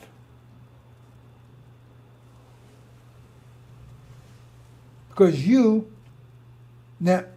our people don't understand that knowledge, so that's what tribulation is for. They don't understand that. So therefore they have to be taught that and then put through tribulation to find out if they get it. To try and see if they get it. That's what tribulation is. Okay, you get that knowledge. That's why he said he has to come and give them the knowledge, and now you got to test them. Now they got to be tested. I said, I'll test you in the firm affliction. Holocaust, that's a test, but that's not the test they're talking about. The test is tribulation. So you go in there and you have to wash your robes. You have to go in there and say, okay, did you get it? Because that's what you're going to have to do to survive it. You have to get control because they won't be able to control it. They're going to be attacking you. But if you listen to Elijah, he was trying to get you to start taking control of your situation. Do it for self. And so you didn't get Elijah, and then if Suleiman come and explain to you, he get a math of it, and you're still doing it, then who are you? You wonder why the woman don't respect you. Why should she respect you? Tell me. She's going out there, she got to go kiss the devil's ass, right? Do whatever he wants. Put her head between his legs and everything else, whatever he needs to get Section 8 and welfare, all that kind of stuff, right? She got to go do that, right? Get a place to stay. She got to cook your food, clean the house, make your babies, clean their ass. And what are you doing? You're laying back. Where's the food? The baby's crying. I said to go out there and take care of business. And then you get mad at her because she, after all that, because she didn't say the right thing to you, or she didn't do this or whatever, or she didn't respect you. Well, first of all, if she does respect you, she a goddamn fool. Where's there to respect? Where's there to respect? You ain't producing anything. You ain't giving anything. You're giving her babies that you ain't taking care of. You ain't feeding them. Who's feeding them? The devil's feeding them. That's where you're getting the food from. Who's preparing the food? She is. I said, well, I cook. Okay, well, okay, really? Why don't you go out there? Don't tell me it can't be done, because like I said, I did it. I don't have no college education, anything like that there, right? I said, my whole paradigm changed, right? Because I was doing it one way, and once I understood that concept, I said, I control my energy. I had somewhat control of it even then. I didn't realize it, but I was following Elijah Mama's program, which gave me control. Because like I said, I had control of my situation, but I didn't really understand that concept at that point like I did then. When I stood up, oh man, hell broke loose. Because I was out of control then, and they had no control of me. That's part of what the Guam thing was all about. Because I had nothing out there. No money, nothing. All I had was my knowledge of that idea. Right? And I stood with it. And they tried to get control of me, and I said, no, you don't have the control over me. If I give it to you. I had no money, nothing. No one was out there. I never called and told everybody in my family I was in trouble. They never knew I was in trouble. They never knew I was in jail, nothing, until I got home, right? And I dealt with it because I knew I had positive energy. I had control of it, and nothing they could do to get past that, and they couldn't. And I kept beating, every time I come out, beating them down, beating them down. See, that was a test. But you don't want to do that because, oh, man, when you call yourself a man, but you don't want to do that.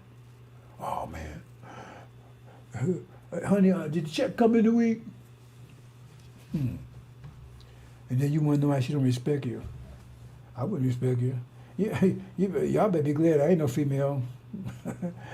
Because you wouldn't better go sleep on my ass because you wouldn't wake up. I tell you that. I ain't telling nobody to do anything like that, but I'm telling you, I know me. Right? Okay, let's move on, brothers and sisters. Here's the fear. This tell you what the fear, let me show this whole thing, brothers and sisters. See, you need to understand this. No, not this one, not this one, this one. Not this one. Let's look at the next one.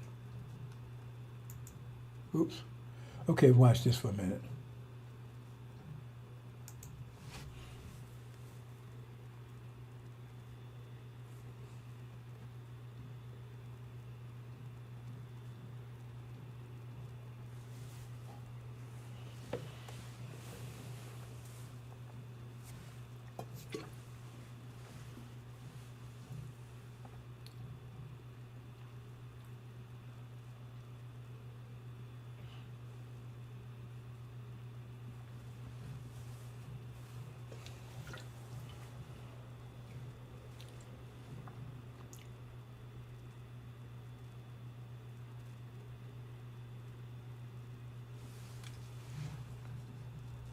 Get the point, brothers and sisters?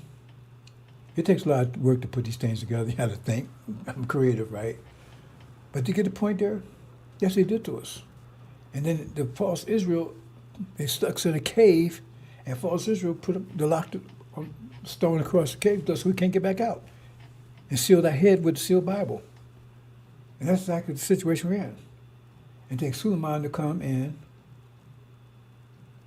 Right? I know I was doing that. It takes Suleiman to come in and write. Wow, why was I doing that? Let me just do this again. I didn't realize I was doing it. Hold on.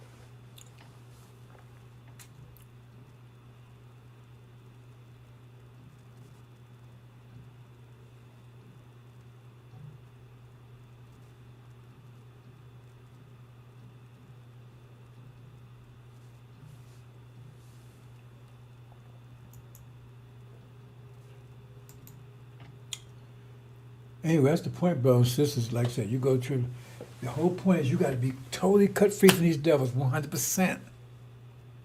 Gravitational vortex, you be cut loose 100%.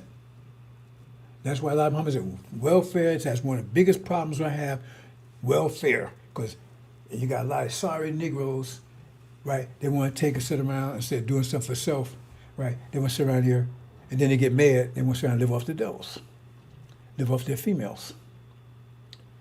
But and they put pressure on her because she got to go out and produce. That's what you're supposed to do. Produce your babies, produce food for you. Go out there and beg master for food. No. And you okay.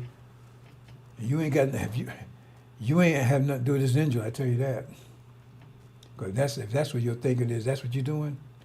You ain't this is not doing anything for you. Let's move on, brothers and sisters.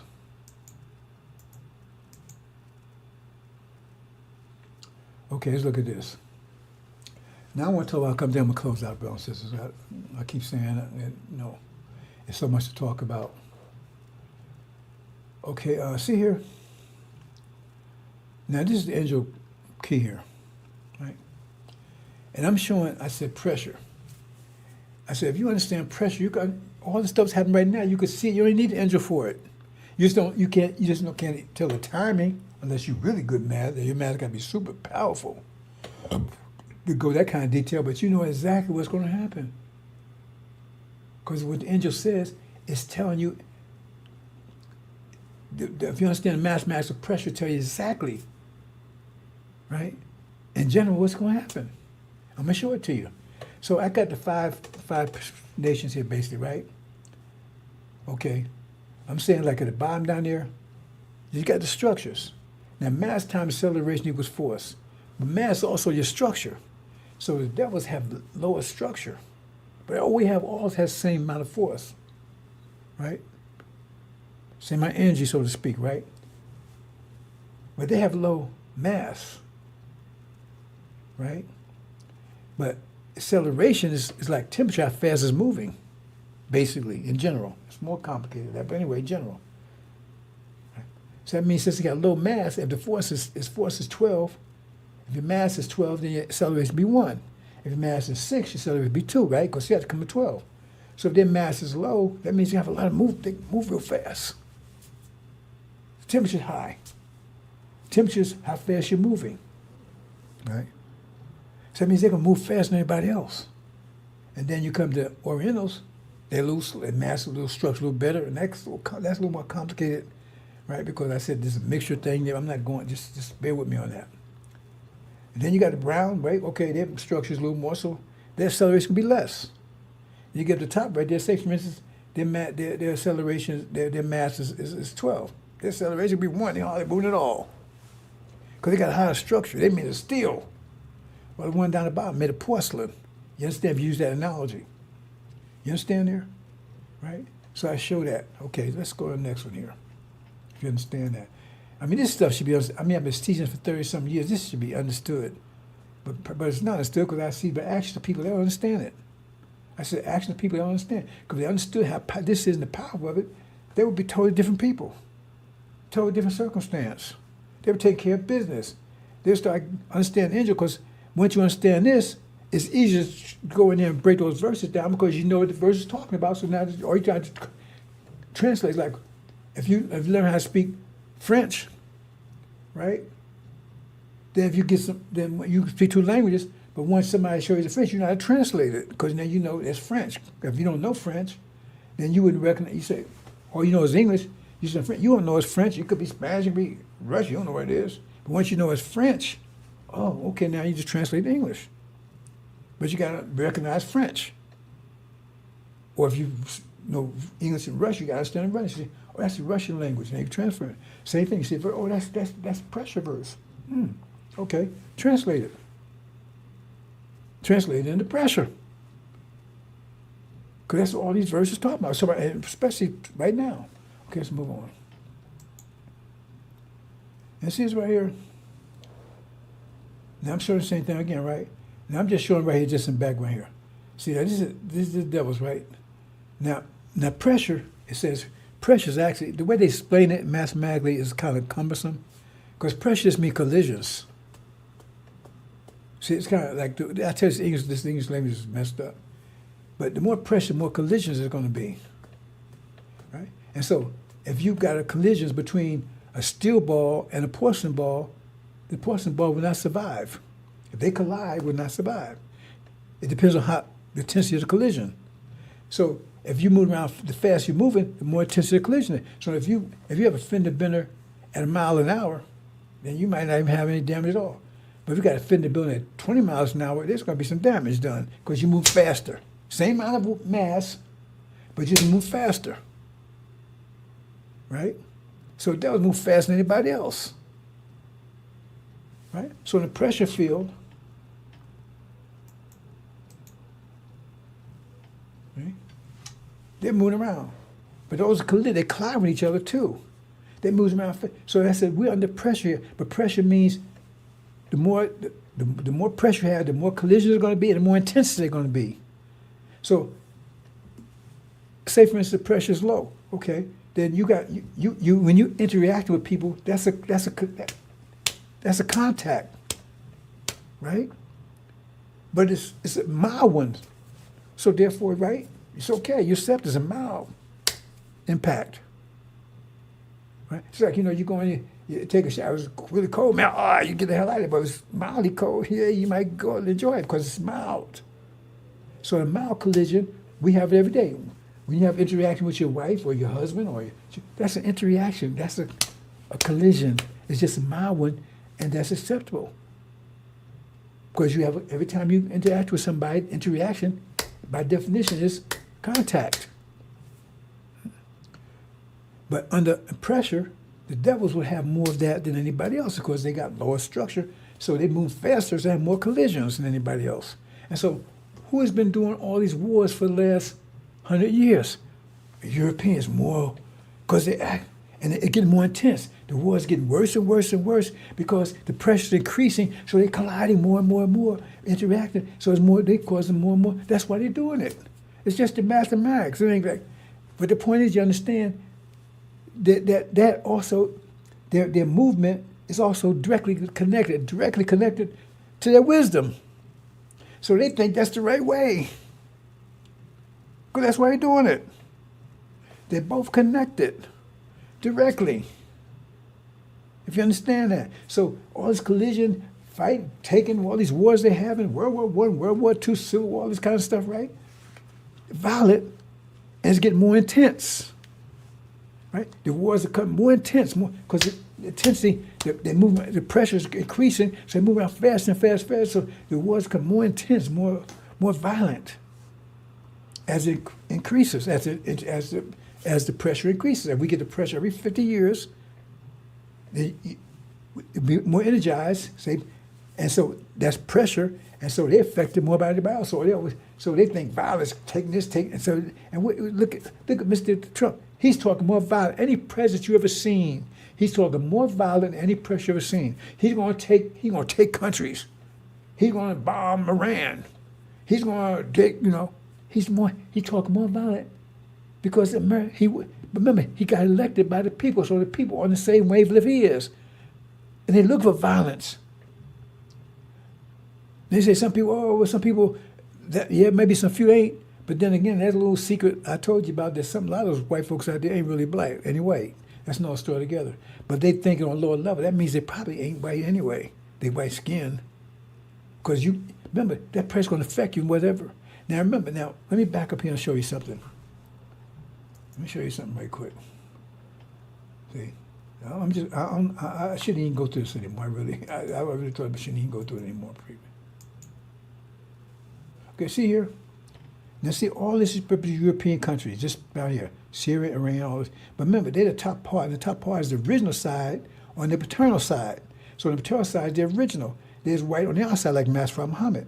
So that means if these are made of porcelain, these are made of porcelain too, but inside, in the center, they're steel. So they steel on the inside, but they porcelain outside. But still not, because they put it outside, they're moving around fast too. Not as fast as the other ones. Remember, Iran, look how technical they are, like other European countries. Right? They're technical, they build all that kind of stuff, right? But they're more stable. So if these things start colliding, they are colliding with each other, but they're going to collide with these too. But these will overcome them because if you collide with steel, if a porcelain will lose. So if you can, see, he got this ball, he's porcelain outside, but it's still on the inside. And this is porcelain all the way through. When they collide, the porcelain might crack here, but it's still going to kill him. This is going to be wiped out. That won't survive it because it's still on the inside. The porcelain outside may crack, and that's exactly what's going to happen here. Because they're going to go to war with Iran, right? Because they fighting, it made more collision, and Iran's move around too, right? They move around as fast as they are, because remember they lose more structure, but they're still moving around fast, not as fast as the other Europeans, right? And then it gets tense, and the collision becomes more intense, more intense, more intense, more intense. It becomes fatal until it gets to the point like it's war. And they've been at war for over 100-some years. Constant war. Each war is worse than the last one. Each war is worse than the last one. And now this one right here, they say it's going to be catastrophic, kind of unprecedented trouble. right? And that's what I said. I said European is, Armageddon is a European war. The war in the Middle East is a European war too, because they're going to be fighting, right? Remember, that's a European war too, ain't it? Because it's going to be Europeans fighting against other Europeans that's original by nature. But they just look like Europeans. They're part of European. They're the European part of it, or the Islamic part of it. I explained that before. You understand that? It's right there. If you understand pressure, you can see that right from the pressure. You don't need to see the angel for this. If you understand pressure, you can see this was happening even without the angel. Once you understand the structure of the nations, I just told you, explain this just purely on pressure. That what's about to happen right here. And they can't stop it because the pressure decreasing. I mean, the temperature, the collisions, they move faster. That means collisions will be more violent until it gets to the point where they collide. It's a tendency to collide where the person can't stand it. So it's going to do some damage to the other one, but he'll survive. And the damage he does is just going to reveal that he's still. So he may get rid of the porcelain side. But the point is, that will survive it. The other one won't. Be totally destroyed. That's it right there. Let me go on. So I'm showing, right? So that's European, because that's the war about to have right now is a European war between the Shia and the Europeans. America and Britain follows Israel. It's a European war that moves right into Armageddon. It's a European war. Then what? And then you got the Orientals, right? Now remember, see, they move around too, but they move around as fast as the other ones. So they confrontational, but not on the same level as the Europeans, right? Not the intensity. And who they getting prepared? We're worried about getting war with now? China. Let me see. You see this without the angel. You see? Because now they move around, so their intensity is enough to get warlike. Right? See? But not as bad as the devils.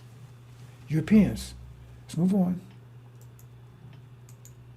And then you got the Asians like India, right? They move slower, right? They may not have intensity. They ain't talking about war with India, but India's getting agitated. They have nuclear power, right? They're moving around. See, so I'm just showing you how you can look at these different things. Then you got Africa, they're hardly moving at all. And that's the point I was going to make earlier. I kind of like forgot it, right? See, our people, they look at our people like we're stupid. And they ain't paying attention, they ain't doing anything. That's what I was talking about. The wisdom, understanding wisdom. It's complicated. It's like it's backwards, right? But the thing is, you said you look at our people, they ain't have reaction to anything else.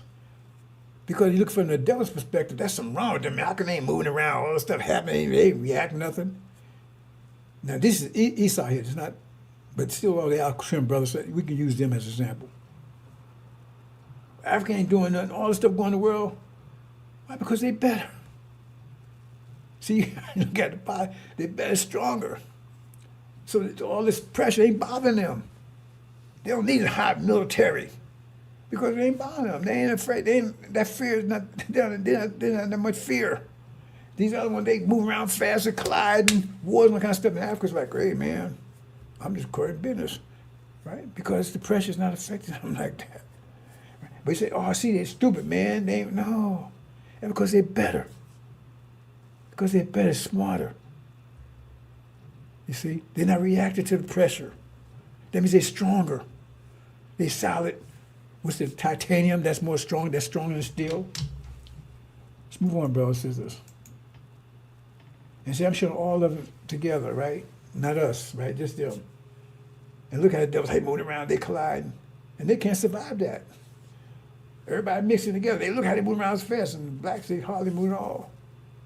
The Africans hardly move at all. Everybody's moving around. And so what? They react. Who's moving around almost fast as the devils?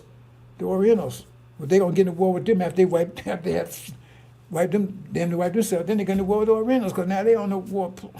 You see what I'm saying? And then come the, that's exactly what Israel said. Then come the Asians after them, and then finally Esau. That's why it says it that way. If you look at the math, fit pressure, that's exactly what it's saying. Because they're going to go to war with each other, both are European wars. See? Now, I never said the war in the Middle East would be a European war.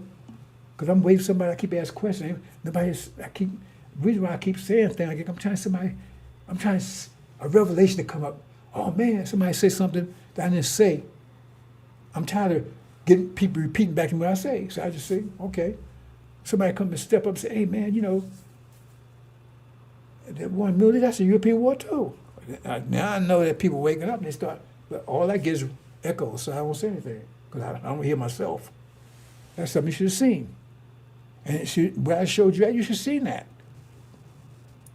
You should have seen that if you was studying the Injil at all. You should have seen it. Because this is simple stuff. You don't even know the Injil to see this. If you understand anything about pressure, forget about vectors.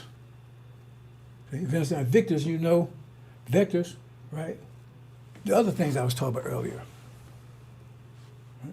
Right? I said, you watch somebody and you say, okay, you put information out there, and then you watch how they respond.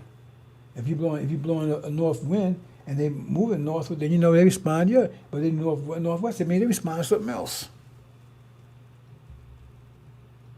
Because if they was with this Injil message, you would have seen the result of it.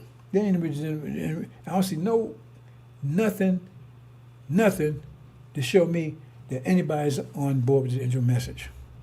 Nothing. Not talk. Because they were. That's why I say you make his ministers flames of fire. And that's going to happen. Say make them flames of fire. Because then they get it. And say the elect, when they reveal to you, you see they're totally different people. These Levites. That's where they go to. They leave too.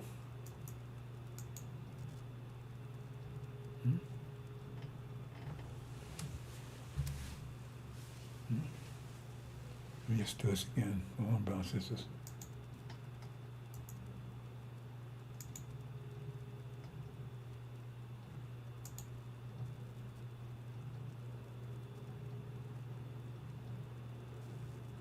See how fast the devil's moving? So the devil's in the background, those are Shia. The ones that just disappeared, though, they couldn't survive it. The ones in the background, I said that's the Shia with the portion outside. Let me show it again. They couldn't survive the pressure. Mm-hmm. The collisions. That's why I said America has no power anymore. Pressure's too great. They can't withstand it. Right? So the war go there first to go. Who goes after the Orientals? See, they can go, see? So I'm going to leave it there, brothers and sisters. But someone has to deal with the whole, that's why you got time for bullshit. Didn't have time for bullshit, actually. But then I realized that all that last 4 years was a trial. So it's what it is. It is what it is. Right? It's what it is. Right? So bullshit time is over. Lamb time is over. It's time for the lion now. And this is his mission. The entire world. Elijah Muhammad just had a mission in America, and that was minimal. It wasn't closure. That's Prophet Muhammad just had Arabia, right? Prophet Jesus, he just had around Italy, Rome, that area. He's got the whole planet.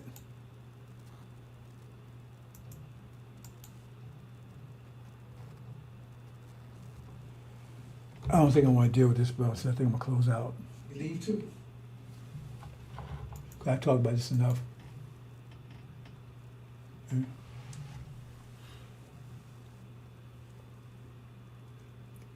So you want to bullshit somebody, goes to place else and bullshit people. Action speaks louder than words.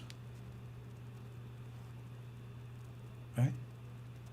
You go to tribulation like that, you ain't going to make it. Okay? That's why I said it's going to be a shock to a lot of people because all of a sudden they talk that crap.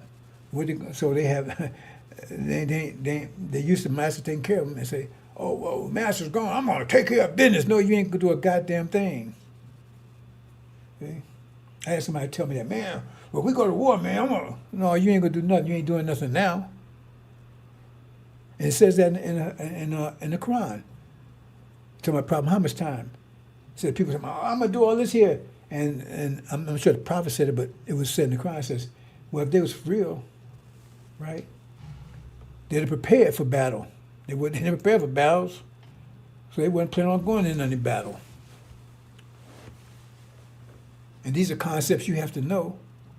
And these concepts is the concepts you got to be responsible to pass on, to reinforce to the angel, because soon I'm going to get them these concepts.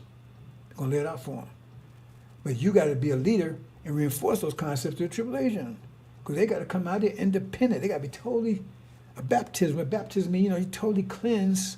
He said they come full of soap to purify you. You got to be totally cleansed of this angel. I mean, not, but this devil, you be totally cleansed of the sealed Bible. This whole idea, your whole mind, all this, and you ain't that way. Because how in the hell you gonna tell me you cleanse of it when your head's strapped, not just Farrakhan's ass, but devil's ass? Please, send me a check. Or send me some food stamps. What's wrong with your ass?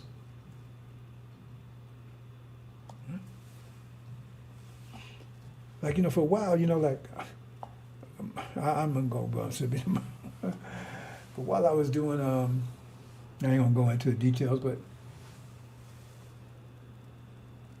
we didn't need any money, right? But something came up, so I was out there doing, and little part-time thing I was doing, right? I didn't have to do it, right? And so, why you keep doing that? Why are you doing this? Right? I said, I'm not going to wait till the last minute, because I didn't trust her. I said, because she handles all the finance, right? And I said, you're going to wait till the last minute, tell me you got a problem, then I got to go out and break my ass to make some more money in here. And I said, I'm doing a little side, I had time on my hands, right? And so I go out for a couple of days, couple hours a day, right, and go out and have a little something going. I said, I'm putting this here. So therefore, that's a backup. See, because I know, like I said, I wasn't taking a chance on a female perspective. Because you wait till the last minute. Well, I didn't want to tell you because I thought you might be nervous. Yeah, but now, no. I'm going to male perspective on this one. I'm going to put some backup there. So if anything hit the fan, I know we got that, because I'm not going to sit around here. And, so we didn't need it, but, she was right, we needed it, but I wasn't taking any chances. Because like I said, you ain't been with somebody for 40 years, you don't know them. I know she does certain things and she would have been, and I tell all the time, I said, no, I don't want to hear that sorry stuff. I'm sorry. I said, sorry, don't put me back, get me out of that wheelchair. So I said, I have perspective too. So I like to make sure that I take care of business. I don't like to wait till the last minute. Like right now, I know we're going to go to war. I'm 76 years old. I said, she said, I'm going crazy. I spend like 5 hours at the gym every day. Yeah. And like this I got a couple of gyms I go to. I got 3 actually. And one is all night, 24/7. And so like, especially on fasting, I can't sleep. So I get to 1 o'clock, 2 o'clock in the morning, I'm there. Right? And like at least a minimum of 5 miles on a treadmill. Right? And so I'm there so I get home, right, around about 7, somewhere around there, right? Depends on the situation. And because I know I'm not going to wait and say, oh man, shit hit the fan, let me go and get in shape. No, I'm getting in shape right now. Because I understand it's true, I know it's true. I said, and without the angel, just the pressure tells you. And so therefore, I'm getting myself prepared. Okay? You have to invest in yourself.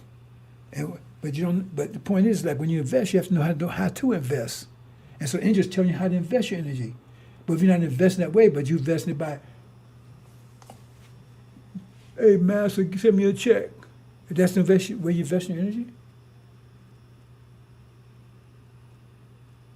By begging master for, instead of going to take care of business, and then you're going to tell me that once the tribulation comes, you're going to stab and take care of business you can't take care of right now? Because you can't see it now, you ain't going to see it then. So Angel just tells you how. And so I'm always on the case. Because I don't wait till the last minute, caught off guard with stuff. I'm going to leave it there, brothers and sisters. Let me check something here.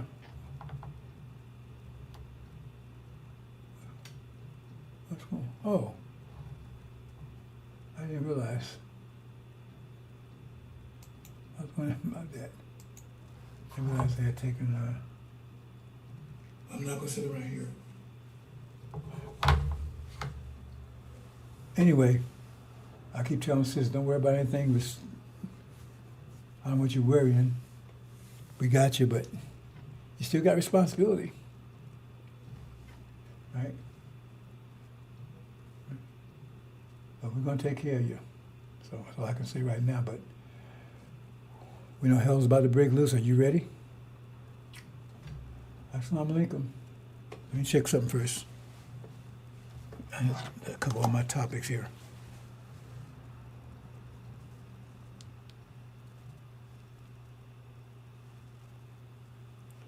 I missed my topic yesterday. Oops.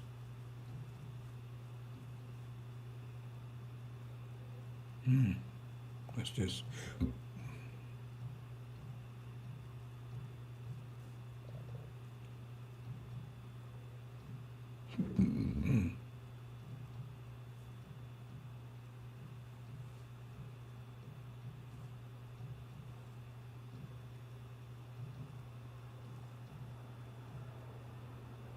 What's going on here?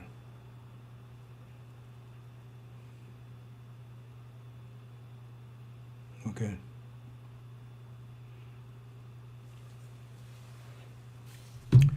So the bottom line is, brothers and sisters, they're under a lot of pressure. They cannot, and you'll see in a minute, I mean, at the rate they're going right now, it's getting hotter and hotter every day. At the rate they're going right now, it's either got to boil or cool down. And anybody knows, especially since so-called abomination desolation is getting hotter and hotter every day. So it's got to one way or the other. And basically, I always explain to you how the universe works. So if you understand it, you know it's going to get hot. It's got, well, the war's got to get more intense to it. It's more than they can withstand. They get destroyed. And then one thing falls right after another, after another, after another, after another. Okay? That's the way it is. So if you take time to study pressure, right, and study vectors, then you can predict these things without the angel. You just can't be specific. And even with that, you can't be specific about exact time. We said that. Only Master Muhammad knows that one. He's got his walking paper. So I mean, you know, he's got his specific book. They call it Zabar, but I don't know. I know it's near. The problem is, I don't have to know exact time. I just know it's going to happen. I don't know how long it's going to take that water to boil, but I know if I keep firing, I know it's going to boil. You know, anyway, and there's no ifs, ands, and buts about it. And when it does, right, it means temperature's that high. It means everybody's temperatures rise. So the point is, the temperature will be so hot, everybody's going to be at war. It's just the devil's going to be more intense than anybody else. Because they move around fast, and they're not going to survive it. And then next thing, Orientals, and they won't survive either, but they're going to cause a lot of hell. They're going to finish off the devils, and then so forth, so on. And that's just basic pressure. And you see, what they're saying is consistent with basic pressure. So after all these years, how come you haven't learned pressure? And I kept telling you pressure was all about. You learn pressure, learn vectors, and then you'll be able to, that will help you break verses, because now you understand that all these verses in here that you're trying to unlock is based on what's happening now and pressure. And so now you say, hey, I speak French. This is French. I can translate this to English. But you say you speak it angel, but you're not speaking angel. Because then you recognize, oh, this is angel. So I can translate it into, you see what I'm saying? If you speak an angel, the angel key and everything else, you go, oh, that's talking about now. They're talking about pressure, what's happening. And then you can decipher it and see exactly what it's saying. But you can't do that. Why? Because you ain't paying attention on this. You haven't been studying. You ain't paying attention, whatever you're doing, right? You ain't giving 100%. You ain't applying your energy here. I don't know where you're putting your energy at. But if you don't put it here, you ain't going. Nothing's going to happen. So we'll see. I mean, like Elijah Muhammad said, every 12 cells on the bottom. When you look in the mirror, that tells you what you've been investing in. So if you don't make the tribulation, because if you wait till the last minute, if you don't make tribulation, you only got yourself to blame. Assalamu alaikum.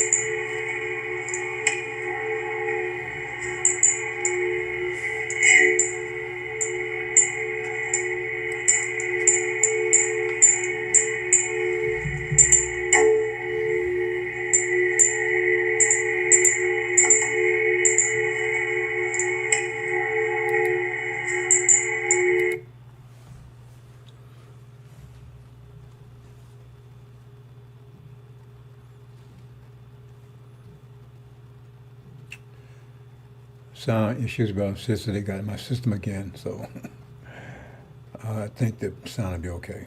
We'll see.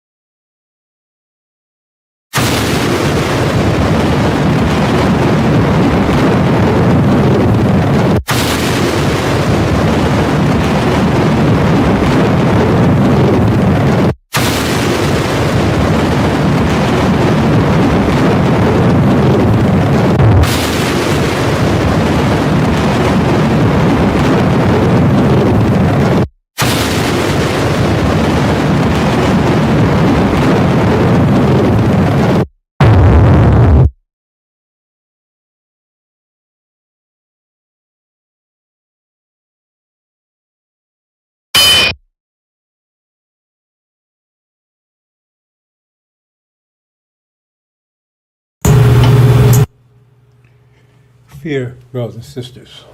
I keep talking about fear. We've been in a state of fear for 500 years.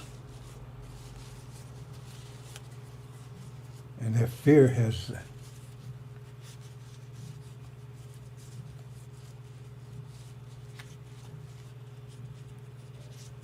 many faces to it. But it's been intense. But fear is as a result of loss of power. And we had lost all power. So we was in a state of fear, and the devils became the personification of that fear.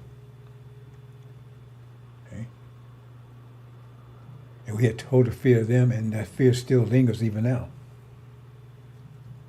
Because of energy mismanagement, but it still lingers. In fact, it's very intense in some cases. And so when you understand why some of the actions you see. But it's fear on both sides now. Fear of them, their fear of us. See, their fear of us was eliminated by total control. When they had total control of us, they had no need to fear us anymore. And they was comfortable with that. Total control of us meaning we had total fear, and they had no fear of us because they had total control.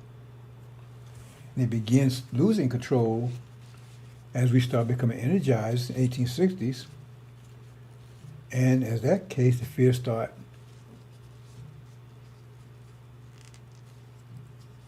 building in them, incubated, if you will, become incubated, they start growing. And our fear started diminishing because we start getting more and more control of ourselves, right? But that depends on the type of control. See, we're talking about quality control and quantity control. Now, the fear we have in now is because of quality control, because they control our energy. We have enough energy to offset that fear, to remove it, right? But because of energy mismanagement, they have control of our energy, so they have control of us. So we don't have control of ourselves when we could have it, but we don't. So I want to talk about this fear in a more detailed way and talk about their plan, how that fear is motivating them to do certain things and why certain things are happening.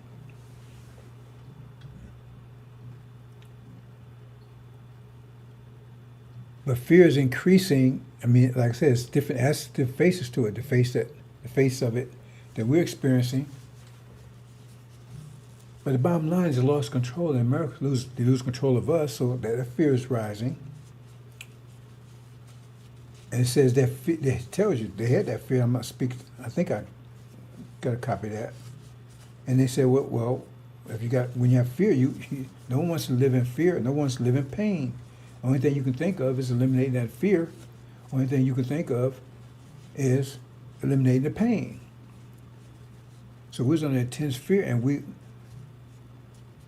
want to try to eliminate that fear. And some of us try alleviating that fear by, we're supposed to be in submission to the devils, and we were submission to Adam, right?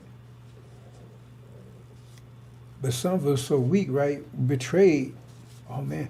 They go overboard. Master, they doing this everything because hopefully a master, because that's their method of relieving the fear, by turning on their own people, coming to cancer. They was desperate to eliminate the fear. And somehow women, right, because of the emotional contact with things, they would tell our children, because they was afraid for our children. It wasn't a mean-spirited thing. It wasn't I understand it. They was trying to protect the children. They say, don't do it, man. Do what Master tells you to do. So it worked two ways, because we were supposed to be in submission anyway, right? But they didn't know that knowledge was lost. And like I said, it came through a different way through this seal. I'm not going into that kind of detail. But the bottom line is, and they still do that today. Be careful. Listen to Master. Obey Master. Because they fear for their children. You see. So it was a whole matrix of fear, concentrated fear. And it's alive today. I'm going to try to explain some of it. Right? Because you won't really understand until you actually get out of it. Because you in pain, you feel. I mean, you understand the pain, but you might understand the cause of anything. But the only thing your focus is alleviating the pain. You don't care. Drugs with anything. So you get desperate. You go a drug addict, whatever. All you want to do is see that you're desperate. So you do all kinds of things, even things that's bad for you. Because the only thing you want to do is alleviate that pain. Alleviate that pain. See? And it's like, one way, I don't want to go into kind of details, but, a lot about children, right? And like I said, because I know my nephews, they fell into that. Police round up a bunch of people. They don't care. You're black, right? So you must be guilty. And they say, look, and you ain't guilty of anything, right? They pull that crap on, try to pull that crap on me. Look, you confess this crime, and you confess to it, and you only do 2 years in jail, 3 years in jail. But if you don't confess and we take you to court, right, you're going to be 20 years in jail. So, he probably bad in math to begin with. 2 years to 20 years, they look at it like that. And they may have done nothing, but they look at that. Okay, I'll confess. That's the game they pull. And a lot of our children fall in that, because I know my nephews fell into that, my sister's sons. Right? And so then, they end up spending 2 years or a year and a half, whatever, and then they come out, and their whole life's all messed up and everything. See? Out of fear. They put that fear, 2 to 20, man. I say, whoa. Because they pull that crap on me. That's another story. They try to. See? So, like I said, it has many faces to it. And they're applying it right now. It says they would do it in secret, but that's what I'm trying, the words I'm talking about fear today, is they said they would do it in secret where you wouldn't notice it, you wouldn't see it. I'm trying to show you, expose it to you, some of the faces of it. Because that's what's motivating them, fear. It says that's what's motivating them is fear. So I'm telling you how the fear relates to us. All it relates to us, because false Israel over there, that's all because of us. Right? So the fear is increasing, right? Okay, it's out of order here, but let me go ahead and speak to this, right? It gives you in the Quran, there's two different things. This is out, I didn't mean to put it here, so let me go ahead and speak to it anyway.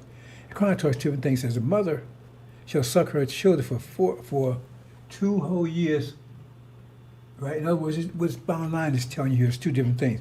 It's telling you the mother's responsibility of the children and the father's responsibility. So the father and their maintenance, their clothing must be borne by the father according to uses. So the father is supposed to provide, and the mother's supposed to, take care. So it's bottom line. So remember that. So I'm not going. I'll maybe get back to it. There are 2 roles, okay. And this, this goes without saying because we knew this before we came over here. That's just where it was. Mothers did nurturing and all that kind of stuff, right? And the father did providing. And see, they studied us. See, you don't have to know you don't have to know the math of something to understand the result. Like, you don't have to know the math of boiling, but if you put a pot on the stove, because your experience tells you put a pot on the stove, put fire in, put water in, it's going to boil. You don't have to know the math, you don't have to know the physics. And so by studying us, they might, the thing I'm talking about now, they may not know the math of it, they probably don't. But they know the experience, they know it, they studied us. That's how they even brings over here the slaves to begin with, because they studied us over there. So how industrious we were, how hard we worked. We was good farmers. They didn't know how to farm. Remember, the story of Joseph, that's a true story. I mean, it's an analogy. But they were starving up in Ireland because they didn't know how to farm. They had, what do you call it? Not a drought, what do you call that? I forgot what the word, not a famine, I forget what they call it, right? But nothing would grow. And same thing in Europe. So we had to teach them how to farm, how not to abuse their crop and all this stuff, right? So that's the story is telling you. And they saw how we good work. So that's why they tried their people. They didn't people know any better. They tried American Indians, so-called American Indians. They went after us. I talked about it the other day. I'm not going into a detail here, right? Blight, called it potato blight, because they was big on potatoes in Ireland, right? They couldn't grow anymore. So we taught them how to do it. And they saw how industrious were, how energetic we were, how much energy we had. So hey man, that's a good horse there, man. Look how that horse is strong, man. He healthy. I'm gonna give this real old mule here. This old mule, okay. But it says men's hearts failing them for fear of those things, looking upon things coming upon. In other words, it's gonna get intense in a minute. When this war breaks out, the second phase 2 of it breaks out, right? That it's gonna be so intense because it's telling you, because America has realized they're losing control. I mean, the power is shaking. So in other words, and it's going to cause, the fear is going to be so great. It's going to cause stroke, heart attacks, whatever, on a massive scale. And the question you have to ask, where are they going to be when it's a heart attack when they hear this? It's not like they hear it and they go to sleep and they wake up. No, it's going to be something they hear right away, and it's going to be driving a cab, Uber, whatever. That's another story. Move on, brothers and sisters. Okay. This is coming, so we're going to go into some things here. Let me give a little background here.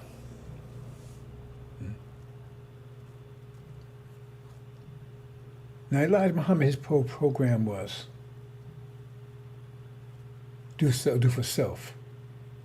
And he talked about welfare. He says welfare is going to go farewell. that was it was kind of farewell going to go farewell. That was one of his articles in Muhammad Speak newspaper. He talked about that quite a bit, right? Things like that, right? But he said we need to do for self, and I'm gonna go into a lot of the science of that because there's a math behind that. But like for myself, see, my father, construction worker, he had no education at all. That's a long story. But he always worked. He was a construction worker. He worked.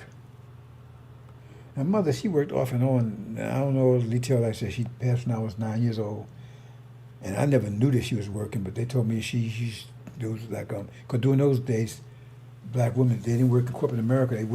They was like maids for house. They go in and clean somebody's house and stuff. So my aunt and them told me that she did it off and on. I don't know. But she was always home when I was always home. But she was always home when we was growing up. So I don't know if that's true or not. Because we was never in any daycare or anything like that. So she was doing that. But she was doing the weekends. So I don't know. I don't remember. But anyway, that's what they tell me. But, like I said, we didn't know daycare. She was always there when we was growing up. I always remember her being there. My father, he worked in construction work. That's what most black men had. Construction work, porters, something like that. They ain't working corporate America and all that stuff, right? And this is like in the 50s and 60s, right? So like I said, she passed when I was 9, and for the 5 years after that, he hurt his back, and he still worked. He'd use that jackhammer thing. He was a short man, but he was strong. And that, he couldn't hardly do it anymore, but he still worked. And he made me work. See, my mother, she was protected. She kept me away from all that. I didn't know that. I didn't really know my father was after she left. When she departed, and it was like, he was always in the background. I remember her arguing with him times, and my name came up. I was a kid. I remember she came at night. We were arguing about something, and I didn't have any idea what that was.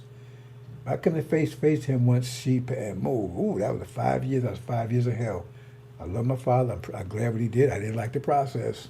I'm glad he did it. But I didn't like the process, and I was afraid of that man. But I love my father, and I respect him. And if he was still alive, I would totally respect him. There's no way I would disrespect that man, right? His methods wasn't. He was an old Louisiana man.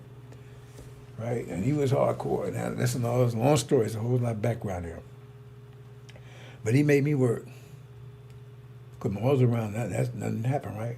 But he, right away, had me out. I had to go shine. I used to walk downtown. I was living in Newark. Well, I used to walk downtown Newark. I guess it wasn't that far because I had walk, right? Everybody walked in those days. I walked downtown Newark on Saturdays and I shine shoes. I come back giving the money, right? Or got a little older, right? I had to take it, deliver groceries, go to A&P around the corner. We moved on Fairmont Avenue. I go to A&P groceries on the weekend, on Saturdays, right? And I knew the Mayweathers, like I said, Mayweather, I knew that family, so I knew it because they was in Philly and Newark, but I knew the family anyway, because they was the ones I knew was my age because they be out there too. And they was bullies too. Anyway,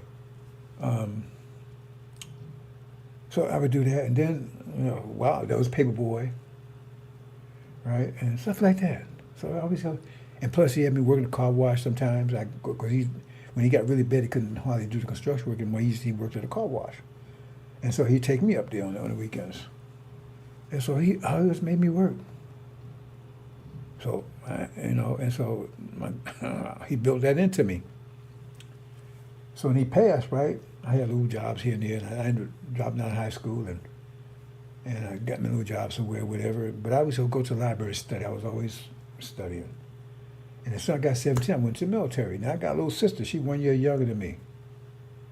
Now he didn't make her work anything. Get there, right? She stayed home all the time. I don't know whatever he had to do, but she didn't need to work, right? And she had no mother to teach her how to be a woman.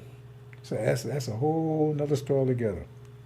But the bottom line is that when I went to the military, she was there, and my them they didn't care. We was staying with them. The only reason they was took care of us because they was getting that money from the state. They didn't give a damn about us whatsoever. They never did a damn thing for us, nothing else, right? Because they stopped working because they were getting that money. They got an apartment, and they stopped working. Her and her husband stopped working and everything because they were getting that money, and the money was going to them. But they had a place for us to stay and had some food. That was about it. They never bought us anything, did anything for us. They didn't give a damn. They didn't give a damn what we did. I'd go out and stay all night. They didn't say anything. I remember them. I'm 14, 15, 16 years old. Same thing with my sister. They didn't give a damn. As soon as I knew when I got 18, I knew that money wasn't going to come no more. I knew I was going. I tried to explain to my sister. She didn't want to hear it. I said, no, she's 18. Threw her ass out. So she run this guy, Lawrence. He's one of the guys that hung out on the corner, right? Now I'm in the military. When she turned 18, right? I'm in the military. I'm 19, right? So she runs this guy, and he runs this game down to it, right? Because at that time, and I'm back to this, right? So she don't know what to do. I said, me and my sister and I, we didn't know anything. My parents, my father passed, we didn't know anything. She didn't have no mother to teach her how to be a woman. All she knew was my father, and he was hardcore. So I don't know if she learned. I didn't learn anything from him, except to work. Right? He didn't have any education or anything, so not saying he couldn't taught me anything, but I don't know. I don't know what he knew, what he didn't know. But my teachers tell me he was a very smart man when he would come to school, right? They say, well, your father's very smart, so I don't know. Let me check my sound here. So you running this guy. Okay. So what it is, he gives her this wisdom, right? Give him welfare. Now she's got income. By the time I come home from the military, she got 3 babies. 3 already. And I was going about 4 years. 3 babies. And I think she was pregnant with another one. I'm saying, why you got all these babies? Oh, well, and I don't know if she told me, he said or whatever. Well, he told me the more babies I have, more money I get. See? Because this clown, now, when I came out of the military, he's supposed to be a tough guy, right? But he faded in the background. I never saw him. I know he was around, but he made sure he didn't run into me. And she had a whole bunch of babies by this guy. And he wasn't taking care of any of them. But he was living off of her. Okay? And so, and then she's trying to raise these children, and she don't know how to do it. And she wouldn't listen to me about anything, so that was another problem too, right? Bottom line is, they found him one day, he probably pulled some crap on some drug dealers. They cooked his ass and put him in the damn trash bin. That's where he found them. And she stuck with these children. And she wanted me to help take care. I said, I can't take care of your children. I mean, when I came out of the military and I went to Muhammad, I didn't have any money. Like I said, I was homeless for 6 months. I didn't want, she wanted me to help. I couldn't do that. But that was her idea, because her idea was, in other words, not do anything for herself, but other people do something for her. And so I'm a big brother. I'm supposed to, so that's a long story. But that wasn't just her. That was the idea during that time. And a lot of sisters fell into that kind of idea. And these guys was pushing it, some of them. Depends on who the guys were, right? Now, where's this coming from? I said, no, I always worked. Where's it coming? Okay, now, this wasn't the case because there wasn't any wealth or anything when my mother was alive that I know about. As my father was working, that stuff didn't exist. Because, the man provided and it took care of the family and whatever. And I mean, they didn't make a lot of money, but, we survived, right? And the men worked. They worked, construction, whatever. I mean, they worked hard. You didn't work in the office anywhere. You weren't no. And then the civil rights movement came in. But see, I went in the military just before that started. So, and I said I was kind of blessed in a way. I don't know how you call that, because I was kind of militant type guy. I was confrontational, right? Confrontational. Like I always been. I don't take no bullshit from anybody, and like I was militant anyway. Like I said, I knew something about history because I used to go to the library and stuff. I knew a little bit more than most people, probably a lot more. Right? Because they didn't go to the library. They didn't know anything about history, what happened. And I started to understand about some of this stuff, right? Well, I mean, actually, that didn't happen until I got into the military. Because by the time I had very little. I had probably just about as much knowledge of history as anybody else before I went to the military, because they didn't teach it, right? And I wasn't in school. I was still going to the library. But I knew that I was really studying science, right? And so I knew about genes and that kind of stuff, and I knew about that kind of stuff, right? But anyway, so I went in 66, and that's before the riot stuff broke out. So I didn't know anything about Martin Luther King, Malcolm X, and Nation of Islam, any of that stuff. Like I said, my father did take me he was converted, but I didn't know about it. That's my whole story. So I missed all this. I'm over in Germany, and I was isolated. When I was in Germany, it was a place that isolated, was something NATO was isolated. So you was not only out of the country, but I'm in an isolated place where you don't know anything. It's like a mountain on top of a mountain. It's really way isolated. So I didn't know anything. I was over there about 2 years before I found out about something, because some brothers came over there. Black Power, God, I said, what the hell was that? It shocked me. I said, where did this come from? Because all the brothers that was there, they were scared of white folks. They were scared to death. And I was always in confrontation with those. I wouldn't take no shit from them. I was always fighting them all the time. I ain't taking no shit, because I remember when I got there, I'm going to take a little time here. When I first got there, I came to a place called Stuttgart. And I was laying on the bunk, right, because they transferred this place called Wild Flicking. It's wild. They call it wild. We call it, it's called Veal Flicking, but we call it Wild Flicking, because it was isolated, it was way out there. And I'm laying on the bunk, right? I'm in the room. You got a room. They got a bunch of bunks in there, right? And there wasn't anybody in there but just me. And then, because like I said, I was just a transit coming in. Then I was be that night next to us going to move to the Wild Flicking. I was on Stuttgart. And so I'm in here and I fell asleep. And next thing I know, my bunk shook. And I looked, and there was this white guy standing there, right? His name was Bowers. I don't think I'll never forget this clown. And on the other side, on the side of the room, there was a couple of white boys over there, and they were sitting on the bunk over there, right? So he's over there. He takes he's got like a hunting knife, and he's throwing it on the floor. The hardwood floor. Boom. I'm looking, what the hell is this? I mean, he said, right in my bunk, right by next to me, right? Throwing. And he said, I'm a Hell's Angel, and we don't like niggas around here. What the hell? And he got this big old knife, and he got his partners on the outside there, so I ain't saying nothing. Right? So then he left and went back over there. And I stayed there for a while, and I just fell back to sleep, right? And so I bumped again, right? I woke up. Did you hear me? So I'm a hell's angel. You want niggas around here? Okay, I still ain't say nothing. I ain't stupid. He got a knife. Why is over there? Right? Well, and so I ain't saying anything. So so next day, right, got transferred. And he got transferred to the same place I got transferred to. And so they had a called EM Club, right? So I went to the EM Club's enlisted men's club, right? I went there, and he was up in there. And when I came out, I waited for him. He came out, I locked in on him. Boop, boop, boop, boop, bam! I knocked his ass out. Right? Yeah. I had no problem with him no more. Yeah. So that was the nature of the way things there, right? And so, like I said, and all the black guys, nobody ever seen anything like that before. Nobody, you know, and that that was my career over there. I was always, you know, I ain't taking no shit, and boom, right? And I ain't taking no shit from the Negroes either, because a lot of them came after me because they didn't like the idea I was beating up the white boys. That's another story altogether. And I was 17 at the time, right? And my wife is really small. I was smaller.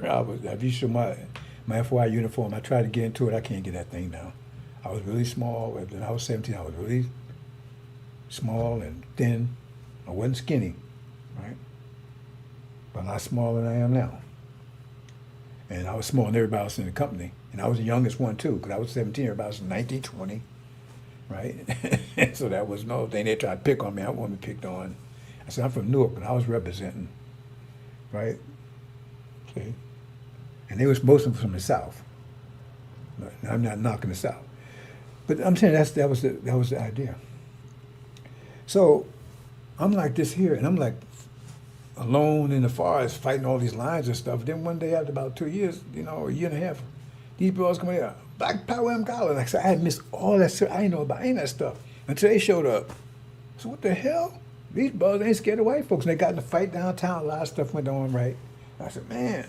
And then I started looking at these books they was writing and stuff. I started getting these books about black, you know, history and all that kind of stuff. Man, I got right? But see, I was at right there. Okay, so the thing is that the civil rights movement was white folks losing control of black people. And that means, remember, when they lose control, that's that fear start rising. And that's what they tell you they try to figure out. Because they said one of the things the first thing they tried abortion. See? But you understand, mass incarceration is a form of abortion. Because the point, you ain't going to have no babies to begin with. And people don't understand that side of it. That was one of their techniques. Oh, we'll put them in jail. They make sure handle babies. Whole idea is to destroy our nation. And that's what all these policies are about. But you don't see that. Oh, they putting out people in jail and, you know, prison. That was part of the plot. Because they said they was afraid it would multiply too much. You got to go and look at that story and what their plan was, the motivation. Because they don't tell you the techniques, all the techniques they use. They just tell you what their motivation is, and you can figure out what the techniques were that they would apply. Right? And that's what I'm trying to do now, try to give you some idea of some of them.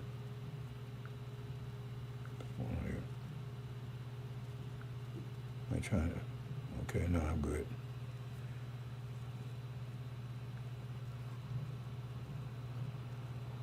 Okay. The technique, the bottom line is to get rid of us. So, and if you're going to try to get rid of people, what would you do? What kind of things you do? Well, one thing, you want to stop them having babies. You want to produce them. You want to destroy the men. You're going to direct that to men. You're going to get them because they're the ones proceed. Plus, they're the ones that you most fear, because if there's a war, they're the ones you're going to be fighting. So you want to destroy. That's why I said it. Kill the males. They tell you, kids, but you got to figure out the quality, how they're going to come about doing it. So these things, right? Okay. They can do all kinds of ways, like the thing called cannon fodder, how they, in the military, that's another story. I don't know if I'm going to deal with that too much. Anyway, the bottom line is that they eliminate us. So and remember, the motivation is fear. So they was lose control of us, so-called civil rights, because black folks, right?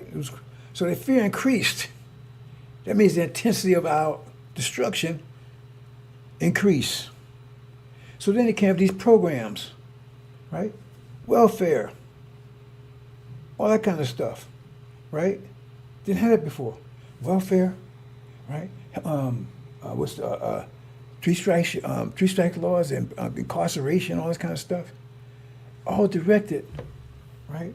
Because first of all, they had abortion. See, in the 20s, they had the Planned Parenthood came out of the 20s with Margaret Singer.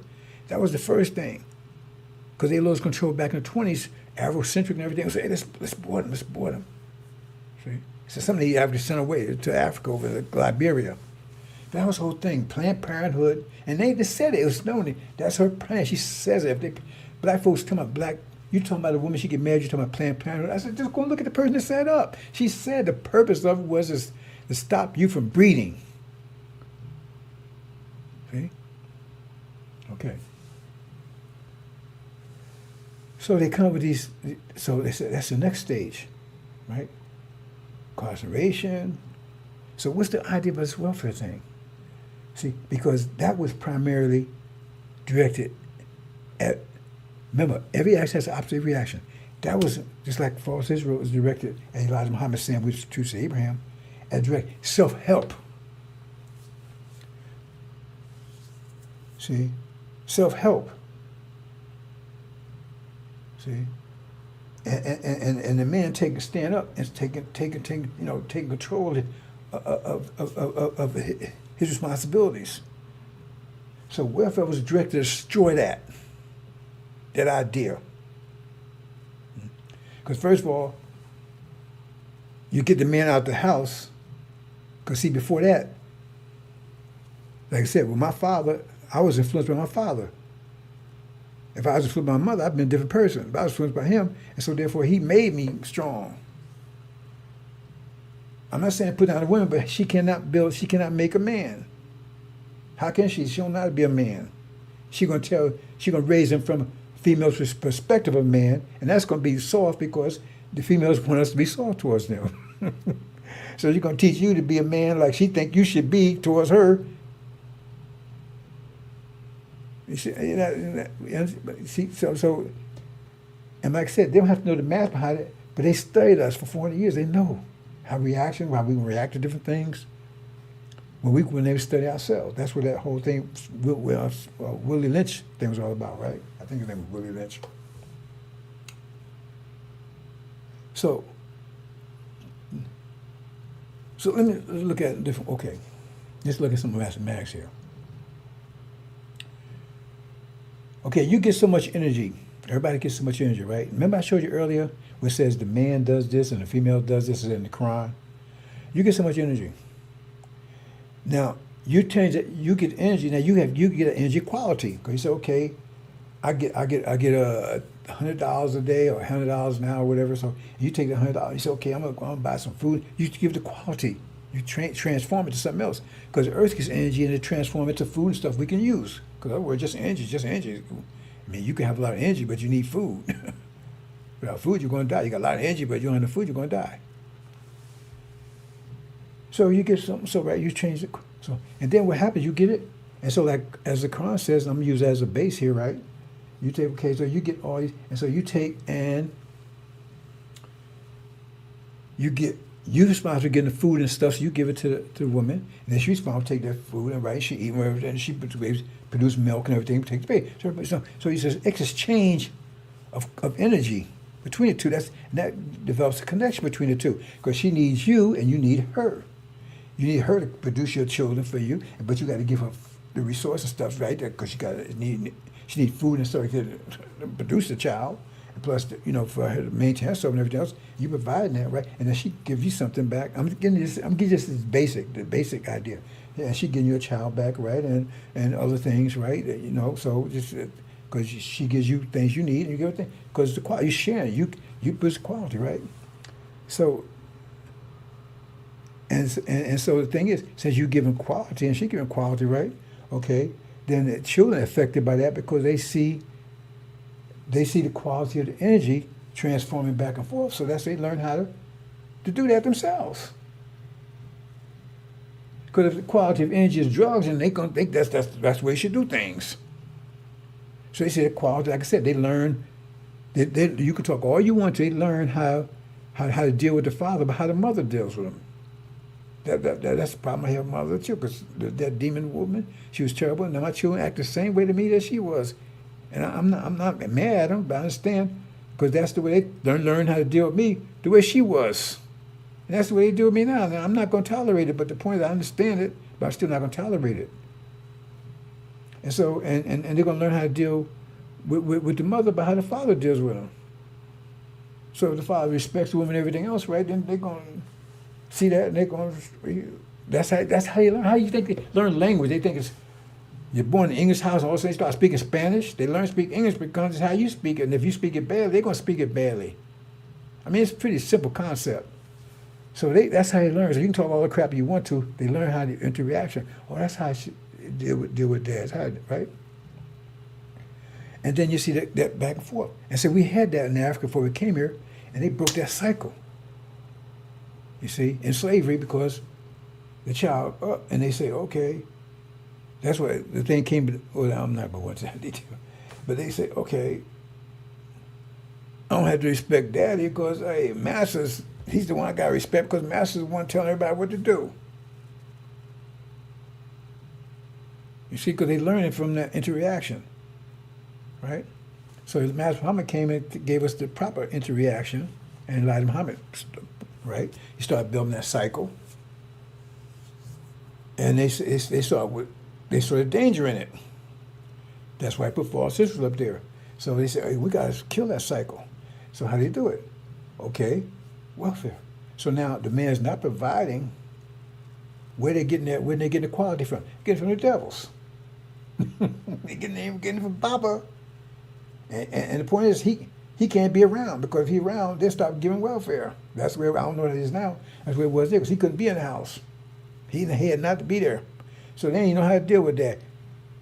Now daughters, they learn how to deal with mama, but they learn from that point of view. But then nobody learns how to deal with dad because he ain't around. That's why you saw these movies. Oh man, my father was a Rolling Stone, and my father he ain't never around, and my mother's single. That's right. They're still pushing that in the movies. Because somehow the fathers, he wouldn't take care of business. They still put that crap in the movies. You watch the movies, and the guy always say, yeah, my father went around and all this. See? Because still pushing that around, the idea. Mother raised me, all that kind of stuff. See? That was the idea behind it. To break that cycle so you wouldn't see. So you would have a role model, nothing to pay attention to. Plus you don't have the father influence. Right? See how he does things, and you got the example. How he interacts, how he deals with problems. You don't have that. All you got to do is how mother does it. And how is she doing it? She's doing how the devil want to do it because he's the one giving the quality, so she got to respond to where he wants to. They want things. So who's the daddy there? Master's the devil. He's still the daddy. He's still the daddy. You see? And he's still the dad. He's also the husband. Because she got to get what she needs from him. And the real daddy, all he does, he comes around and make babies and you disappear. He ain't about nothing. Now, that would mean that he's like that. It means that that's the way it has to be. If she's in that situation, he ain't working anywhere. But then that's still on him, ain't it? Because why is she on welfare? Why is she on it? Now, my wife, right? When I met her, she was working. And when she got pregnant, but I never told her she had to work, and I never took her money. I said, well, I don't think it's a good idea to have kids going to nursery and that kind of stuff, right? So So we told, and then she stopped working. I said, I can't handle all this, I mean, I ain't take her money, but she was, well, I ain't never asked, she ain't had to, she ain't contributed down, I ain't asked her for anything. I said, it's your money, you keep it. So, and she never worked anymore until the kids were grown and everything. I mean, when they was going out of the house, and I guess she felt lonely, and so she wanted to go back to work again. I don't know. I said, okay, well, that's what you want to do. I mean, I'm not going to tell you what to do. If you want to work, that's up to you. I don't tell her I do not tell her what to do, period. I never have and never will. Right? And I don't be telling people, I don't control people. Because when you start controlling people, you lose control of yourself. That's a whole other story together. I got a family member that always trying to control people. She had total loss of control of herself. Total. I keep telling you, stop trying to control folks. Anyway, because that's my demon wife, always trying to control me. She's going crazy trying to do it.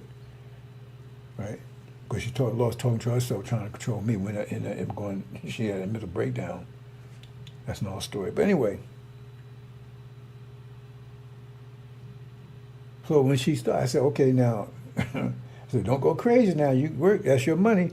But don't get us in a situation where, because you want to do these things, you want to say, okay, then we increase that. You increase, right? In other words, say, for instance, you say, I think we should get a bigger house, and I'm gonna pay half the mortgage, right? And convince me into that, right? I go do that, and then she quit work. Now I got stuck with it. I said, don't be doing stuff like that. I said, because we're doing fine. I handle everything.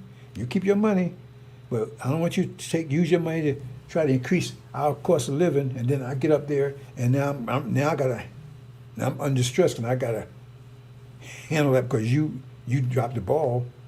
You said, right, you spent half mortgage. And I'm not gonna play that game, right?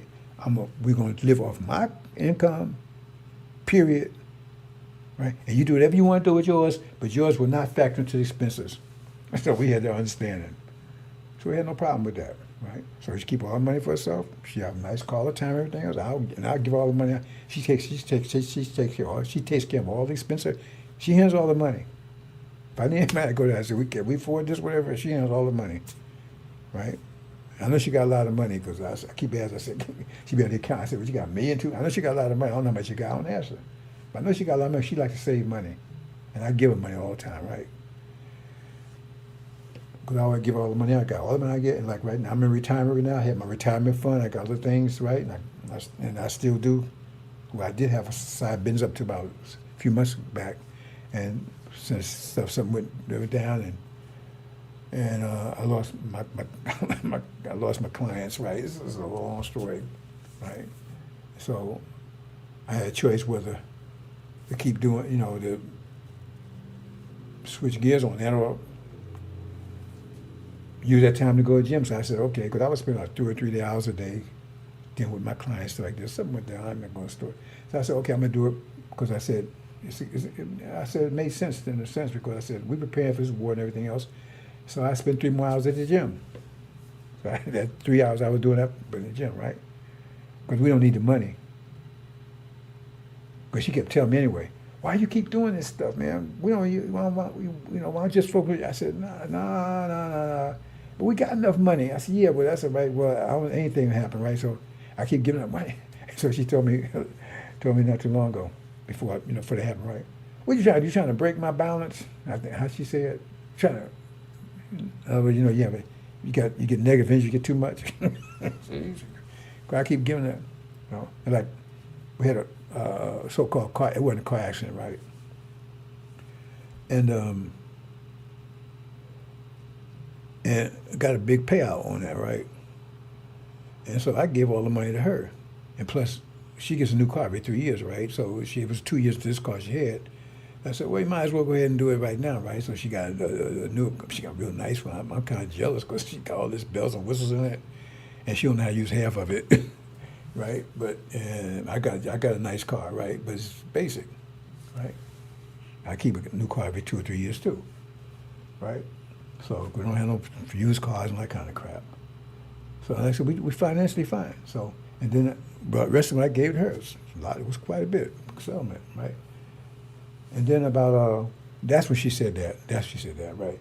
And then about 2 months later, we got a call. Says, hey, we made a mistake. I said, we made a mistake. Well, we didn't give you all the money you're supposed to get. So then we got a big few $1,000s more. They sent it. She opened the mail up, said, "Hey, here's a check." Right. I said, "What you giving it to me for? It's yours." Right. What you trying to kill my balance? I think that's where she said it. So she got plenty of money. I don't know how much she got. Right. But the bottom line is she don't have to work.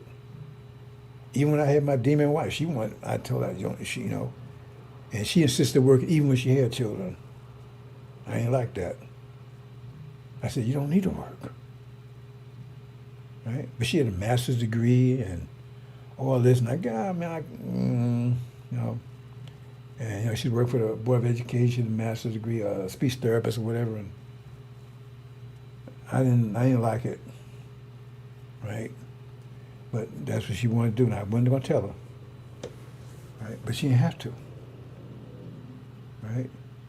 And all the money she had, that was her. I never took a dime of it. That was her money. Right? So I've been married several times, and that's been the case. And so the point I'm getting at here is that that's where I'm coming from. But the whole idea is, because that's not necessarily, that's my father raised me that way. Then Elijah Muhammad, took the next level. Says, "Go out, you got to do for self. Take care of self," right? And I was doing it. When Elijah Muhammad departed, I was doing it. Right? So, you got this situation where you got these folks. As I said, the situation with the devils, they the husband and the father, and the daddy. So how is that going to work out? Okay. Now, the thing is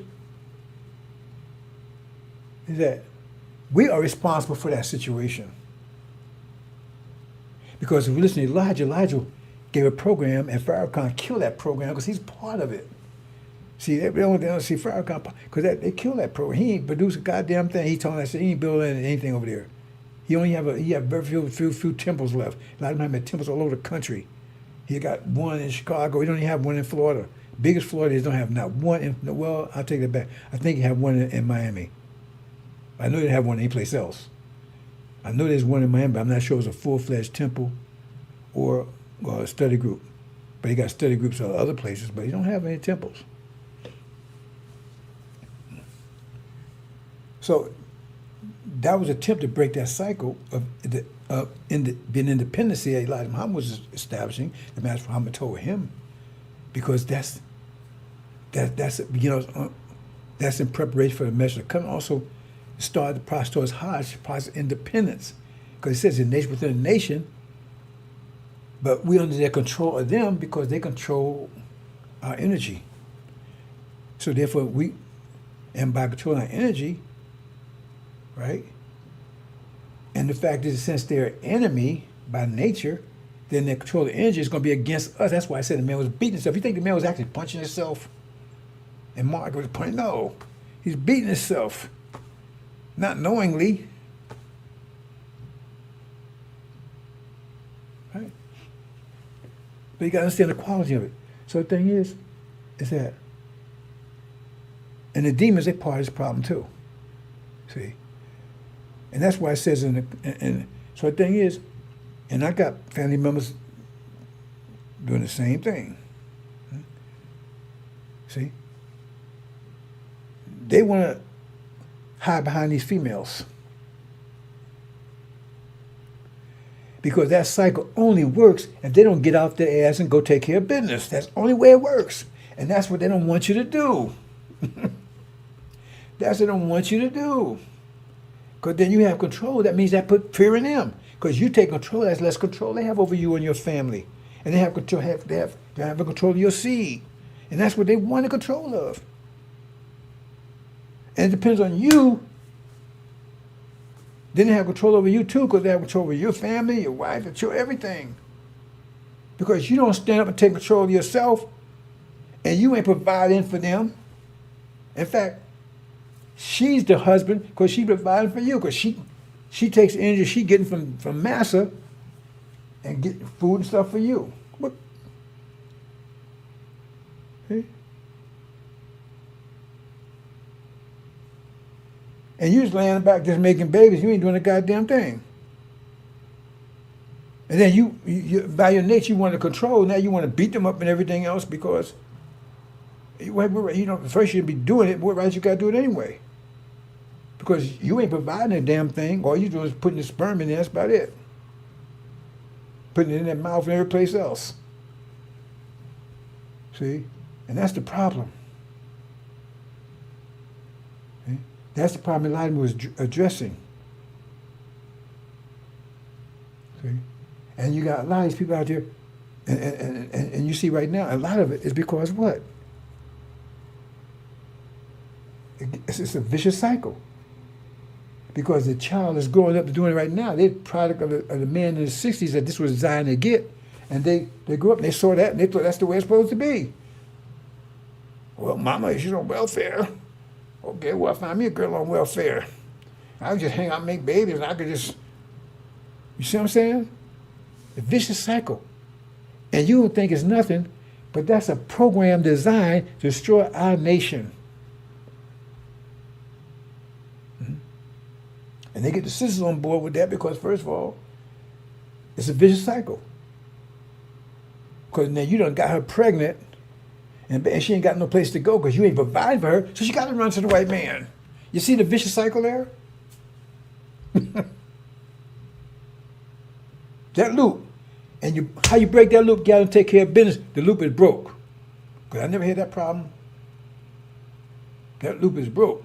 And that's what they don't want you to do that. They want to break that loop because that loop leads to your destruction. Because look at these guys out here now. They're working around braids, got rings in their ear. Where do you think they're getting that from? They ain't getting it from daddy. Unless daddy is like that. Have them punks, transgender and every damn thing else. Where are they getting it from? I saw a man like 40-some years old. Was a movie one time. I was taking my kids, I saw on the weekends I was always taking them someplace. This guy coming in, even back. This was about 20 years ago, I guess. He's about 50 years old, man. He come in here, man. The guy's pants hanging down, all this stuff. And I guess it wasn't that popular then, but now, I said, man, 50 years old, man. Damn, And now you see it right now. These guys out here, they're 50 years old. They got they got their son with them. Son got braids. They got braids. Got the pants hanging down. Says.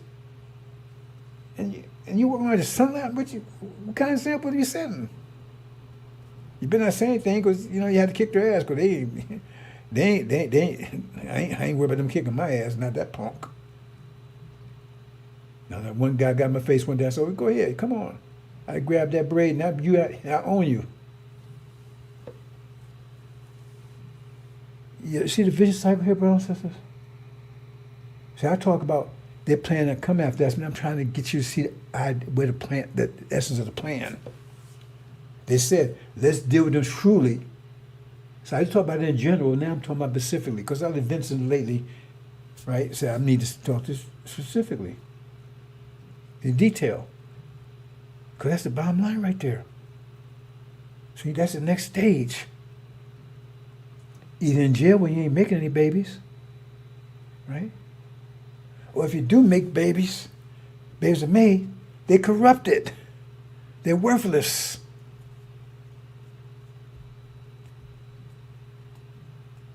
You see?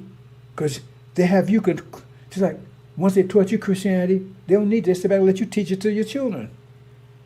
Why? Show me a Jew that walked around with a swastika around his neck. And they did far more worse to us than Hitler did to them. And then you never see that. So why are you walking around a cross around your neck? So I'm trying to get you in detail what's going on here. See? And so you got these, and they get mad at you to say it. And then they want to jump on these sisters that saved our nation. And they supposed to be men. By nature, they should break the damn cycle. Say, hey man, I ain't going along with this bullshit, man. Hey, I'm gonna go out. I'm gonna go out and take care of business. Right? You get hell with that welfare. Even if we don't live as good as we did before, I'm provide, take care, set an example and everything else. But no, I'm gonna lay back, man. You better bring me some food over here. Give me some Popeyes. Maybe some more babies.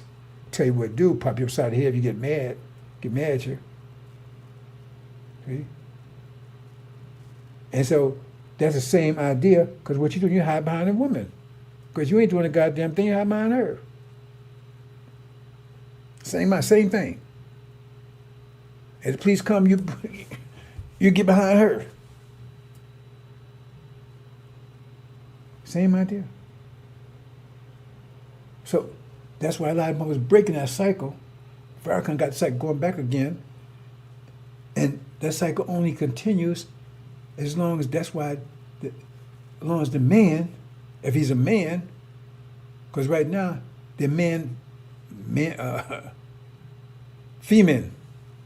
That's what they are, female. Because they ain't taking care of no business. They ain't providing. So what right they got? They ain't saying anything to you at all. They're not providing. You getting your provision from the devil. You getting the quality from them.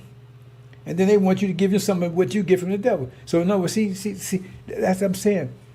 They want you to go in and kiss the devil's ass to get, and then they want you to give them some of what you got from kissing the devil's ass. Now, what kind of shit is that? That's what it is. How you gonna call? You call it any other kind of way? You got to go and put your head between the devil's legs. You get this welfare, Section 8 and everything else, and then once you sit and get them,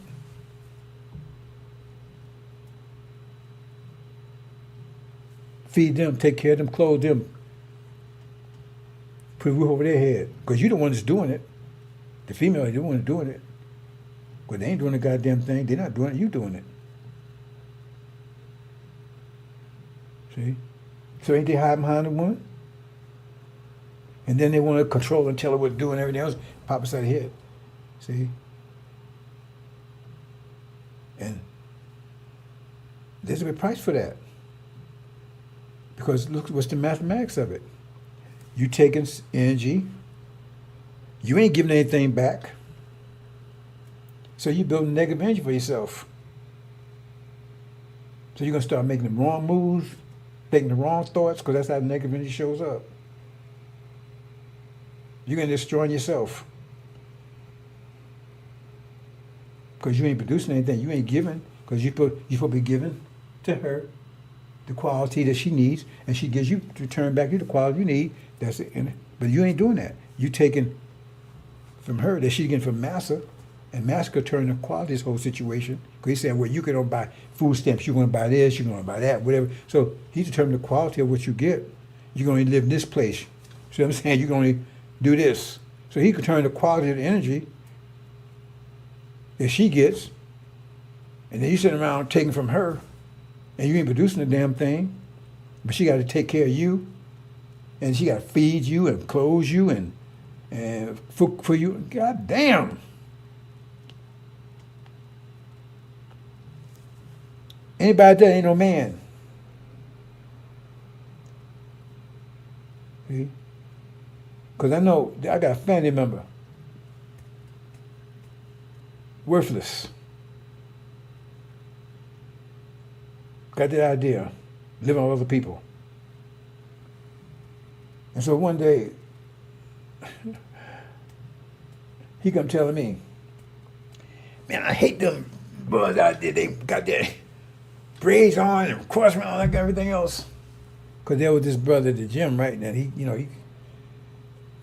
came to the gym. This family member, he came to the gym, right? And he saw me talking to this, because I don't talk to him. I gave up. So this guy, brother, come in, he got braids, right? And he works for Amazon. And I don't know if he had an earring on or whatever, right? But he works his ass off. And he take care of his business, right? So he come to this family member. Man, why are you talking to him, man? Look, he got braid and all that kind of stuff. I said, yeah, but goddamn, he take care of his business. He ain't on welfare. He ain't living off anybody. That's a whole lot more than you doing. You see what I'm saying? And I'm not making it up. That's the way it went down. So, yeah, he got braids. But he take care of business. He take care of business. Okay, that's more important. I'd rather you had braids on and take care of your family and everything. You're sitting around here, and maybe you might have an FY uniform on, and you're sitting around here because they like that. They like that. Because one of my daughters was married to one of those clowns over there like that, and he wasn't doing this damn thing. He was like laying off of her. He wasn't doing anything. He was laying off of her, living around here. She wasn't on welfare, but she was working, right? Because she went after follow her mama. She got a master's degree in the same all that kind of stuff, right? And this clown, he wasn't doing anything, and they finally gave her a baby and all this kind of stuff, and then he's history. He's gone. Okay? That is see this is a vicious cycle here. So now look at our sons, how they walk around. You never seen this 30, 40 years ago. Walking around with braids and everything else and all this stuff. They fist bumping the devil. They don't know anything. They ain't producing anything. She's on Section 8, and then, right? Then children, what they got? What example they got? Right? And that cycle be broken if he take care of business. Because you can't blame this female. She first of all, you done gave her some babies. Somebody got to take care of her. She can't do that. She nursery and work all this stuff too. Well, some of you want to do that. You want out there Popeyes. Now I wouldn't let even my wife. If she wanted to work. She ain't nowhere in the world she can work at Popeyes, all that kind of stuff. She got to have a nice little office place where it's comfortable and everything else. Got to tell you, if you want to, you ain't gonna have that kind of stuff, right? Where you being humiliated and you being pushed and you got to do all that kind of stuff. No, I'm not going to say where she work, all that kind of stuff. But the point is, it's comfortable and it's right, and she ain't on any stress or anything. Because if she came home and told me she don't stress somebody bother with, and I'd be in jail because I go there and kick somebody's ass. You'll be messing with my wife. You don't give her any headaches. No, she's calm. Everything's cool, right? Because you better F around with my wife in any way. It ain't gonna happen. See? I take my responsibility. I provide. She don't provide for me. Well, I actually, I do the cooking. She washes the clothes and that kind of stuff, right? But I do all the cooking. I do all the things, right? But see the problem here? And so it's a vicious cycle because then the children grow up, the males, and they see that example, they follow the same example. And so they get weaker and weaker and weaker. And eventually, then once you're transgender and everything else, it's all this is designed. This is along the path to destruction. Okay? Mentally, physically, in every aspect. And finally, they said throw you in the river. That's the last. And then they got rid of you because remember they're not going to stop being motivated. They different. They ain't different. They're smart and hide it from you, because the more power you get, if you understand it, that's why I say understand pressure, understand vectors. The more power you get, the more fear they have of you, because that's less power they have over you. That's just common sense, basic mathematics. So they don't love you. Well, they fist bump because they testing you, because they don't. I tell you, they don't. They worry. Like the same brother I told you, he come tell me, man, they keep asking me what's wrong with him. Because they're worried about me. Because I ain't buying that bullshit. And when they say good morning, that's a continuation of the test. To see if he's okay. To see if he's still he's still drinking the Kool-Aid. Because they're afraid of you. The scripture tell you they're afraid of you. They want to eliminate you. And the more control you get of yourself, the more fear they have of you. And they fear anything that they fear you want to get rid of. That's the understand. That's what I mean. That's exactly what they're saying there. I'm just putting in context, give the details, the math behind it. They said they want to get rid of you. They said the fear of, right, that you would turn against them. And revenge, why would you turn against them? Revenge. See, you read the story. They say, he'll fight against. Why would you want to fight against them if they were so good at it? Because you want revenge. Now that means you woke up. Can you read between the lines here? It says, oh, they may, no, because you woke up. So they don't have to fear your mind anymore. And you fight against them. It means you're strong now. And then you flee the country. That means they have no control of you whatsoever. That's what it says, just put it in English. And if they have no control of you, that means the fear will be astronomical. That means you might come back at them. That's exactly what it's saying there. So their fear is increasing. And so their fear, they said, we ain't going to let them know that we're in fear. We're going to keep it secret. And our process of getting rid of them is going to be secret. Right? And so the thing is that you got these weak, see, the point is, that's Elijah's job to come and start on that process, right? And Mr. Covenant to complete the process. That's what it says. So anybody that's against that process is the enemy.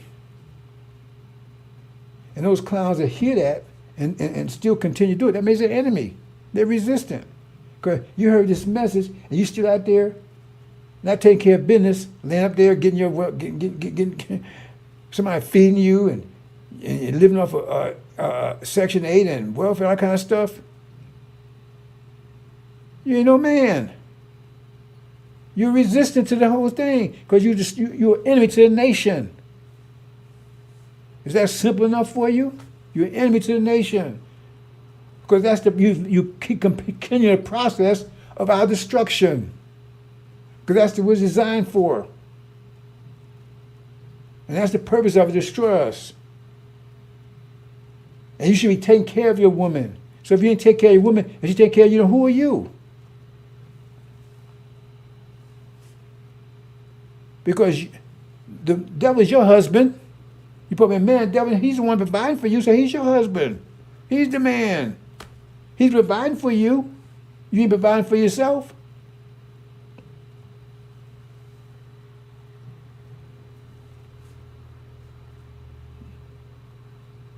And you ain't taking care of the woman, so there what choice she got? You got these babies, you got to take care of yourself, right? And some of you so bad, wow, we ain't getting enough from the devil. You be out there popping. Now you got a baby, you on welfare, and then you still got to go out and work at Popeyes. God damn. And that's not sick. Then you got something to say to somebody call you out. Then walk around your pants hanging down, braids and everything else. Then got your feet up on looking at NFL. They're sitting around there, okay, Matt, we need to go and do whatever Master wants you to do. Get the head between Master's legs, get whatever so you can get some more money and take care. Come on. See, that's how sick this shit is. And it's coming to a screeching halt. See? Because Master ain't going to have no welfare, nothing for you in a minute. Master, I'm just going to shut it all down. But some of you are going to have to answer for that. Because you heard it and you didn't. Because a lot of people in that situation, right? And we understand. Right? They haven't heard. Their information was blocked and so like I said, that's the whole thing about it. That's why you got to clean it up. Giving their mind back. Because a lot of people in that situation, but if you heard it and you blocking it, like Ishmael and those guys are doing, then you're going to pay the price for that. Like I say, people in Sodom seen a great light. It means they didn't see it before that. Somebody was blocking that light. So people sitting down seeing a great light. It means somebody was blocking it. Because this is simple. This is the devil's program. Now, how can you justify that? Tell me how can you justify that? Well, I'm crippled. I can't work. But you make babies, though.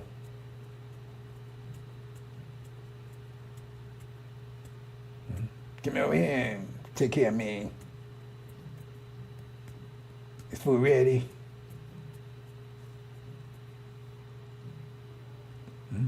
And that's by design. And it's a vicious cycle. Okay? And then the woman don't have respect for you, but then you get married, she don't have respect for you. Why she have respect for you?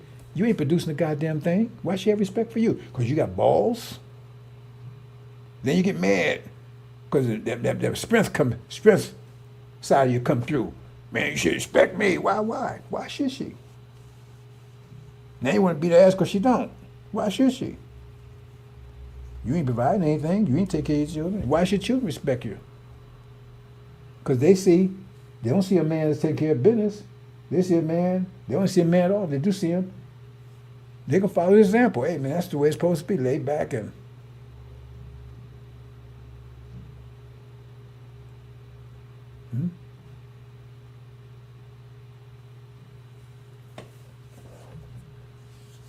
Watch the NFL, get your braids,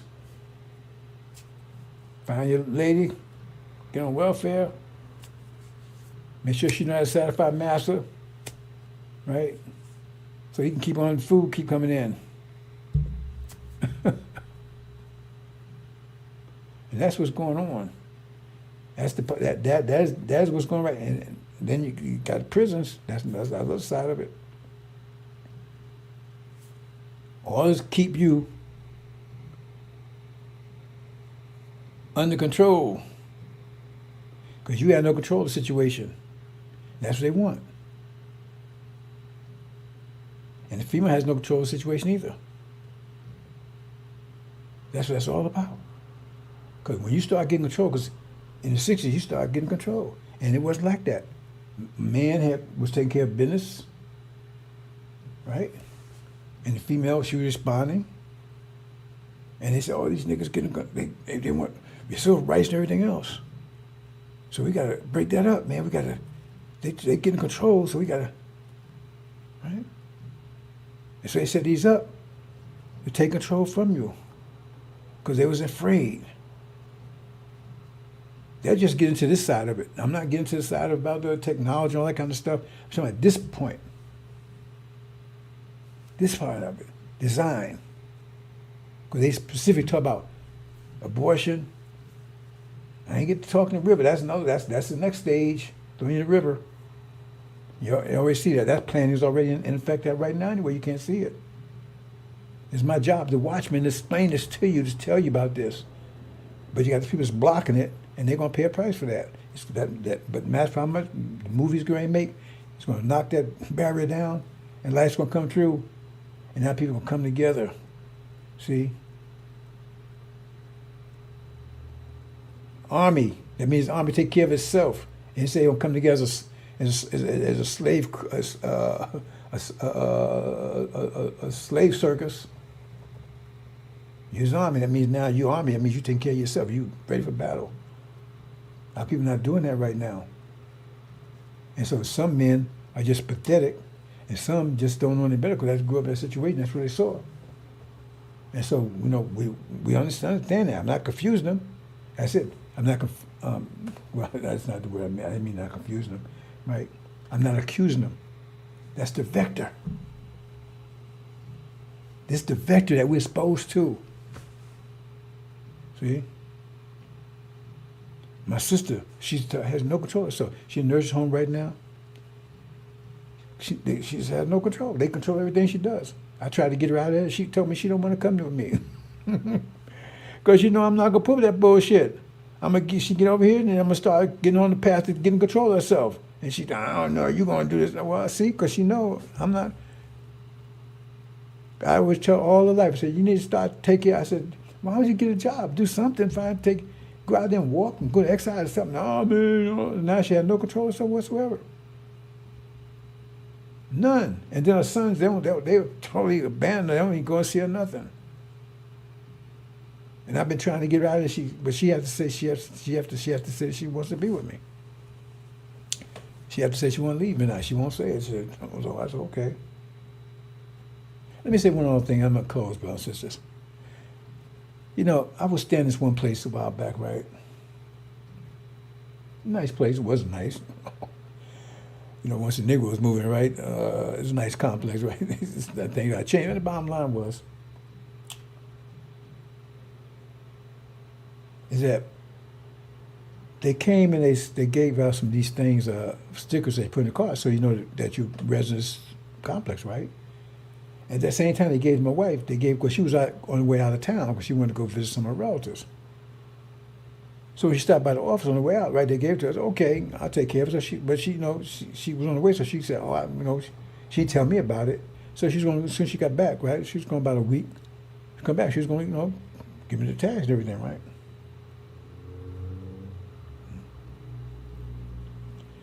So I wanted to get a little more story. About 2 weeks before that, there's a gate that, there was a gated community. So the gate failed to get out. We couldn't get out. You couldn't, it wasn't open. Couldn't get out. And my wife had an emergency, and she had to get to someplace. I think she had to go to, something happened. And so she couldn't get out, so she had to call Uber, right? Go through the doorway, and call Uber to go where she had to go. And I was mad. And you called, nobody answered. You tell them it's an emergency. So it was like all night long, no one could get out. Couldn't get out. Out of the complex. We were the only one. People calling Uber and whatever, and we kept calling them, and nobody would answer. So the emergency thing didn't work. So the next morning, I let it on them. I wrote a letter over there, boy. I knew the letter was on fire. I know it was on fire because I let it on them. So what I didn't know is that a sister took control of that, and I think my wife had mentioned it, but I'm not sure if I registered right. But she was in charge. She had a Muslim name. But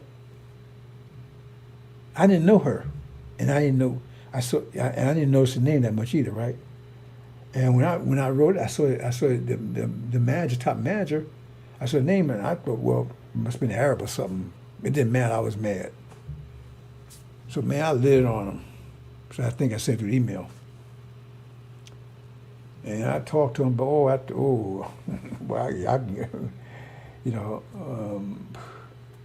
you don't want to get my bad side. So they didn't like it, right? I told them I was going to put I did. I called Better Business Bureau, put a comment on them about it. They didn't like that either because you don't know, you may not realize this, but at least in some states, right, Better Business has authority. And so a lot of people check Better Business before they do anything.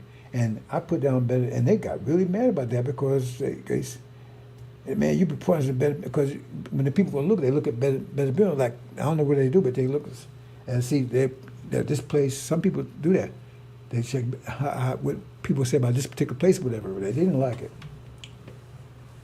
So keep that in the background. So the thing is, like, she went. So about a week and a half passed, right? And so we had a one-car garage at that time, right? I used to let her keep her car in the garage, and I kept mine right outside. It was like right. It was a couple of feet away, about a yard or two away, right? So when she came, right, I had left my car out because I leave it out all the time anyway, right? So it was sitting there all the time. So the car garage was empty because she's the one to use it. So she came back, right? For some reason, I don't know why she did it, she parked the car out on the side. I'm not sure why she did that or whatever, right? Maybe she thought, because maybe that's probably the reason, because somebody took the space I usually park my car, so I put another space, so she probably didn't see my car, she probably thought it was in the garage. That's probably what happened. Anyway, she parked it outside. So the next morning, I wake up, both cars are gone. Both are gone. See? Because they told both of them, because she hadn't put a stick on it yet. They did it on purpose because they were getting revenge, because they waited till her car came back, so they get both of them. Because if they just got mine, remember, it's been a week and a half. They got mine, they would have knew about it, they only got one car. They waited, both came, so they got both of them. Boy, you thought I was hot the first time? I'm getting ready to blow up. I'm about to cruise missile over there with an atomic bomb. Right? So this time I go over there. I don't send no letter. I go over there. And his sister opened the door. I'm thinking she's one of the residents, something right there. He said, what you want, Mr. Rahim? I said, who are you? And she told me the name that I heard it. Oh, you. She was with the Muslim name. Oh man, I felt so bad. I said, and I apologized to her. I said, sister, I'm sorry. I was really sorry. I almost came to tears. I mean, she saw I was emotional. Because I don't talk to sisters like that. I just don't. I don't care what they did. I was really upset. And she saw I was upset. She saw I was really upset, right? Because she saw it was real. It wasn't fake. I was really upset. I was mad about what they did. And I don't know, I think she was in charge, right? So I'm assuming that she the one that did it. But I was visibly upset because I said, I don't bullshit around. I love these sisters, and I don't want to disrespect them. And I have to go out my way to keep from doing anything, saying anything that might upset them. Because it says, save our nation. And I'm not going mathematical with these sisters. And I was visibly shaken by that. I apologized to her sisters. I'm sorry. I didn't, I used to say sorry. I never used that word. I said, I apologize. I should have never sent that letter over there. I said, because I think I called them names and everything. I said, y'all, whoa, I ain't called them a B, but I would lay that on them. I said, I apologize, sister. I hope you forgive me, right? And I got emotional. I was really choked up because I felt really bad about it. Because I don't talk to sisters like that. I mean, I didn't know she was there. I didn't know it. And I saw it was her. But it had been an Arab sister that I don't give a damn.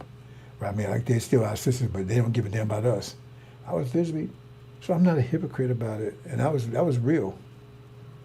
I'm standing for these sisters. I don't give a damn what, unless I say there's only a couple of things that's going to cause a problem for me.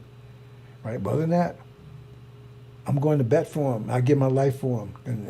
And she finally moved on. I think to South Carolina. I think she moved up there or something. And she got another something, whatever. And she stayed in contact with me on Facebook. Right? So, she knew I was real. I was sincere. Right? And so she stayed in contact with me, right? So I'm supposed to know where she's at, and I get message from her now and then. Right? But that's what I'm saying. So what I'm trying to say here is, if you F around with these sisters, you F around with me. If you're around here living off these sisters and all this kind of bullshit and getting a hard time, you effing with me. You're fucking with me. I'm just going to say it. Because I'm standing for these sisters. I'm putting my life up for these sisters. The only reason I'm doing this is because these sisters, I told you that. If it wasn't for that, I'd probably just back off. Only reason I'm still sticking around. And they do a lot of stuff, and I look over it because I understand why they're doing it. Because first of all, they're trying to survive. And you're a monkey ass just getting babies and live off of them or beat them up and take their stuff, and you talk all this shit. And they're just trying to survive in this hell. And they catch them more than we are. And then then you give them children, and then they go emotional. Then you give them these demon children and all this. We probably defending them, taking care. They ain't supposed. 100 years ago, we had no choice. We do now. So if you're doing it right now, you got a problem with me. So you're part of the resistance because you're hurting these sisters. That's what the whole point of this is. They're fighting to survive. Some are prostitutes because they got children. They ain't got nobody to take care of them. Maybe they can't get on welfare. Maybe they ain't enough. So they not trying to prostitute just to take care of these children. You gave them your seed that you done walked away from. And now they got to go out there, oh man, all they can do. And he's like, man, she's a hoe. Really? I hope you get in front of my face and call one of them a hoe. I hope you do. I hope you do. I hope you do. So we can end your shit right there. This is trying to survive. They caught the worst of it. See? And now they got to go to the devil and put their head put his legs to put food on your table for you. Yeah, okay, we'll see about that one. Then you're going to talk shit. Like we had one clown. Well, one thing I said about he did take care of his business. But see, it was disrespectful. Now, I'm not going to retaliate that from anybody. Right? Because, first of all, if you deserve respect, then people disrespect you are fools, ignorant, and enemy. If you deserve respect. If you don't deserve respect, then why should anybody respect you? They do, right? So let's move on. I'm going to show a couple things. I'm going to close out, brothers and sisters. And everything you see everything this fool is doing is backfire. I told you. Everything he's doing is backfiring. He had to put all his tariffs in. Now he had to back off on that. I told you, nothing he does will work. And when people realize that, they're going to take him down. Nothing he do will work. I told you, his time is over. It says, if I will destroy the wisdom. That means, read the bottom line, it means nothing you do will work. Nothing. If you destroy it, he said going to break it or crumble it. I'm destroy it. It means everything you do will not work. It will not work. Destroy it. Will not work. Not even close to working.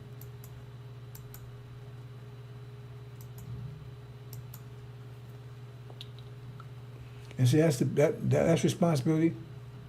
He got to take on everybody. And if I got that kind of responsibility, I don't even want it. I ain't asked for it. You think I'm going to take some bullshit from you? When I got, that's my, I'm 76 years old, but that's my mission. And I'm not backing off of it. And I ain't afraid. Because ain't nobody on internet, any place saying what I'm saying. Now they're going to break down my door. If y'all come and get me, come on. I'm at war. And as long as they declared war 500 years ago, and the thing is the war is not over until the last soldier's dead, and I'm still fighting. And I'm not biting my tongue or anything. Right? I'm laying it all out there. See? Anybody gets in the way, like I said, anybody gets in the way, they're going to be broken or crushed. So if you get in the way, you get broken. If I come after you, you get crushed. And if you come after these sisters, you're going to get crushed. And I know a lot of sisters don't like me, but maybe they hate me. I know. I don't care. That doesn't matter. They deserve it. I don't have no problem with them thinking like that, because who's been taking care of them? Who's been taking care of them for the last... okay, the 400 years, we understand that. But who's been taking care of them after that? Nobody's taking care of them. They're out there struggling. Then they got to carry your baby for 9 months. And you ain't even feeding them. They're your baby and you ain't even feeding them. They got to go and put their head between master's legs to feed your baby. And you ain't think that's sick? You can't get up off your ass and get out there and take care of your business and feed your own wife so she can feed your baby. And then you going to talk shit to me? Really?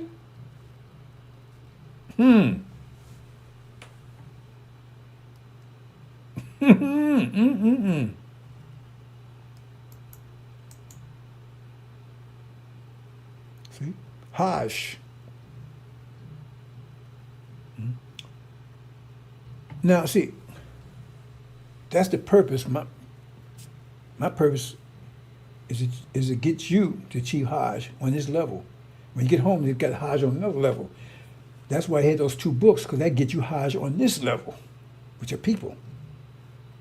You understand? Unity. But you got to unify. But that's unity for this. But you got to unify with the whole ark when you get home. So this prepares you to get there. I keep telling you. That's why it's only the 2 books. Because that gets you to achieve Hajj on this level. Okay? And what's Hajj? Corporation. And then one point is somebody got, like I said, you look at a crystal, you get a seed. This first seed turns, and then it converts all the other to a crystal. That's how the crystal grows. So measure of covenant is the seed, right, for this Hajj. So therefore, if you respect that seed, that means you're an enemy to it, because that's by definition, right, you're against Hajj. You're against the nation. Because Hajj is to get you in sync. Is that too hard to understand? So you're supposed to be getting in sync with the messenger of the covenant. He starts it off. and then he takes you to the tribulation. You got to finish it off. He starts off. And so that's why at first clown, he didn't understand that because I'm all this, he's all this, and everything. But then when I says put a little pressure on him, oh, man, and he got disrespectful. See, that means he's out. He's out of sync. He's not, because Hajj, by definition, if you out of sync with Hajj, then you're an enemy to it. Hajj is to bring you in sync to it, so you become part of the body. That means otherwise you'll cancel the body. So that's why he had to go, because he killed himself.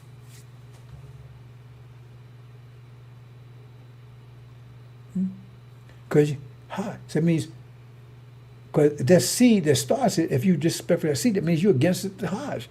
So how you going to produce Hajj when you can't conform? Because the purpose is so the point is that because he puts pressure on you to get you to transform to that wavelength and everything, so you be part of the Hajj. That's a Hajj. I told you how Hajj achieved, right? It's harmonic motion. It takes pressure, intense pressure. So he has to put intense pressure on you, and then you can either rebel at the pressure or you can conform to the pressure. So if you disrespect it, that means you rebel to the pressure. That means you're kicked out, you're gone. I waste time with you because you can't achieve it. So you and your seed, all is gone. Because you can't, your DNA can't achieve Hajj. It's not part of this body. Simple enough for you? Put intense pressure on you. I told you, harmonic motion is caused by intense pressure. Those that can survive it, they achieve Hajj. Those that can't, they crushed or just blown away. Hajj. Okay. And the seed of the Hajj is messed with the covenant. And so you have to be means you have to get in total sync with him. You see? And he's calibrating it, right? So his sisters can achieve it. I said you don't take 100% because they can achieve it. Especially all those other things. But see, one of the things I should have mentioned before, that's what I did mention about this, mention in this context. I said we, as a nation, one woman is the mother of all the children. So when they go to tribulation, she's not just responsible. She don't have to worry about the children that's with her. I got to know, because all the women is going to take care of all the children. That's going to eliminate, minimize the pressure on her. Because otherwise she is focused on that. How can she? But if everybody looking at all the children, she's got to be 100%. That means she could never achieve Hajj. So now she had to worry about the children because everybody's looking out for them. That's one of the things that's one of the things that will help her, because she would have to achieve Hajj too. But not on the level of Hajj she has to achieve to get home. Not the full level of the angel mind. She can't do it. Not the tribulation. That's why I said they wash their robes in the blood of the Lamb. That level. I have to always explain this stuff. Okay? But there's no one that, and so I'm convinced that, right, the people that's going to do that, they're in the Nation of Islam. I'm convinced, based on what I'm seeing, right? And I said those things, those books are calibrated to particular minds. That's what gives certain people. So they pick it up quick. Because nobody else has been able to pick it up. Like I said, I got into, it didn't take me long to get into Angel. I just didn't know what I was getting into. Because it was calibrated to my mind matrix. See, that's why they get the books. So that Prophet Muhammad, the problem was calibrated. You know that why? Because he picked it up from tuning in. So they put it out there, the vibrations put out there, and he picked it up. Nobody else could pick it up but him. See what I'm saying? And same thing. Nobody could pick up the angel, not only because it's on my wavelength, but also because it's two aspects of it, because of the pressure. See? Because for me building this wavelength, it takes a lot of pressure for me building this wavelength, and they put that away. And that's why the devil could never do it, because they could never get to that level. Right? So I think I'm about to close out here, brothers and sisters. The plan, that's what I've been talking about, the plan. See, here it is. Let's start right there. Nursing their children that's going to turn up and call them niggers and carry on. See? She got to nurse their children. See, they've attacked the women. I keep this whole thing. That's why the Bible said they went after Eve. See? The point is not Eve, that Eve, but the point is talking about women in general. And that's what this whole thing about welfare and all kind of stuff. Get the women in charge. See? Have her run to massa. See? And throw you out. So and so then the children, man, they're going to be deficient because they ain't got no man there. And you see them talking about, Republicans come out, man, that's probably with black folks. They have a man in the house. Well, y'all fix it so that don't happen. And they tell you that in your face, and you don't even understand. They tell you. It's like a dog. You tell a dog, I'm going to put your ass down, take a veterinarian and put your ass down. And you, dog just waving his head, waving his tail, and his ears and everything else, all excited. And you tell him you're going to kill him. And they telling you to your face they're going to destroy you, and you just fist bumping and everything. And they doing it right in front of your face. Putting you in jail, aborting your children, right? Putting your woman in Section 8 and welfare and everything, having well, and I mean, I wouldn't have a. Let me close out, brothers and sisters.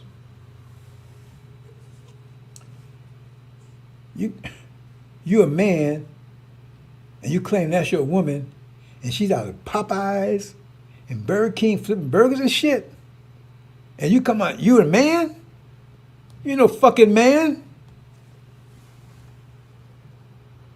Ooh. This is what you supposed to be doing. Providing all this. But what are you doing? Yeah, that's what you're doing.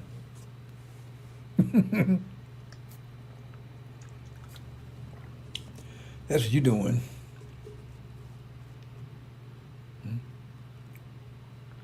And some is no excuse for it because, like I said, we out of that situation now. We're out of 400 years. The vector's still there. But even if you didn't hear me, you should have heard Elijah.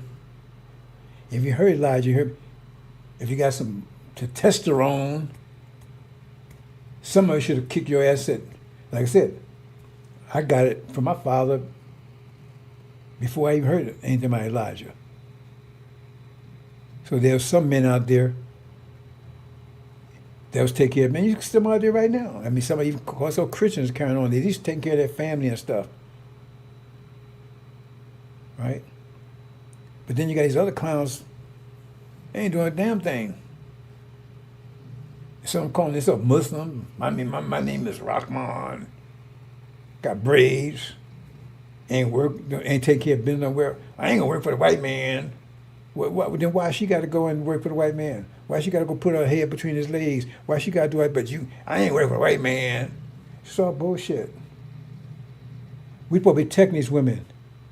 They don't have to be in a Burger King and all that bullshit. You should be out there. Maybe you should be at Burger King working, telling, hey, baby, I got it. I got to work at Burger King. I work wherever but you stay home and you take care of family. You take care of them babies. If I work Burger King. I work whatever they want me to do. I'm gonna take care. Right. I'll take care of it. And if we got to live in a trailer, we live in a damn trailer. I ain't asking the devil for nothing. I ain't going to get no section. Oh, I don't want that crap. That's a man. And you believe me, once you start doing that, start controlling yourself, you start seeing things work out for you. I tell you, things keep working out for me all the time. Why she finally got used to it, because she said, we don't worry about a damn thing. Because we ain't rich, but we might as well be rich because we don't worry about anything. Nothing financially. She's covered. I said she don't have to work. I think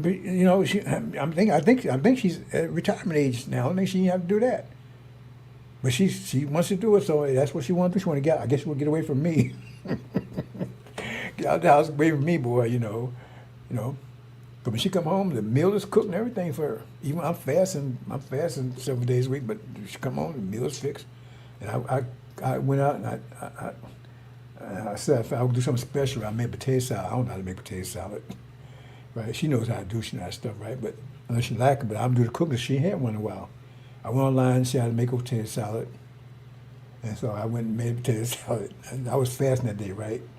So I warned her, I said, I told her, I says, well, you know, I went out to the supermarket and bought the potato salad. I hope it's good. I didn't tell her I made it. And she said, yeah, you made it. I said, no, I didn't. I said, yeah, you made it. Right? I said, well, if you survive, don't blame me, right? I mean, if you don't survive, right? So she said, it's good.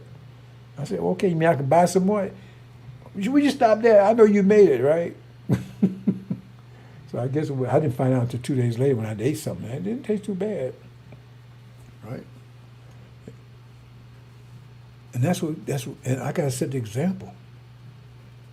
And the thing I said, everything, and everybody's, how things work out for me all the time. Every time they come, it works out. It works in my favor. And we live almost like we rich. Go here, 2-car garage, right? Brand new cars, right? And the reason why we got this place because wife got tired. I had where I was before was a problem, but anyway, right? I had my office like in the living room, right? And so most of I was doing my presentation while she was at work, right? But then sometimes she'd come early, and she, then I'd be telling her, you gotta be quiet, and she'd get a little big, pissed off. So we're gonna move to a place. You got a place where got a whole bunch of bedrooms, so like my was in the bedroom all by, so we close the door. I can talk all I want. So now I've been doing. That's a bad idea, right? Because now before I used to keep down to an hour, now I'm 2 hours or whatever because I ain't got no interruptions. But we live very well. Whether she works or not. Right? Okay. Like I said, I had my little private business going out, give all the money. But like I said, a lot of things happen like that. Got all that money from that woman ran to a red light. Because things just work out. Once you get your mind back and you start managing energy, because it says you got a lot of energy. It says people live out with great substance. You got a lot of substance. They're controlling it. And so when you're sitting around your ass, sitting around here, and she taking care of everything, that means you giving control of your energy. You could control that. You would still have the same thing if you got off your ass. Whatever you got, the devil's giving you, he's controlling the quality of it.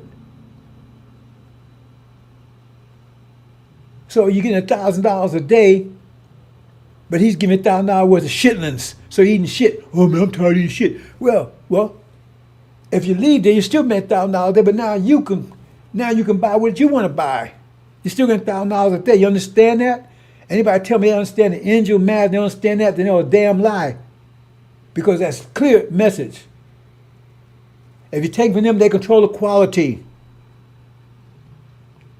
Them say, I don't tell my wife, we don't worry about all that. We go and do it our way. I control the quality.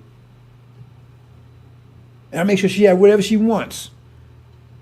She want to go get her wherever, she buys whatever she wants. Do whatever she wants. I tell you, do whatever you want. Like I said, I got a real nice car and everything. Because that's the bomb, that's the mathematics of it. You take control of your energy. Everybody can say my energy. Who's controlling yours? So if you live in Section 8, you're in welfare, that means the devil's controlling the nature of it. Because you're too goddamn stupid, too sorry to sit around here and take control of yourself. So now they control it, and then your woman, she's got to kiss their ass to get, because you ain't doing your job. Because if you did it, if you was taking care of your business, you control it, and then she respecting you, and you be providing food and everything else. Instead of laying out there, hey baby. That's the bottom line here. Who's controlling your energy? So if you're not controlling it, that means you're a fool, you're stupid, you're weak, ignorant, and a lot of people just ignorant because, like I said, this truth has been hidden from them. They don't understand the math of it. But once you understand the math of it and you're still doing it, that means you're an enemy, or you just don't know damn good. Or you're afraid. You're afraid to go out there and, oh man, if I go out there, man, I might not be able to make it. I might not be able to make no money. We might be homeless. Yeah, you be homeless, you don't do a goddamn thing. With difficulty is ease. You take the easy path and difficult. I tell homeless people work harder than people that work. Because they got to go out there and eat shit, put garbage can, find places, all that kind of stuff. You go out and take care of business things, doors open for you because now you control the quality of the way your energy comes in. I control the quality where my energy comes in. So I'm not dependent upon anybody. And we do well. And we ain't got to ask the devil for anything. We don't ask for anything. We don't get anything from him. I control the quality of my energy. But you want them to control it, so that you sitting around here, got on Section 8, welfare and everything else, because you're letting the devils control it, because you too goddamn weak, too damn stupid, ignorant to control your own energy. Because you got the same amount of energy, just you letting them control it. Leave it there. If you don't understand, you don't understand nothing. You control your own energy. You control it.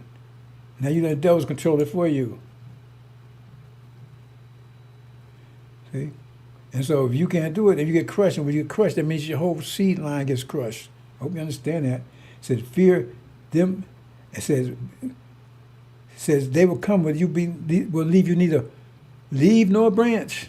Root nor branch. It means totally wipe you out, total DNA. Here it says the same thing. If you're not even going to kill the body, but able to kill the soul, destroy your DNA. Because if you're that, we don't want you around. We don't want you, don't want your seed, none of that. We don't want to keep that going. Just eliminate it all together like cancer. You don't say, oh, I'm going to leave some of cancer cells. You get all of it. All of it. I'm going to leave it there, brothers and sisters.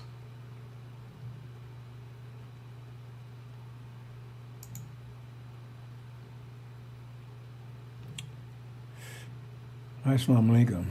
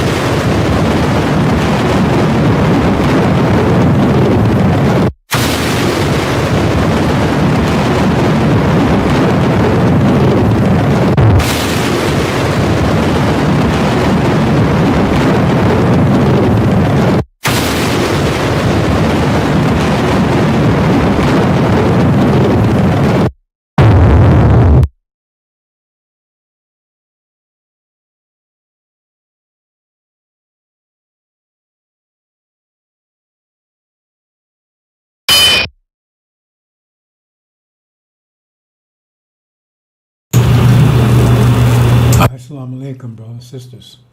Suleiman Rahim here, Messenger of Covenant. Break our 7 seals.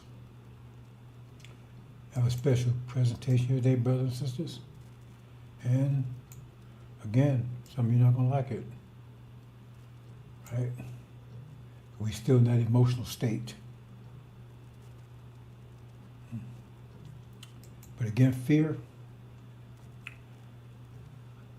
See, we've been in a state of fear. I mean, I've been thinking about this quite a bit lately and understand it more, and how it affects me also. And our people in a state of fear because fear has lost control. And we was in the Holocaust was total state of fear. I mean, that's documented. You know, like I said, I have so many things I've been dealing with, and some very detailed. Sometimes you miss the big picture, you know. And I know we lost control, but you know, I didn't really connect with fear. I didn't think it. You know, I just lost control. Now, you put these things together, you connect the dots. Oh, and that's why we was in total fear. There's a total fear, and that was a method by which they controlled us. By the fear, and they concentrated mostly on the women, because like the messenger said, they started the process while you're still in the womb.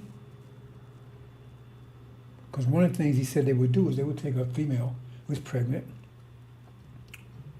right? And especially they thought she was pregnant by one other niggas, right? It wasn't his, because that wasn't supposed to happen. If you let you on slave what do you call it? What do you call those farms where you where they had they were using you to produce more slaves? Use I forgot what they call them, right? Breeders, breeding farm. Otherwise, and I don't know why. Let me see if I can make a conscious effort to remember this name.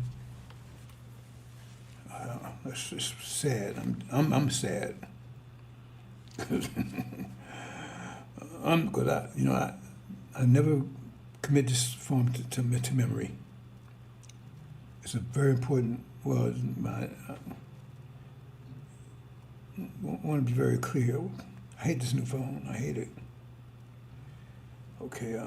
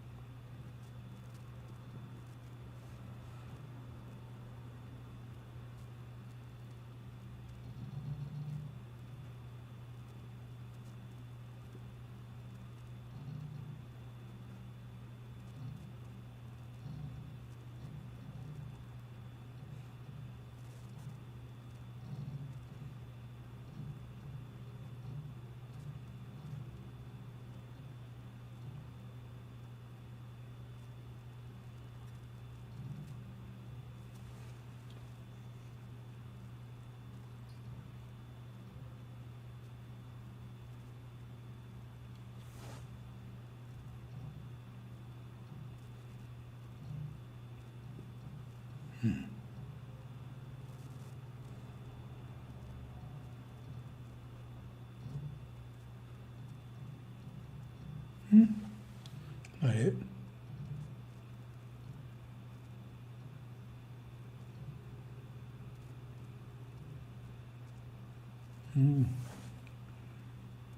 It's simpler than that, but it's not. Well, let's turn to have that. Jordan Duke, so good.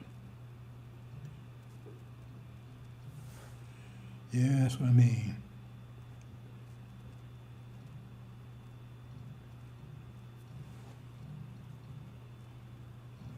Okay, well, I don't like the one they got here is more complicated than the one. It's a simpler one. So anyway, that's why I can't remember it.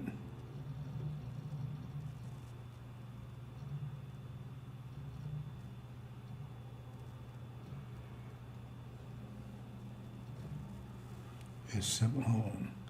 I don't hold. Waste time here.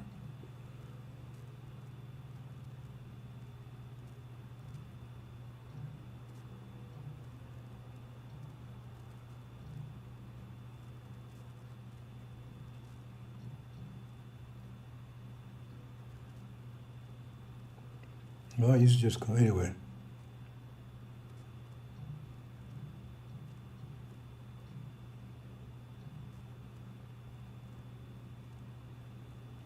It's not the one I saw before. I can't pronounce it.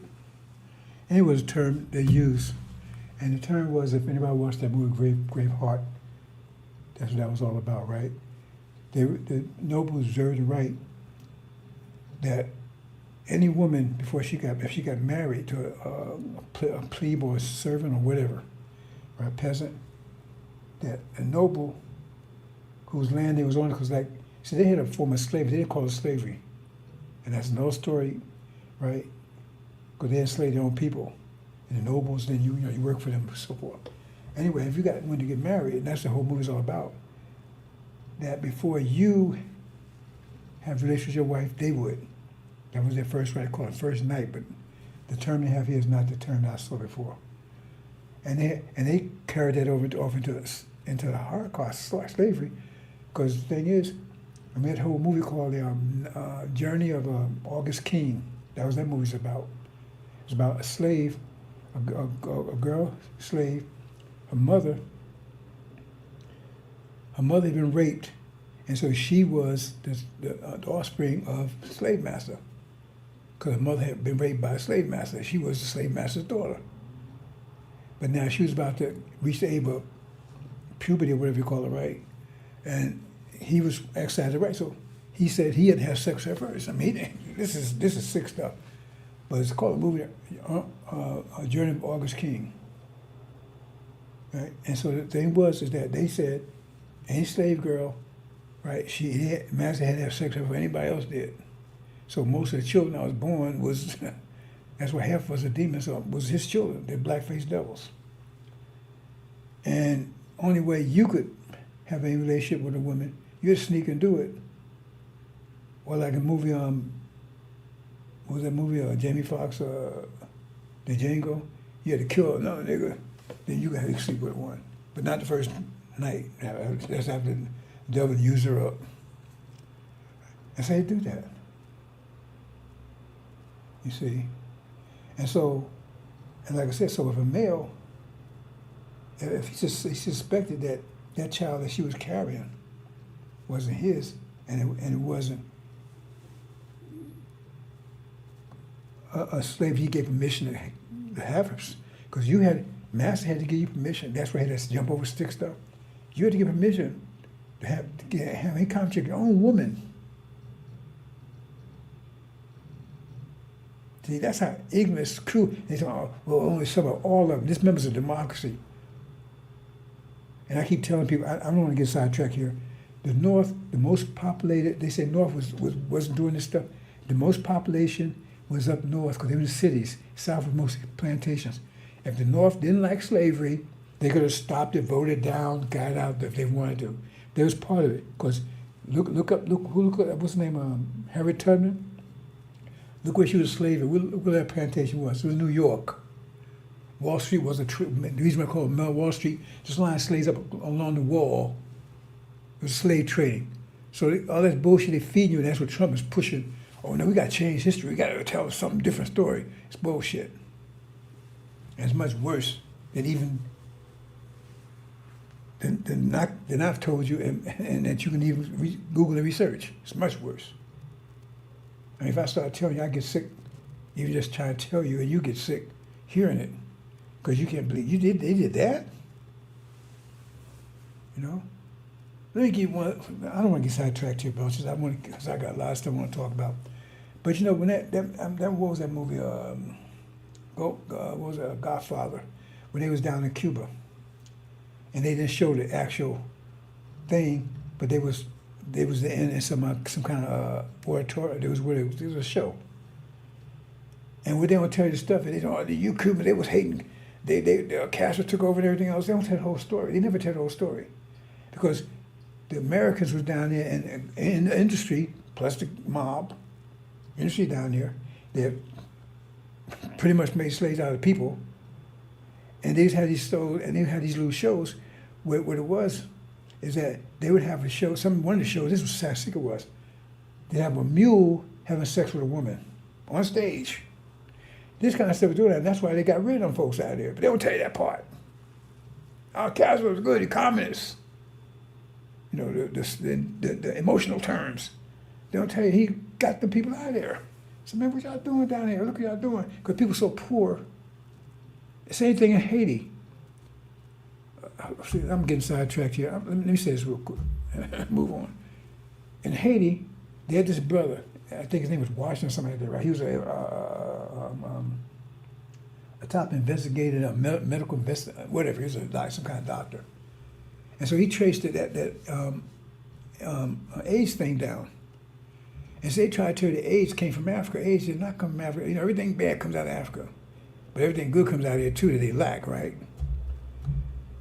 And the point is that AIDS broke out in San Francisco because they had those bathhouses out there where, you know, they go in and they have a bathhouse and they all be in there. All these men, they have sex with each other in the rooms, and they have private rooms. They have it's like a big sauna around the pools, naked.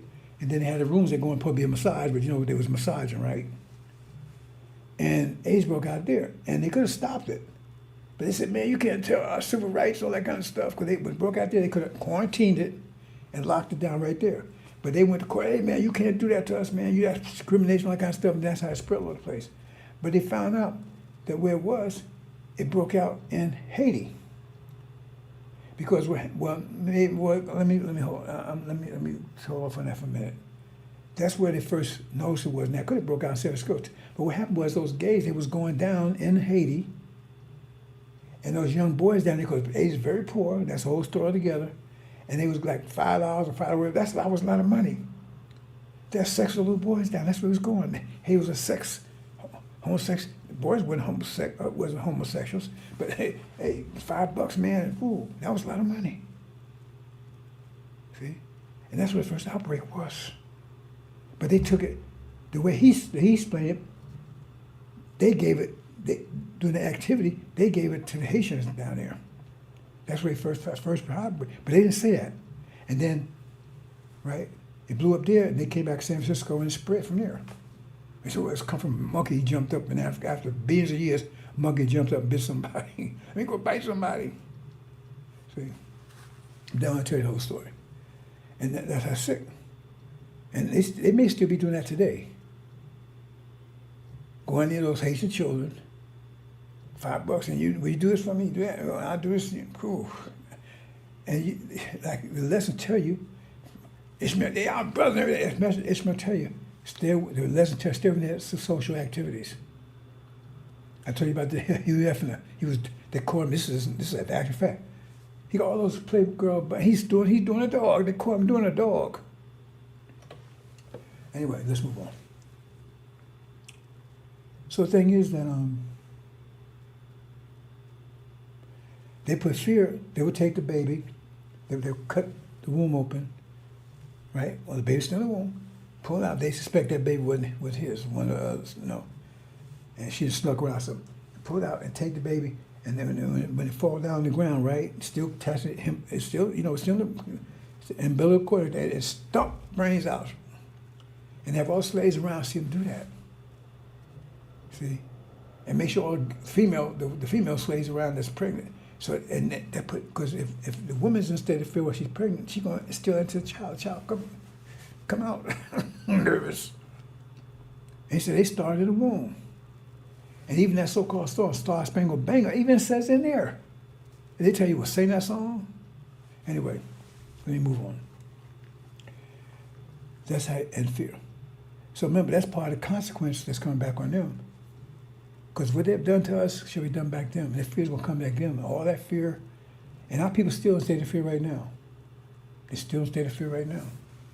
Like I said, when I started really thinking about this, because I've been doing a little, I've been for years just getting information out, studying information out. I never did too much retrospection. Looking how it affects me and so forth, and my experience in my life, what was motivating me. Because I was so busy trying to get information out. And I look back and say, oh. And so I saw a lot of things I hadn't noticed before because I was so busy trying, Okay? It says that about Son of Man. It says, I forgot how to say, I should get the quote. Seeing many things, he comprehends them not. I think that's what they said. Seeing many things, he comprehends them not, because he's so busy seeing so much stuff that he don't see how it affects him. Let me see if I can get that quote very quick. Seeing many things.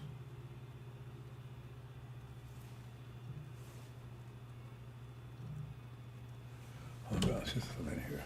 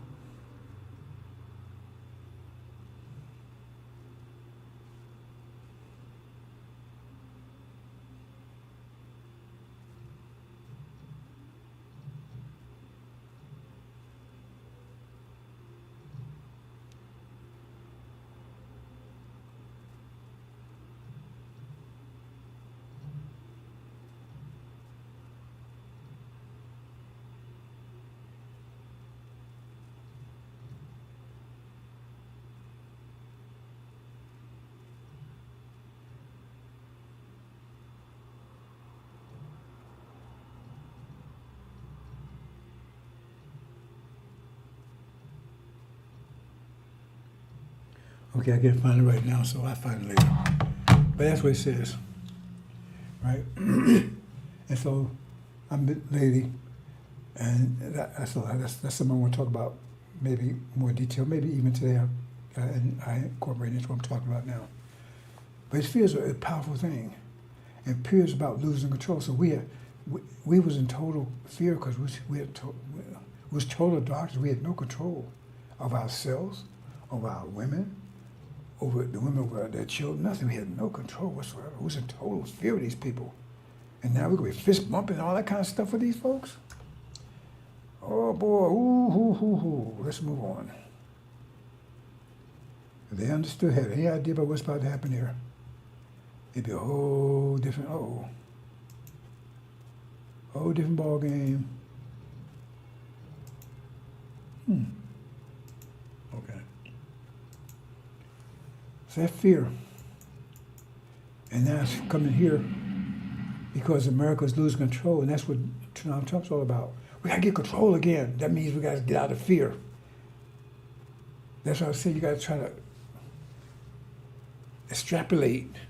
Instead of say something, look in between, find what it means, what they're saying. Because if you understand fear and control is connection, it's telling you they lose this. The fear they see is a loss of control. And what is it about? It's a war. It's conflicts. That means they're losing. It's so much you can get out of this statement right here.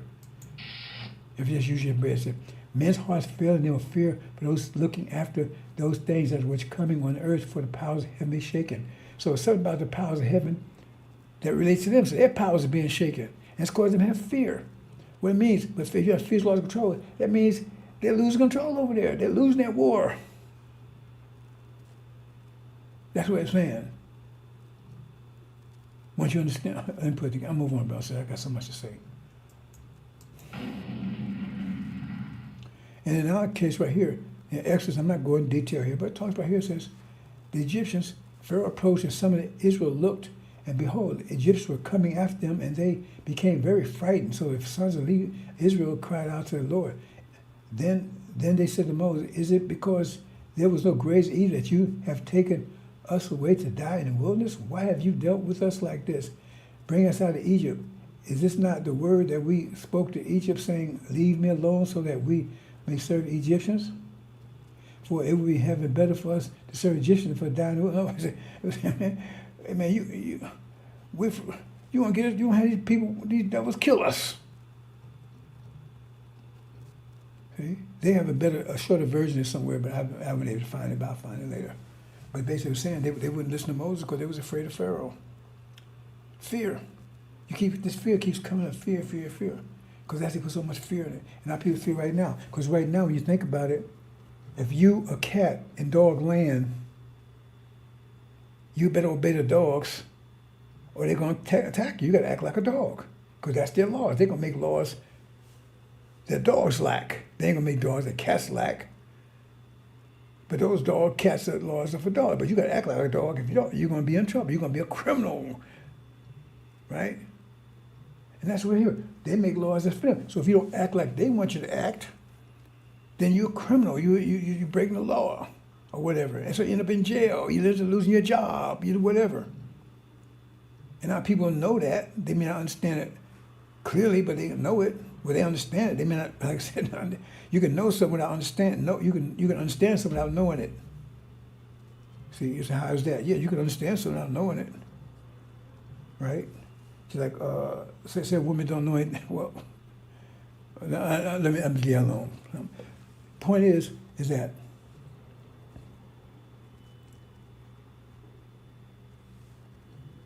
you know instinctively that you better do what these devils tell you to do. But is that what you want to do? Or you end up in jail. You tell your children that.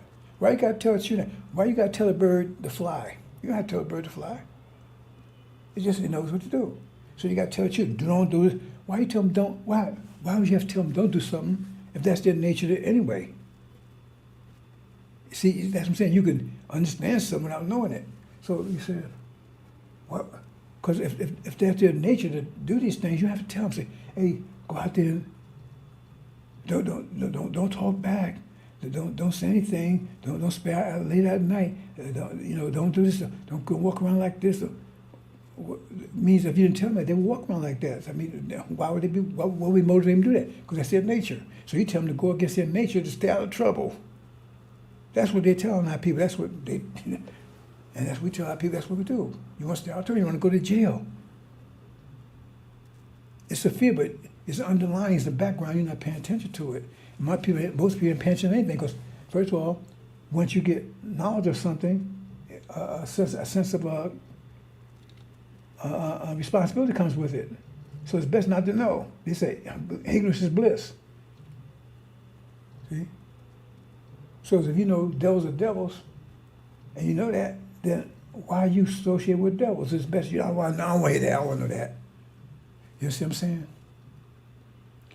You see, fear every place. All these clowns that claim they're the Son of Man and everything else. Look at it. They got the American flag there. You got Ishmael saying, they can't call us racist. He's already telling you right now, man, we ain't gonna do nothing to cause these devils to be mad at us. See, we love devils. He's talking fear. Because he's a coward anyway.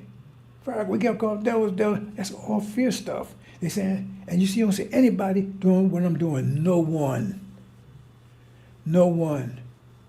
And I'm not backing down. And they want to. I don't care. You see, I care, but the point is, I'm not backing down. You don't see anyone doing what I'm doing. They try to get around, but they got a American flag or some of them okay. It's just the bad ones, like Farrakhan. You don't see anybody prophesizing and telling exactly like I'm telling and calling out who's who and what's what. Across the board. No one. They show me someone who's doing it, and I just shut up. No one. So-called Son of Man, or American flag there, and then you got it both together. Obviously, he don't know what's going on, but yeah, whatever. Farrakhan. See? Those come in, all this is fear, but because you don't pay attention, you don't see what's going on there. They're all afraid, or they demons. And the demon's afraid too, right? Afraid of daddy.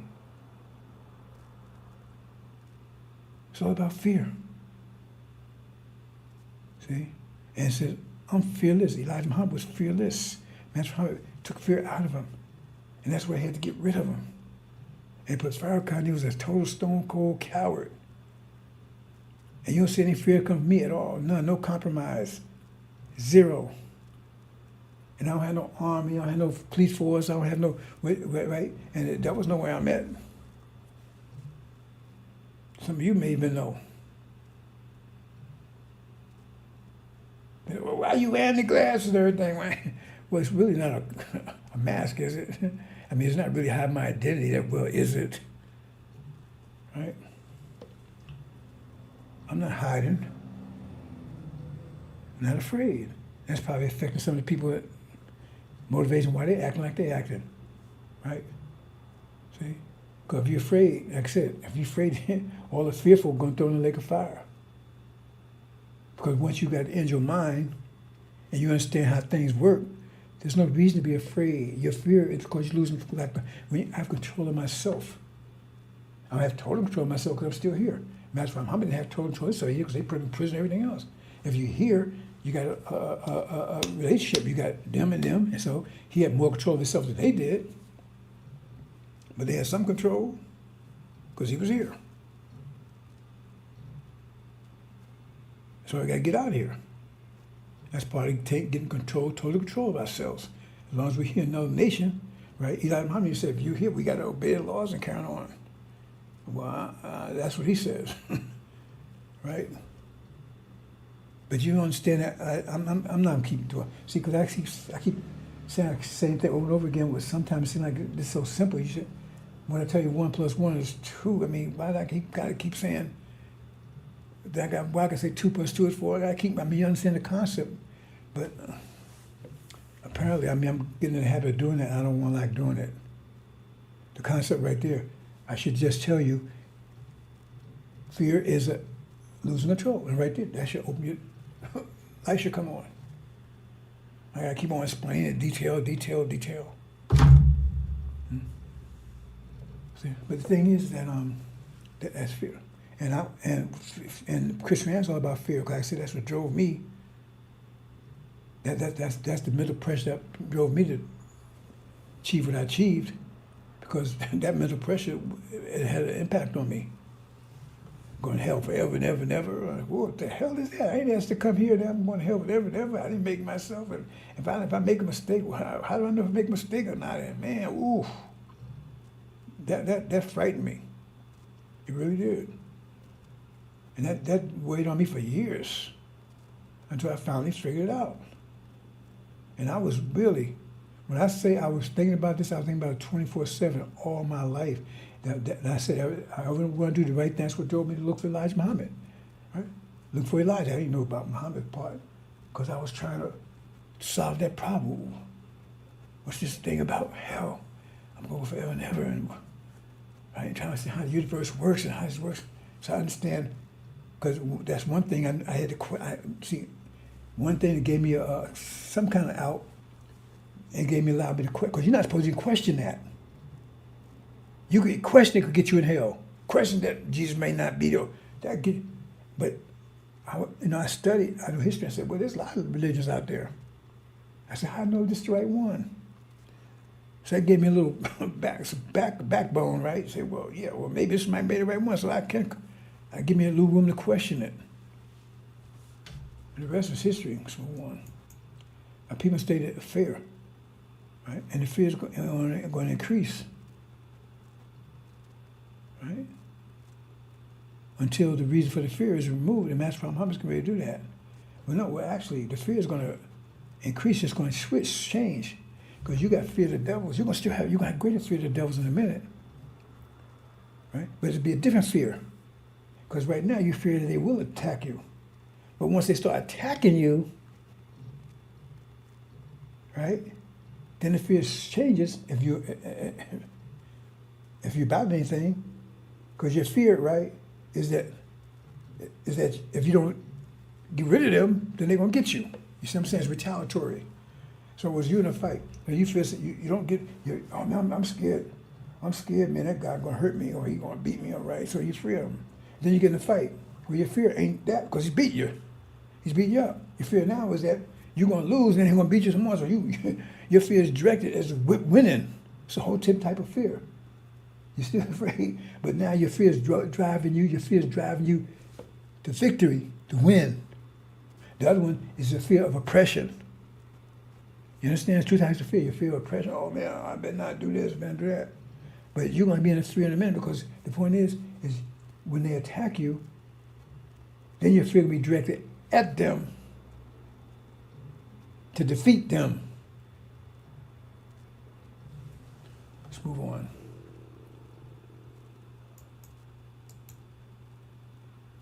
And this the man, they put him, he's going to remove fear from you.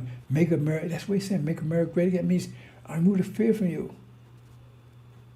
And he knows you part of the whole situation. He can't come out and say it directly, right? And I'm not going into a lot of detail about this. I've been talking about the last couple of days, but they've been losing control of you since so-called Civil War. And their fear is increasing. But they can't let you know. But because they said the way they would do it is they would do it in the background. They would address their fear of you to maintain control of you in ways you can't see it. Quality control. See, they can't stop quantity control because you've energized. And I don't know if I'm getting to that today or not, brothers and sisters, but I keep talking about quality and quality. Universe isn't, we've been energized. They can't stop that. They can change, but they can affect the quality of it. And that's a whole subject altogether. I thought I was going to talk about it today, but I changed my mind. I'll talk about maybe another later on. But because where's he all about? Where's he all about? Gaining control. Why has he got to gain control if he already has control? America's most powerful. See, he's all about overcoming fear because America's all about getting control again or make America great again. We got to get control of the Middle East. We got to get control of Greenland. We got to control. See, get control. Get control of these niggas. Get control of the education system. He's telling you if he's trying to get control, that means they've lost control. That means they're in a state of fear. He's telling them in the language that they don't want you to understand. I'm gonna get this right, man. I'm gonna get all control of this stuff all over again. And you a main object, but they can't tell you that. It says, let's deal shrewdly with them so they don't see it coming. Because it's all about you. It's all about you and you don't know it. That's why it says it come upon you as a snare, because you won't see it coming. I'm trying to put all these pieces together for you. But some of you just ain't going to get it. It says there, and everything he does, everything he's doing, I said they're writing an obituary. False Israel and America is writing an obituary. Because what they're writing is down is everything they're doing right now. Okay. If you believe in consequence, false Israel has to pay consequence for what they're doing. And it tells you, when you see abomination, desolation, right? That's going to lead to their destruction. See, there's a lot of information right in there that you didn't pay attention to. I'm going to speak to it in a minute. And America right now, time of their judgment, consequence. Now the question you have to ask yourself is, if somebody's going to die, well, that's the quality. I mean, they're going to die a certain day, right? But the quality of it, how are they going to die? They're going to die with cancer. They're going to die hanging themselves, suicide. Right? They're going to die in an accident, execution. It's just that's the quality. So how do you know what the quality is? Again, I tell you again. Every action has opposite equal. So you look at where the wind's blowing. See the way leaves are shaking. You know where the wind is blowing. So you can see the consequence. Right? If that's the consequence coming, what's the nature of the consequence? It'll be connected. Do with them as they had done to you. Don't say, or beat their ass, get them back. Revenge, say, do them as done to you. So the point is, the consequence is directly related to what they did. So therefore, that's why I said right on obituary, because, and if you read carefully, they're starving the people over there. They said they'll be starving, they'll be eating their own children, and all stuff they're doing right now is going to happen to them. It's going to be, in a minute, when that war starts. In America, all the stuff that's been happening to you, it tells you right there. Life we're going to do ourselves. We're going to control it all. Even when it comes, that's not our power. We're going to be doing it. So you can see what's going to happen to them. All you got to do is concentrate 500 years into 1 year. Say, God damn, ooh, what is that about? Unprecedented. You're going to concentrate 5, because everything they did, they had to pay for it, or the whole 5 years. But you're going to concentrate in 1 year? Ooh. It said false Israel, 79 years in a few months. Then you get some idea, because that's the quality. They determine the quality. That's why I said they write their own obituary. Now, by saying that should have told you what I just said. But again, let's move on. And so everything they do is backfire, because right now they're fighting consequence. So they can't succeed. That means that everything they do, that's another way of looking at it. Their wisdom returned to nothing because nothing they can do that. Whatever they do, it's going to fail. When you're fighting consequence, that's another way of looking at it. I talk about winter and spring, but look at it this way. Everything, if they fight consequence, that means everything you do is going to fail. That means your wisdom will not work. It worked during the time of grace when it was bottling up consequence, but now it will not work. Everything will fail, backfire, and everything is backfiring. This thing they have over Iran's all back. Nothing he's done so far has been successful. Right now, the stock market is shaking because of tariffs and all that kind of stuff. Say, well, maybe they get all right. Yeah, nothing will work. I told you that. Right? And this was driving it. Energized. Momentous in heaven and earth, but come to you all of a sudden. Be energized. Everything I do is another way of looking at it.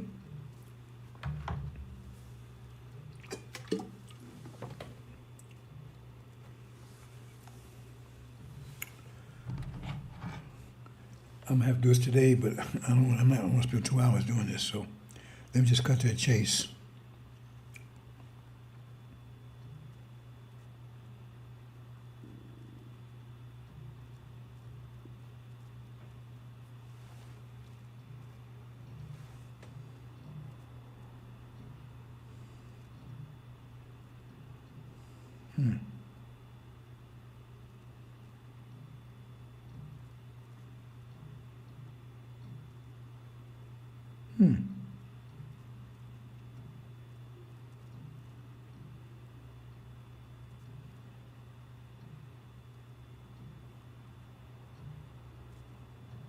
Oh man. Whew.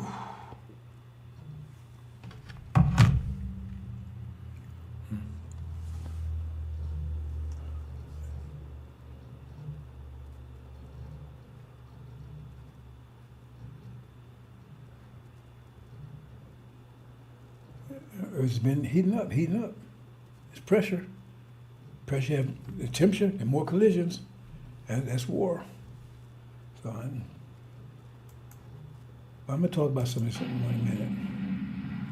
It's a backfire. Everything is going to work against them. Everything. You're going to see it. You're going to see it. Not until next year, you're going to see it happen in real life. It's happening right now, actually. Because right now, the whole big thing in the Middle East so far right now, isn't that a backfire? From Trump getting rid of JCPOA a few years back? It's a backfire. And now the whole world is on edge because of that. See, it was a big backfire. He thought he was doing a big thing, right? And now it's been the whole world's on edge. And they think it could, and the people are saying it could be a total collapse. Right? Economic collapse, collapse of America, Britain, whatever. But the thing is that when you study the angel clearly, it says that Suleiman is responsible. He's got to take the whole world. We got to start with the demons, devils, the goat, China, India, Jinn, Arabs, Africa. You got to do it all. It says, the God, Master Muhammad says, he told him, says, no one better stand against you. And I'm like your Air Force, I got you covered. But you on the ground, you got to do the battle. You and your army. You Joshua, you got to do the battle. See?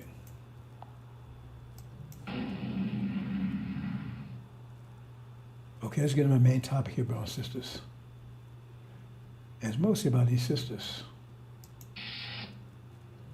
Motion versus mathematics, be and it is.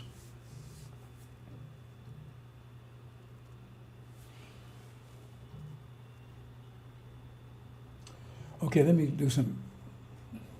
You know, I'm a very confrontational person. I tell people, you don't know me. No, well, she's the opposite, but we're nothing alike. But she's Jersey. She's Newark. She totally Newark, because, like I said, when we lived a block apart, literally 1 block apart. I lived on one side of 14th Avenue, she lived on the other side of 14th Avenue. was a dividing line, right, on Sherman Avenue. And I was a paper boy for a little while. And so their parents, I didn't know them, right, but I delivered papers to them. And and it turns out they knew my father, but I didn't know that. I found out that her father died, and the mother said, yeah, we knew him. And so I never had a chance to talk to my father. Passed when I was 14, right? August 21st, 1963, those sevens. I got my ex exactly 70 years later, August 21st, 1970. Anyway. So, and she's younger than me. So I didn't know them. I didn't know if anything. It was, I went around the world, and that bottom line, I had to bump into her it was totally, well, you might say it's an accident, right? But then you understand how mathematics work. And like I said, we totally, we ain't anything alike. But she knew it. We from the same tribe, you know about that. We're saying the same body, right? But like I said, if you consider me to be a brain cell, she's not a brain cell. She's more like a lung cell, I guess, right? But we get along. We get along very well. The mathematics are there, and she's not an emotional person. If she is, she hides from me. She's very cool. I mean, I've been married to demons, all of them. Everybody I was married to and everything was like one from Chicago, ooh. One from Texas, that's another story, right? She passed a while back, right? One from Morocco, ooh. Arab, one of our sisters over there. Right, so, but then I married her. And we had little rocky times. And the biggest problem we had with her was, like, I'm very confrontational. She's not. She's easygoing. And it's difficult. I never made her angry, but one time, you know, I don't try to make her angry. I made her angry one time. This is not too long ago, maybe a couple of years ago, whatever. And something happened. I was a little bugged about it. And she was trying to tell me I didn't want to hear it. And I said, I don't want to hear it. And she grabbed me and said, shut up and listen. Whoop. I was surprised. I never saw that coming. I shut up and listened.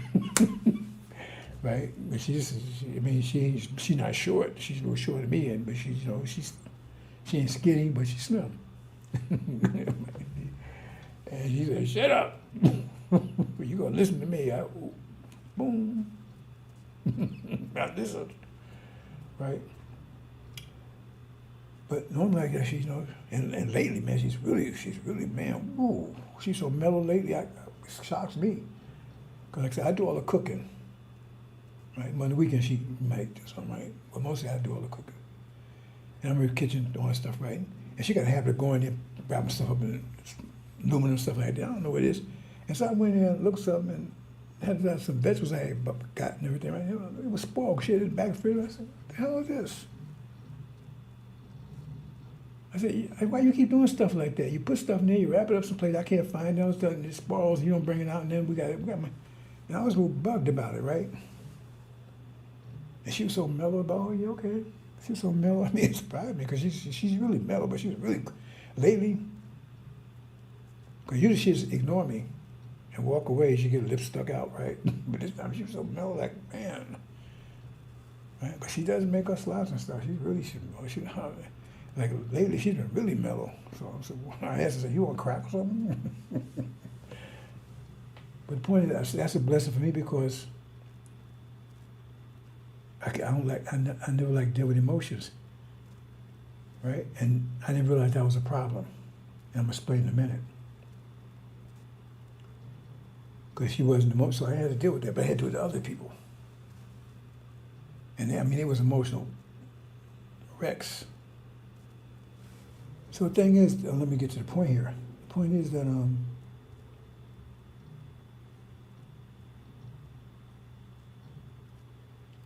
see, I come from the mathematical point of view thing. So when I talk about the angel and talking about the demon, all that kind of stuff, to me it was just mathematics. Yeah, we got to get rid of demons. And so it was no emotional contact. Like I said, I never had any friends, so I never had any emotional connection to anybody like that. I mean, I have emotional connection with my wife, but see, you might not understand this, but it's not like that's what she's for. Because we don't use the word. She never told me once in her whole life that she loved me, not once. But I don't care because I don't need her to tell me that. The way she acts, the way she conducts herself, what she does, that tells me everything I need to know. I never said to her, except for about 3 weeks ago, I said it one time. I said, "You're my best friend, and I love you." And she looked at me, "Oh yeah," and then she went on to sleep.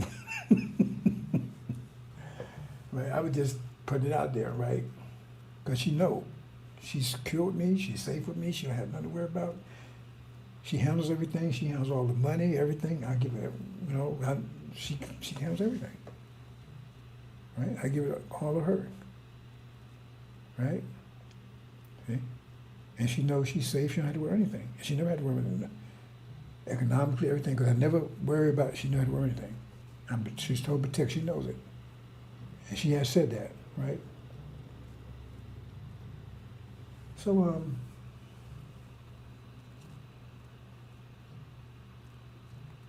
so that wasn't an emotional issue with her. I mean, it's emotional because, we care about each other, but it's not, it's not an emotional challenge because it's not tested. So now you go to the gym, right? You're doing these machines, right? And you're building these muscles. And, but there's another machine you never use, and that machine gets a muscle that you didn't know about. Then one day you out there, man, you got this muscle, you do that machine, oh, why you pull something? Hey, you didn't know you had that muscle. And now you can't do anything else because that muscle hurts so bad. You don't use the rest of the muscle because that hurts so bad. Now, if you've been in the gym, you understand what I'm talking about. Because you got that muscle you didn't know you had. Or you wasn't using. I mean, you had it, but you wasn't exercising, you wasn't strengthening it. See? And so that's what me on the emotional side. Because you say, what about my children? Well, my children, they're turning against me, but I didn't go to emotional thing with them because growing up, I did everything for those kids. Private schools, they had their own bedrooms, they had nice houses, everything was good for them, it was protected. And my daughter, I told one of my daughters, she got a lot of trouble and all that stuff, and her life, messed life up. Said it's my fault because I should let them hang out in the streets so they didn't know how to deal with life and grow up. Oh, really? So I let you say I have to get out there and get pregnant and get on drugs and everything else, and then your dad didn't tell you know how to deal with life. That kind of shit I don't want to hear. I just wrote them off. Because they said if you disrespect your parents, you don't honor your parents, especially in my case, because I took care of them. Everybody knows. Even the neighbors used to say, man, y'all never seen anybody spend time with your children like you do. Because every weekend I would take them someplace. Every week on a Saturday morning, we sit down and I go through all their homework. We help them homework, show them how to do all that, stuff and everything, teach them math and all that kind of stuff every Saturday morning. And then I take them out to the beach or the music park or something, to a movie or something, whatever they want to do, right? So we always have, people say, man, you should spend a lot of time with your family. People maybe say it all the time. And so after all that, they grow up and they, just like I said, you grew up in a lake of shit, and you hold your child up above the shit so they don't have to be in the shit, and then you get them to the shore, and you put them on shore, and they didn't have to touch. You kept using the shit, but you kept them above it. And they look at you, and then turn back and you say, man, you full of shit. They can tell you. You see what I'm saying? Man, hell with that. I'm about to use that word there. So that wasn't affecting me emotionally because I just wrote them off. And that's your attitude after all I've done for you? My daughter, she got 18, I told her I was going to get a car, got a brand new car. I mean, every time I need something, I help them. And then y'all come off like that? So that wasn't an emotional thing. So like I said, I never had to get in except for those demon women I was with. And the only thing they did was teach me how to make slots better. So I said, okay, I increase my slot until they didn't bother me anymore. So I was cut up by emotions. Learn how to, get greater control. So I'm going along. So I don't look at things from an emotional point of view. I'm just looking at things strictly from a mathematical point of view. Get rid of these demons. We're going to get rid of these hypocrites and liars. Like Ben X and all those guys, right? Original people, but, and if they are original. So I'm not looking at it from my point of view. See? And then to cut to the chase here, right? Because the events that happened, and I should have saw it coming, I didn't see it coming. Because I said you get trials. And that's and emotion is a big part of this, what's going to happen, which I already had dismissed. Because I said, man, we got to go control emotions. We can't have emotions. Emotions is what's going to cause us problems. We got to overcome. That was my idea because I had looked into it thoroughly, right? And how it affected me. And so my idea was you got to think mathematically, period. But I was actually saying what I was saying because I kept saying, I'm looking out for these systems no matter what. And I didn't think that was emotional reaction, not mathematical. I was going to stick with these systems no matter what. So I was saying it like I said because I'm so busy doing everything, I'm not looking at how it affects me personally. And so now I'm looking at that because, in fact, the last 4 or 5 years, that distraction kept me from doing it. But that distraction was part of the whole process to bring me to where I'm at right now. So it's complicated. So then I meet these people. Like I said, I never had any friends or anything. 90% because when I want to talk, they want to talk about. So I'm talking Injil, and nobody's talked Injil with me for the whole 30 years. I had people come in, they bullshit around everything else, but then and they're gone. So now, okay, the door gets open. They want to talk Injil. So we talk Injil, so I get sucked in, right? And then I get an emotional attachment because now I got friends. Because we talk the same thing. So I didn't realize it. I was starting to get emotionally attached. See, this was happening without me realizing this was going on. See? Until something happened that made me look, oh, I didn't know this was happening here. And I looked at it, and I started thinking other things, and I started looking this deeper. I said, oh, damn, this ain't about just mathematics. This is about emotions, too. That's a big part of it. I said, demons got mothers. And their mothers are original women. And getting rid of demons is going to hurt because they got children. Some of these demons are going to be children. And that's going to hurt these sisters. And I already committed. I'm going to help these sisters. But now I'm putting myself, oh, God damn, what the hell? I mean, it was like a revelation. I'm still trying to recover from it. See? I'm kind of bugged, too, because I'm saying I spent so much time with these people that maybe I should have thought of this years ago. This distraction. God kept saying they're distraction. Right? And so, and then now, and constantly the whole doing time, I'm going back and forth because I didn't even realize I got a conflict between emotions and math. They ain't doing anything, man. I need to get rid of them. Emotions, man, maybe they're trying. Let me try something else. See, emotional war. I never had that before. It's like that little muscle. Hit that muscle, bam. And now, it paralyzed me because I can't do much less than muscle because this hurts so bad. So that muscle was exposed, which was hidden all these years. And now it's exposed. And to cut to the chase, well, no, let me just build some more stuff when I get to that point. So that, so that's emotion versus mathematics.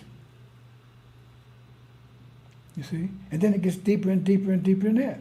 Because that made me speak to what I spoke the other night. And then that led into, got worse. Because, and I always talked about that, I said, man, because I was those person, I tell you the truth no matter what. If you're ugly, I don't go and tell people walking, but you're ugly. But if you come to ask me, yeah, I'm going to tell you, right? I mean, I don't have a situation like that, but the point is, I'm not going to try to I'm not going to tell you a lie because it hurts your feelings. If you ask, I'm going to tell you. I wouldn't worry about other people's feelings because I'm trying to get you above the feelings, trying to get you out of the emotional state. Okay? So now I'm worrying about people's feelings, so I'm going to say things that I see because I'm worried about people's feelings. That's all new for me. Because I ain't even do that to my children. If you act stupid, I'll tell you right away. Because I'm trying to. You need to know. Because me, if you give me criticism, I'm gonna look at the criticism first, see if it's correct or not. Now I might come after you, but first I'm gonna check to see because you see me from an angle I don't see myself, so maybe it's correct. So I'm making a lie of myself. That's another thing, right? Because I don't do that. I keep saying, because usually I say something, I just do it that way. I keep saying, I said, no, you can't do this no more. I keep going against myself. I got this conflict going. Oh no, maybe they do some. Maybe I could do it some other kind of way. I shouldn't. I'm saying, what the? I didn't realize. See, I'm wrapped up in this thing until it came to me that this was a trial. I would be my stuff I've been talking about for years. Now I'm being tried with it. It's like when that Guam thing. That was a trial of my emotional, mathematical quotient. Because I'm still having. We all have emotions. It's how much control you have of those emotions. Is emotion driving you, or math is driving you? You see, women have a higher emotional quotient than men do. Right? So I'm saying, because I was always wondering about these three people supposed to come. What was their purpose? And I realized that's all about. It's emotional tests. Because they would come in and they would get involved in injury and everything else, and I didn't see it. And I said, and I'd get emotional connection with them. They'd show it and everything else. Get my wife involved, all that kind of stuff. And I never did. Wife tell me, we don't have any friends. And so I got pulled into that, and then all of a sudden that muscle got exposed, and I'm still unhappy about it because it's really hurting. Right? And then, and I got a reaction from someone, and that made it more complicated. And then some things I've been thinking about, but I didn't want to say it because I worried about his feelings. And I said, well, damn, I didn't realize I was in that loop. Let me just cut to the chase here. I mean, it's a whole lot of stuff. I'm going to get to the point. The point is I'm getting all this emotional bullshit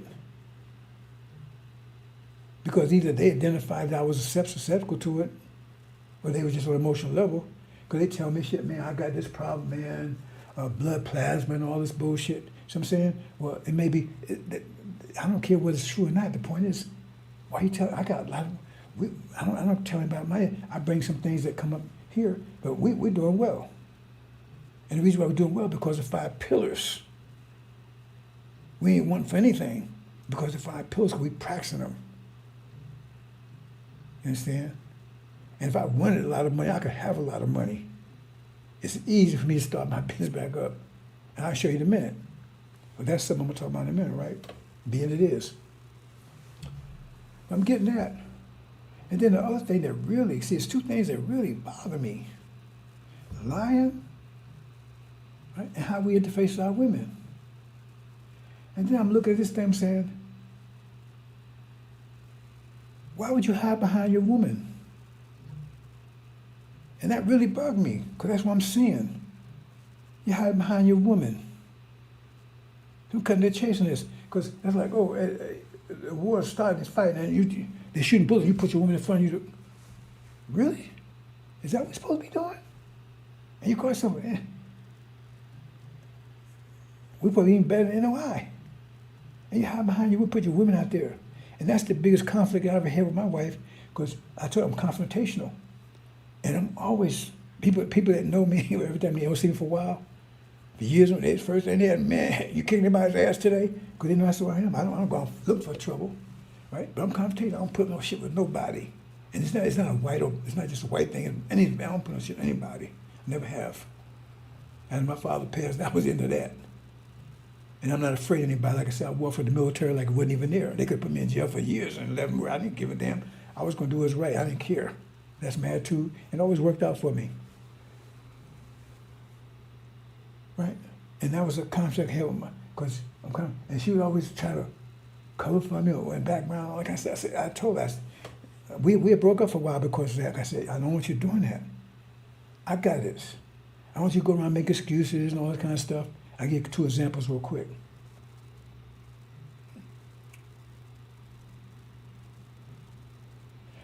There was a case I had this house right now. I had got the house. I think I mentioned the house a while back, right? And the woman's husband, jerk, and he had a problem with me somehow. See, I know he was acting kind of funny, but he didn't really come out with it. So one day the air conditioner broke down, and I called him, and they didn't answer, and I finally got to say, well, I'll be out there tomorrow. I said, wait, hold it, man. So I went and paid somebody, right, to fix it. And I said, it's my cost, it's on me. So it came out. He said, how did you get fixed? I said, I paid for it. You can't be doing it. I said, wait a minute, you ain't got to pay for it. I don't care. You got to check with us first. He went off. And I didn't like the way his attitude was. And he gonna tell me, I pay for it when we use our own people. Well, yeah, but you should have had your own people out here then. See? So I said, oh, hey, man, we out of here. And she don't like that. She want to, oh, you know, her idea. Let's go. We ain't blowing nothing off.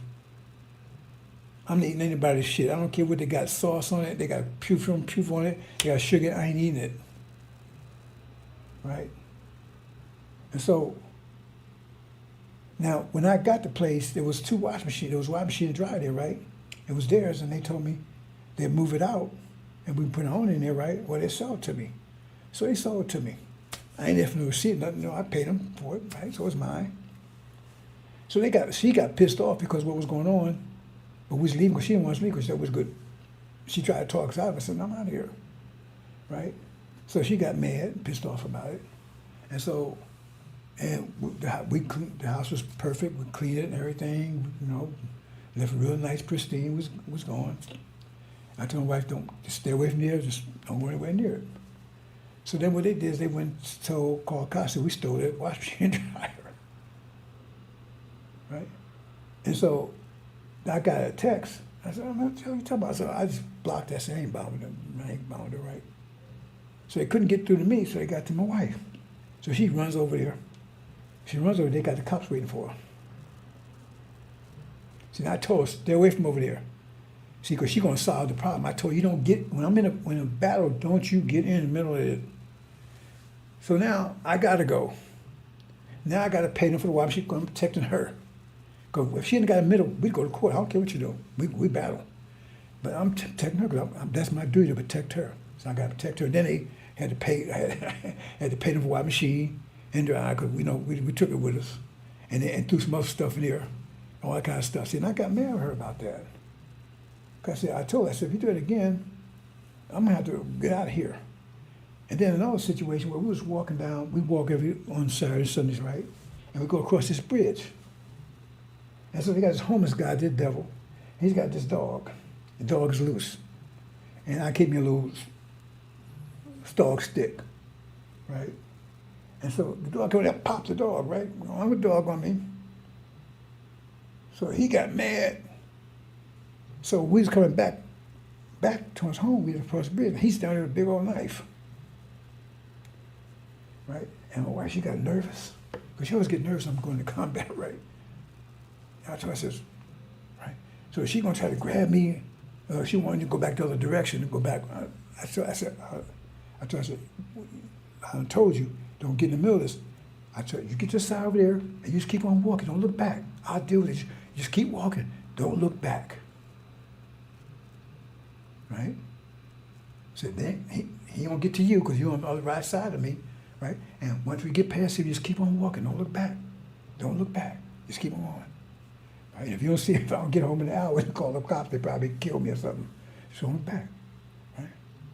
See, but she was trying to grab me and stuff. I told her, I said, I'm not gonna tell you again. Don't ever do that again. You see me going combat. You don't get involved. You just keep on going. Right?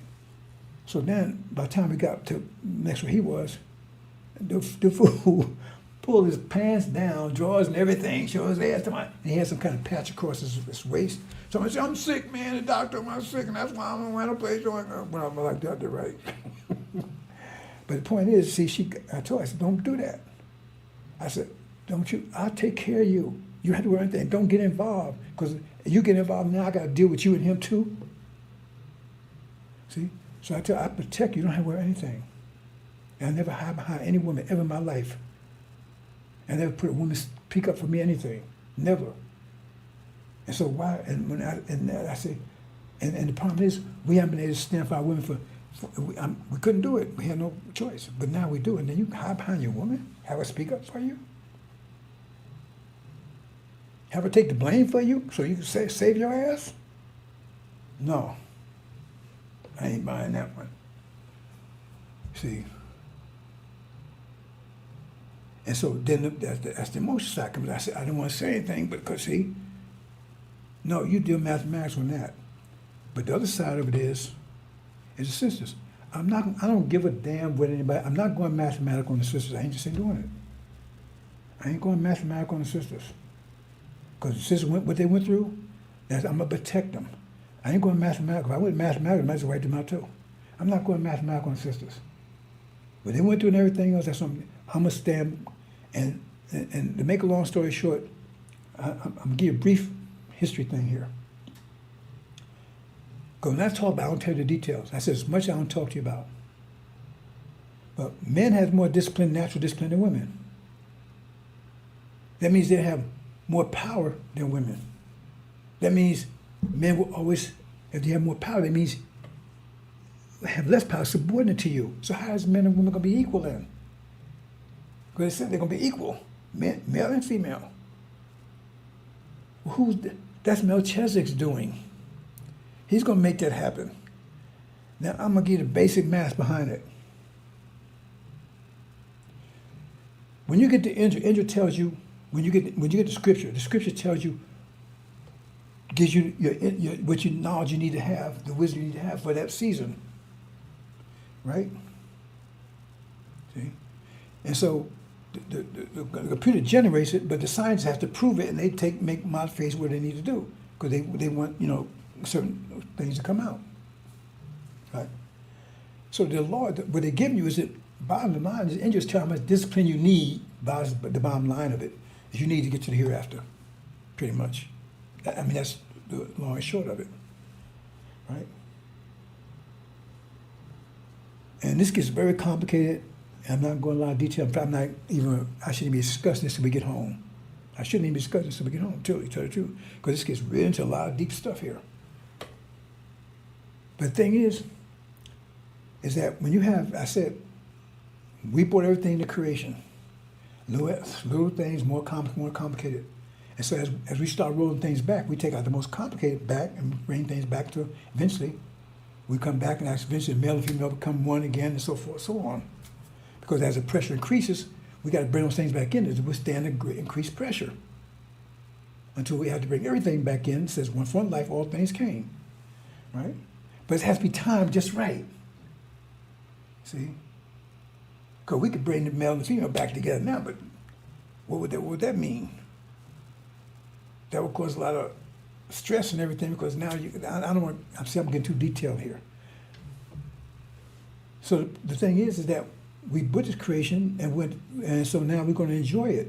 So we want to bring things back as they need to become back, because that's part of the creation. And that's one of the reasons why we're using the devil as a servant. They won't be devils then, right? That's part of the problem. This gets too complicated, so I don't know if I can say it simply. But we don't want to make the male and female to be, because remember, that's how they are heaven. And so they're going to be pretty much masters of because if you understand they're our heaven, right? Right? So, but at some point in time, we have to come back and withstand the increased pressure, which maybe trillions of years from now, 62 trillion years from now, maybe, right? So, when the scriptures revealed to give the information you're given, the man will be given information he needs to his discipline. I'm throwing his number right here, to 90%. He only required to use 9% of his discipline, 90%. See, and that'll be sufficient. The scripture, like right now, the scriptures tell us to use 5 pillars and everything has to use so much discipline, but you can use more than that. I mean, hell, just throw something out there. Maybe it comes that you eat 1 meal every week, maybe 1 meal every month or something, right? We don't have to go that far. Maybe that's that. I'm not saying that's where it is. I'm just throwing it out there. So the thing is that we're gonna justice, so discipline will be equal, male and female, because she have to use 100% of hers, but 9% of ours is equal to her 100%. So the power will be equal. And that's the way Melchizedek would make sure that the scriptures always keep that level, equality there. So they'd be equal. So she could achieve Hajj. Because if we go back 100%, she can't achieve Hajj. Because we have more power for her. But we have to, but when time comes, or it's come back together, then he has to 100%. Because that's what's going to take to merge us back together. One overcome the other, and that gets into genes, DNA, that kind of stuff, right? But I'm not getting to the chemistry of it. But one has to overcome the other, right? One pressure, greater pressure overcomes the lower pressure. That's how it burns back together again. So I don't know if you understand that, it made sense to you, whatever.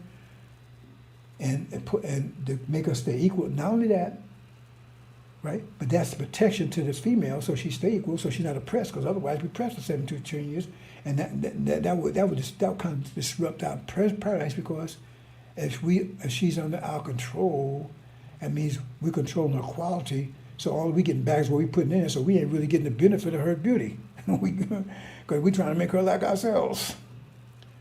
You know, so I mean, that's too complicated. I'll just give you the bottom line there. So that's what Melchizedek would do, so we stay equal. So the men's discipline will stay just up to 90%. Because the revelation they get, the scriptures require them just to give them information to use 90%. But it'd be 100% for her. And she can do it. You see? And that's also a reward, because she saved this nation too. Because we don't want her oppressed. I mean, we could do that, right? But then again, that affects our heaven too. You understand? I don't know if that's too complicated for you, whatever. And that's why I say I'm going to protect them. And I'm going to do that. I don't give a damn what anybody says. We're going to make them equal. And they deserve it. And I'm not going to go mathematics on them. You understand? Once they achieve that 100%, then they're good to go. Because there ain't no way in the world they're going to come out of the tribulation 100%. There's no way. They're going there with children and everything else. There's no way it's going to happen. They have to reach a certain level, obviously. But the transition process will be after they get home. But then all of a sudden, you're going to have service and things to take care of the children, all that kind of stuff, so they can focus totally on self-improvement or whatever. So hope you understand that. But if you out there, I mean, but you hide behind your woman, she got to stand for you. What is that? I ain't forgiving that.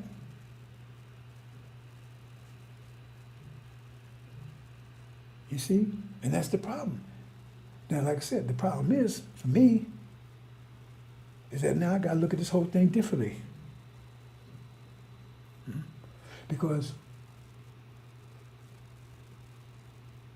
these demons out here, these hypocrites and everything else, they got mothers that are original, they got wives that are original,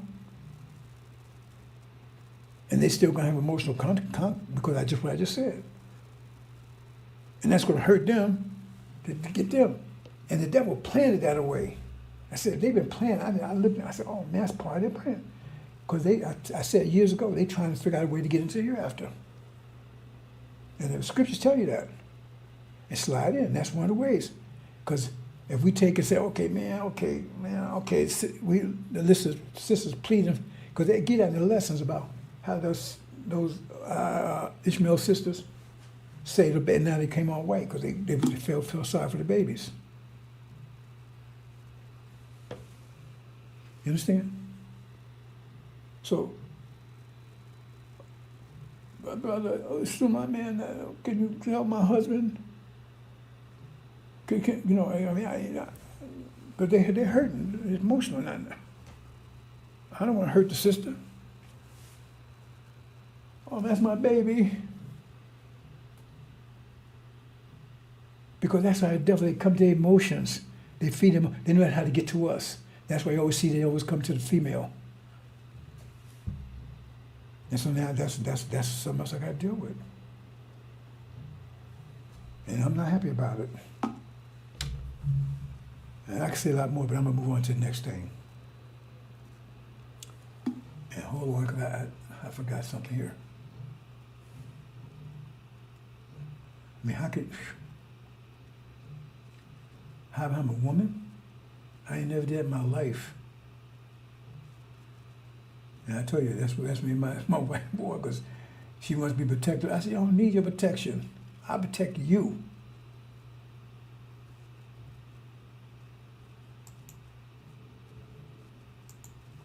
She's getting it now, so I will. Listen, that last issue we have, that devil under that bridge. Right. Oh, let me find this real quick. Where is that at? Okay. And this is something else altogether here. Okay, go here. I can find this. I've got to get this over here. See if I can find it.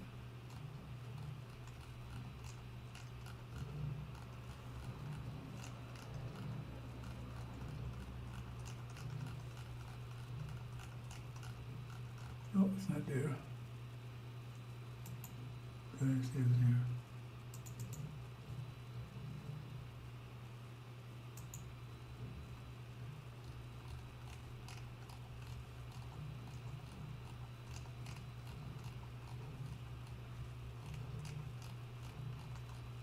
See, it says the devils, they be hiding behind their women, our women.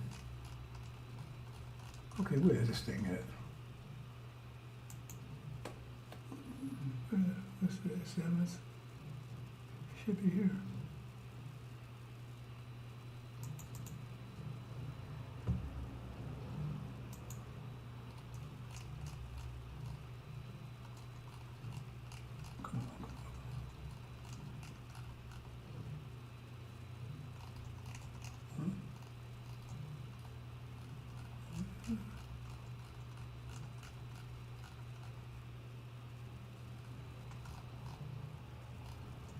Okay, I'm just have to talk it through about this because I can't find it. It should be right here. What's the 7th? Should be right here. Let me try one more. Yeah.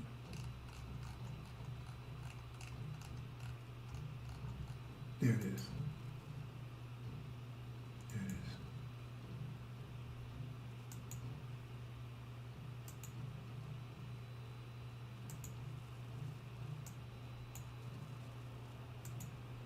Mm-mm.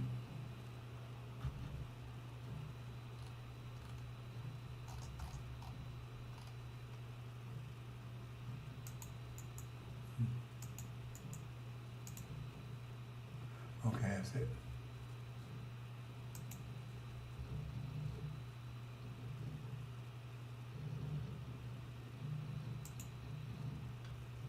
Okay, what I'm going to show here is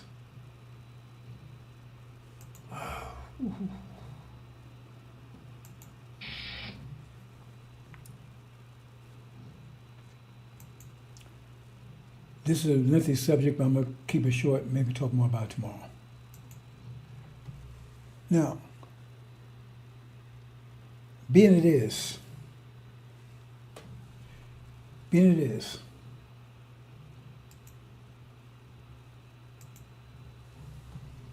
now it says, Suman's job is to be, and master, he's a technician, technical, and analytical side of the brain. It is, he brings existence, right? Okay, now you take, for instance, you go back into so-called, they call it the Renaissance. Isaac Newton, those guys. Okay, he came with that basic physics that they use today. He came with ideas. And people took, so, oh man, I can do this with this. I can, oh, every reaction has an opposite reaction, okay. And bang, and so forth. And they, it's Galileo, he was able to come up with a telescope. And you might not realize it, but Henry Ford, he didn't invent the car. What he did was he looked around and saw, oh man, they got glass, and they got wheels and all that stuff. He said, hey, I can put this stuff together and come up with a car. Same thing with that guy, Steve Jobs. He didn't invent, the components was there, and he said, hey, I can put these components together and have a phone. Same thing with Bill Gates. Bill Gates did not invent Microsoft. He stole it from Apple. Because IBM is a whole different technology than Apple, right? And a whole different framework, right? A whole different mindset. So he says, okay, but IBM didn't want to go into PCs. So what he did, he took that idea concept, had a PC, which I don't think he came up with the PC either. He used, but he came up with the operating system. He took the operating system from Apple and modified it to run on like an IBM kind of clone laptop, whatever. That's what he did. And now he's a billionaire. He didn't invent anything. See? So what it says is that, see, I didn't want to talk about this because, like I said, if I have to talk about it, why have to, you know, because I said, okay, the Injil, I said, okay, because it said, remember it says, you cut the tree down and they leave root nor branch. I said, it's DNA. Okay, it is. But it says the trees didn't bear any fruit. Now, the Injils put all kinds of information out there. And you can't prove, and nobody stepped forward and said it was anything wrong. They haven't told me. Like I put a thing about $1,000, and nobody's took, I actually put it on their website the other day, right? They said all this stuff. I said, any of y'all, they had a thing on YouTube, everybody was commenting, live, right?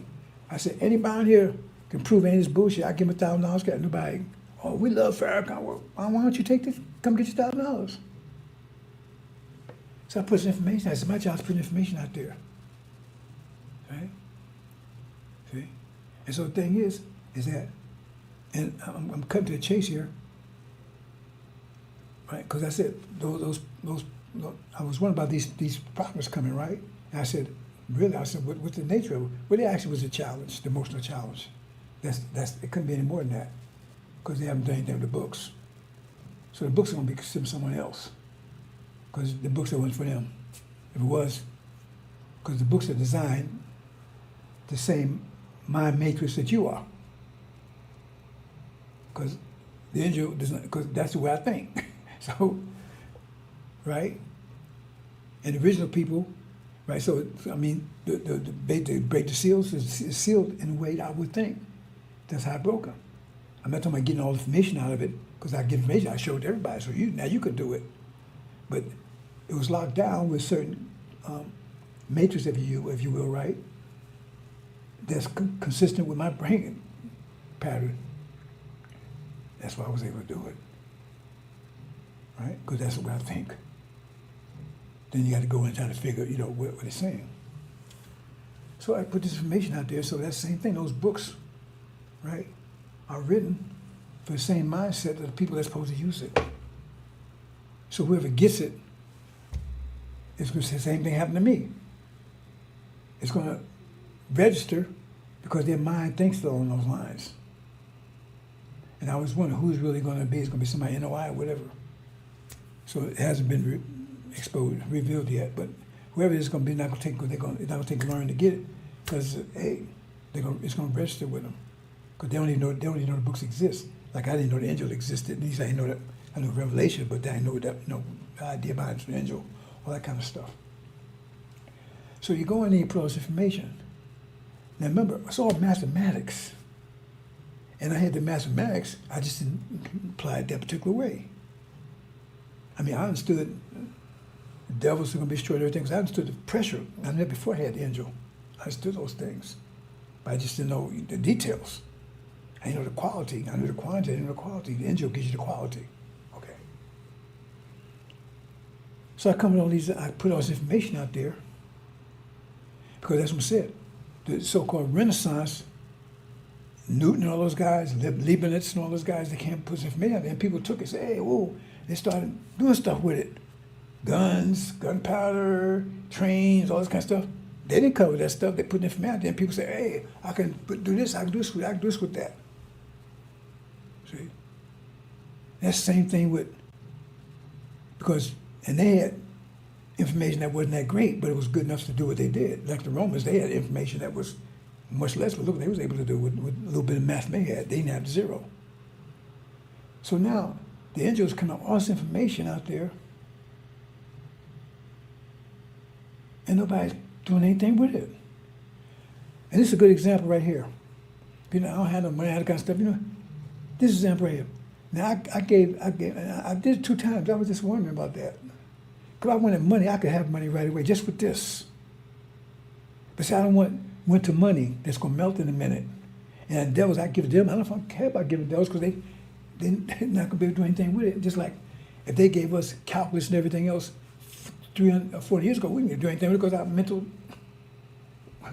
deprivation wouldn't register with us. Because we was mentally weak, everything. And like right now, the pressures are great. They ain't going to be able to do anything with this. Because it's crushing them. So that's why I don't mind giving it to them. I put it out there. I didn't give it to them. I put it out there. But you could do something with it. Now, if you look at this simply, this is a simple thing. You could build this thing out of Home Depot. All you need is a metal cylinder, and you need a goddamn pump. That's the technology. As simple as that. You take the pump, and you pump the air out of one section and push it out the other side. That sucks the air in and push it out, and that's it. Once you do that, you got the concept.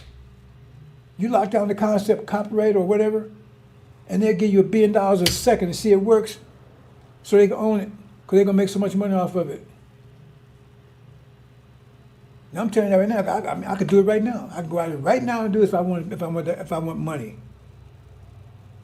They talk about he's the rich. No, he's not. I'm the wealthiest man on the planet. Here, this is where the wealth comes. Not how much money you got in the fucking bank. Yeah, I used it. I'm trying to get a point across. Because you got your concepts all wrong. He's got a lot of, what good's that money? What good's $1 trillion worth of snow when spring comes? Now, if I'm lying, go check it. If I'm lying, that's not simple. You can buy these damn pumps. The pumps exist. You just got to modify it. And then you got to tune it. So, depending on how fast you go and how much air you want to pump. You pump air in, out this here, so it sucks the air in, because you make a vacuum, and then you push the air out. So now you don't have to, the sonic booms. And you go as fast as you want to. You can use it go through water as fast as you want to. It's just simple. So if people were studying, they understood everything, they should say, because they only studying, they don't know what they're doing. I put so much stuff out there like this. Like I explained how gravity works. It's very simple. They showed that Einstein was wrong. And nobody's contradicted. And I'll give $1,000 to anybody that can show that's wrong what I said about gravity. It's absolutely right. The math is absolutely right. And they show me anyway that they graph that, and I give $1,000 right now. It's public. But nobody could, they could went out and wrote a book about it, to do whatever. I even told people, I said, well, if you want to start a little temple and you could bring people in. Because that's how they got people. That's how if you want to get people. Because now, okay, because that's why Elijah, that's why Elijah's by itself. But that's why Mass Muhammad is there, because the point is all I got to do is concentrate on giving out the blueprints. Otherwise, I'd have to work both. Because initially, I thought I did. I thought I had to go out, man, and go out in the desert, get some people out there and build certain things. I'm not going to get into any details there. And I said, no, that's not the way it's supposed to work, right? But I'm putting information out there, and Elijah Muhammad, right, he made it real. He made it real. He went out to economics, and that's how people attract people, and people got it and say, okay, now they can get a vision because they got some concrete to work with. Instead of you just out there just talking. See? So I put it out there, and that was the job of the take, I'll say, here now. And then people say, oh man, look. Because they see, hey, this is real, because that works. Elijah Muhammad's real, because look what he's doing. He's building, he's doing this stuff. It's something they can put their hands on, tangible. And this right here, it's simple. That's why I put out there twice, but that ain't for me to get followers and that kind of stuff. Like I said, that's not my mission. My mission is to put information out there. Because not just this, there's a lot of stuff I put out there. A lot of information I just probably took that information, and I ain't got no money, I got stuff, took information and made money, build a temple, whatever they wanted to do, because It's tangible. And it's all accurate. I explain how evolution works, all these different things. You never got light, like I said. People said, I said, a great light. You see, like, you got all this be out there. And you ain't doing anything with it is. That means you ain't for real? Or you're an agent? Or whatever. Because you got all this material. That's why I told you about it at the very beginning. I says, my job is to give you material. You have to take and make material your paradise the way you want it. I told you about it from the very beginning. I'm going to give you material. I get you home. That's part of the material. I get you there. You get in the desert. You sit in the desert. Okay, you sit in the desert. No, you got to do something with it. Got to do something with it. I said, I'm giving you some material so you can do something with it. The energy. I'm not giving you energy. I'm giving you material. Because the energy, you get that. I can't control that. If I give you the blueprints, without any blueprint, I just get it right. And so now you got some money. What you gonna do with it? It's like you all these ideas and all that kind of stuff and nothing, zero.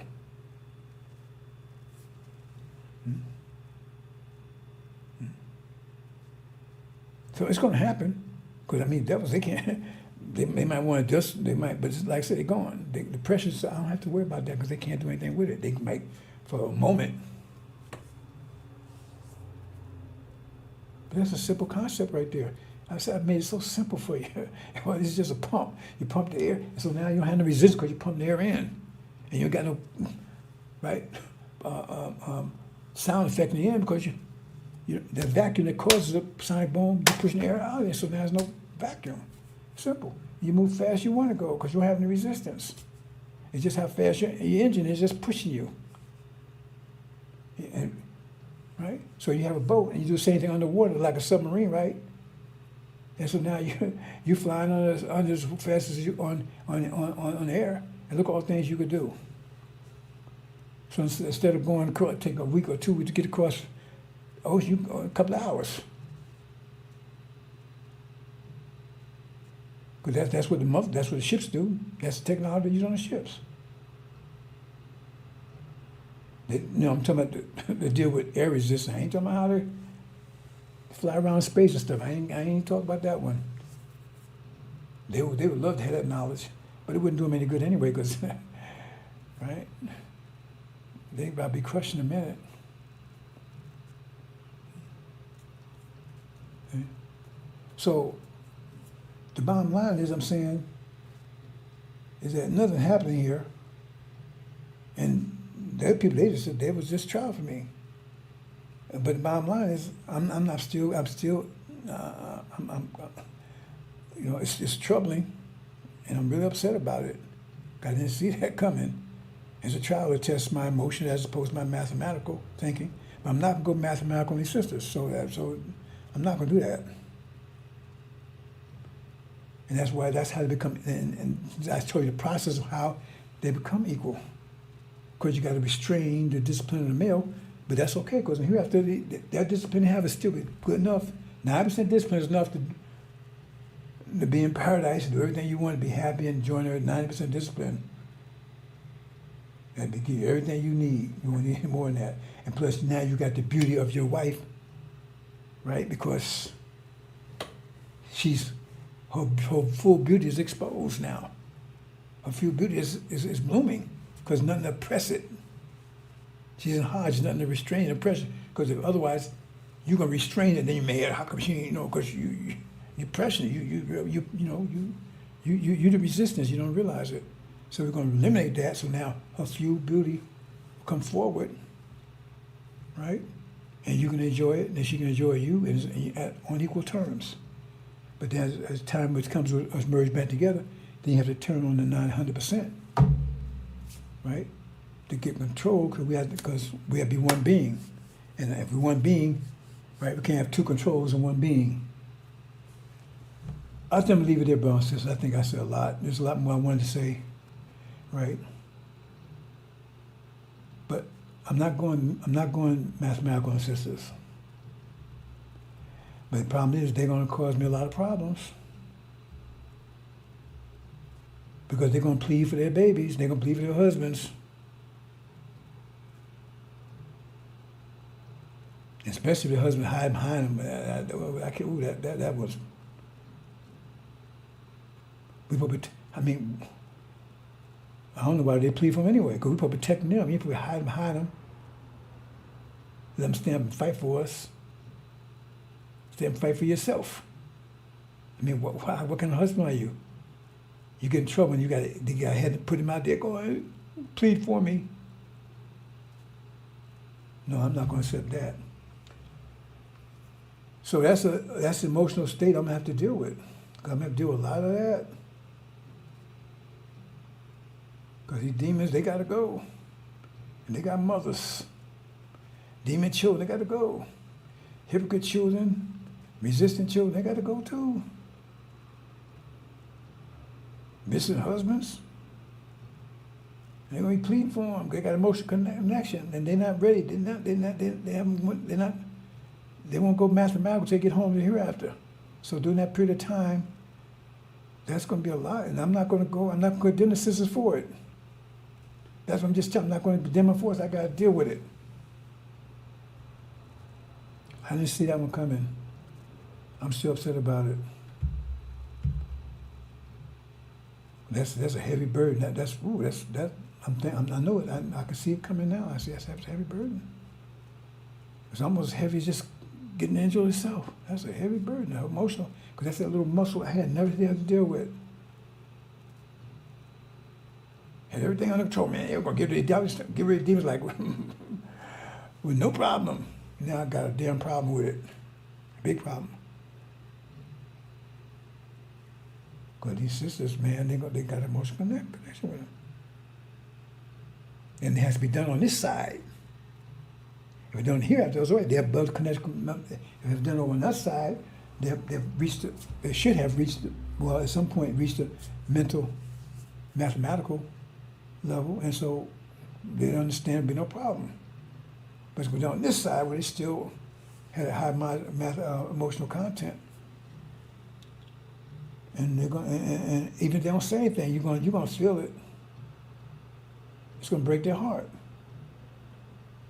And some of them are not going to be able to survive. That's why I told her about Lot. She couldn't survive it. She couldn't, just took much out of her. I didn't see that one coming. It still bothers me. I keep talking about it because it still bothers me. I didn't see that one coming as a trial. I didn't see it coming.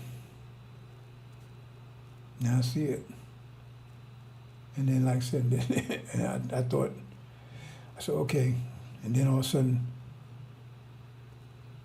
it got worse. I said, well, now you got men hiding behind women. So I can't get any worse than that. But I'm not going mathematical with these sisters, so forget it. Anybody got a problem that's too damn bad, I'm not doing it. They want to go home, they're going home. I said, there's a couple of things I will not, no way I will accept. They're so arrogant, disobedient against their parents. They come with the devil. Nah. I ain't accepting that one. So I already prepared myself for that one. I knew there'd be some problem with that too. Well, man, he was good. He might be a devil. He was good to me. Well, yeah, I was prepared for that one, but I wasn't prepared for the other one. That's my children, man, and they bad. They'll be all right, and so forth, so on. Oh. Talking about the male children. I ain't talking about the females. But we ain't gonna make no distinction. But we have definitely a difference. Because females are not a threat. They don't have the seed. But that's not something I'm going to worry about. Hope you understand, brothers and sisters. So there's all kinds of information out there I put out there. I'm putting all this information out there, showing how the universe works. You didn't get that from any place else. How energy, all this kind of stuff fits in. You can get stuff from any place else. Breaking down the Quran and all these different things you can get out any place else. And nobody can, I'd give $1,000 to anybody prove me I'm wrong in any of it. So you got all this information, and like this right here, I'm almost tempted just to do it. But if I got to go through all that, like I said, well, time is running anyway. Because they say You know, this thing gonna blow up any minute now. It may be blowing up right now.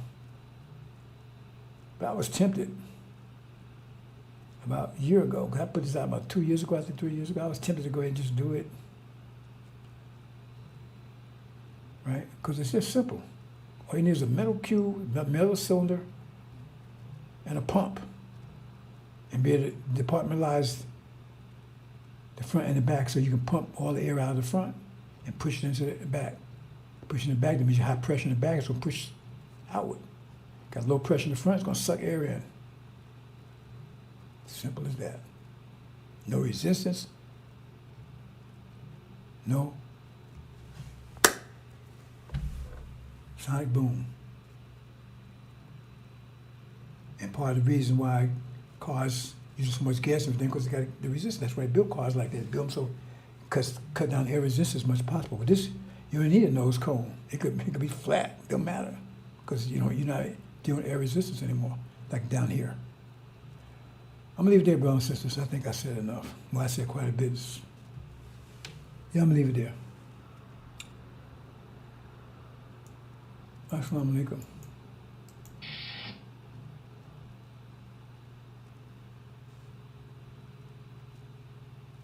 Let me see something here.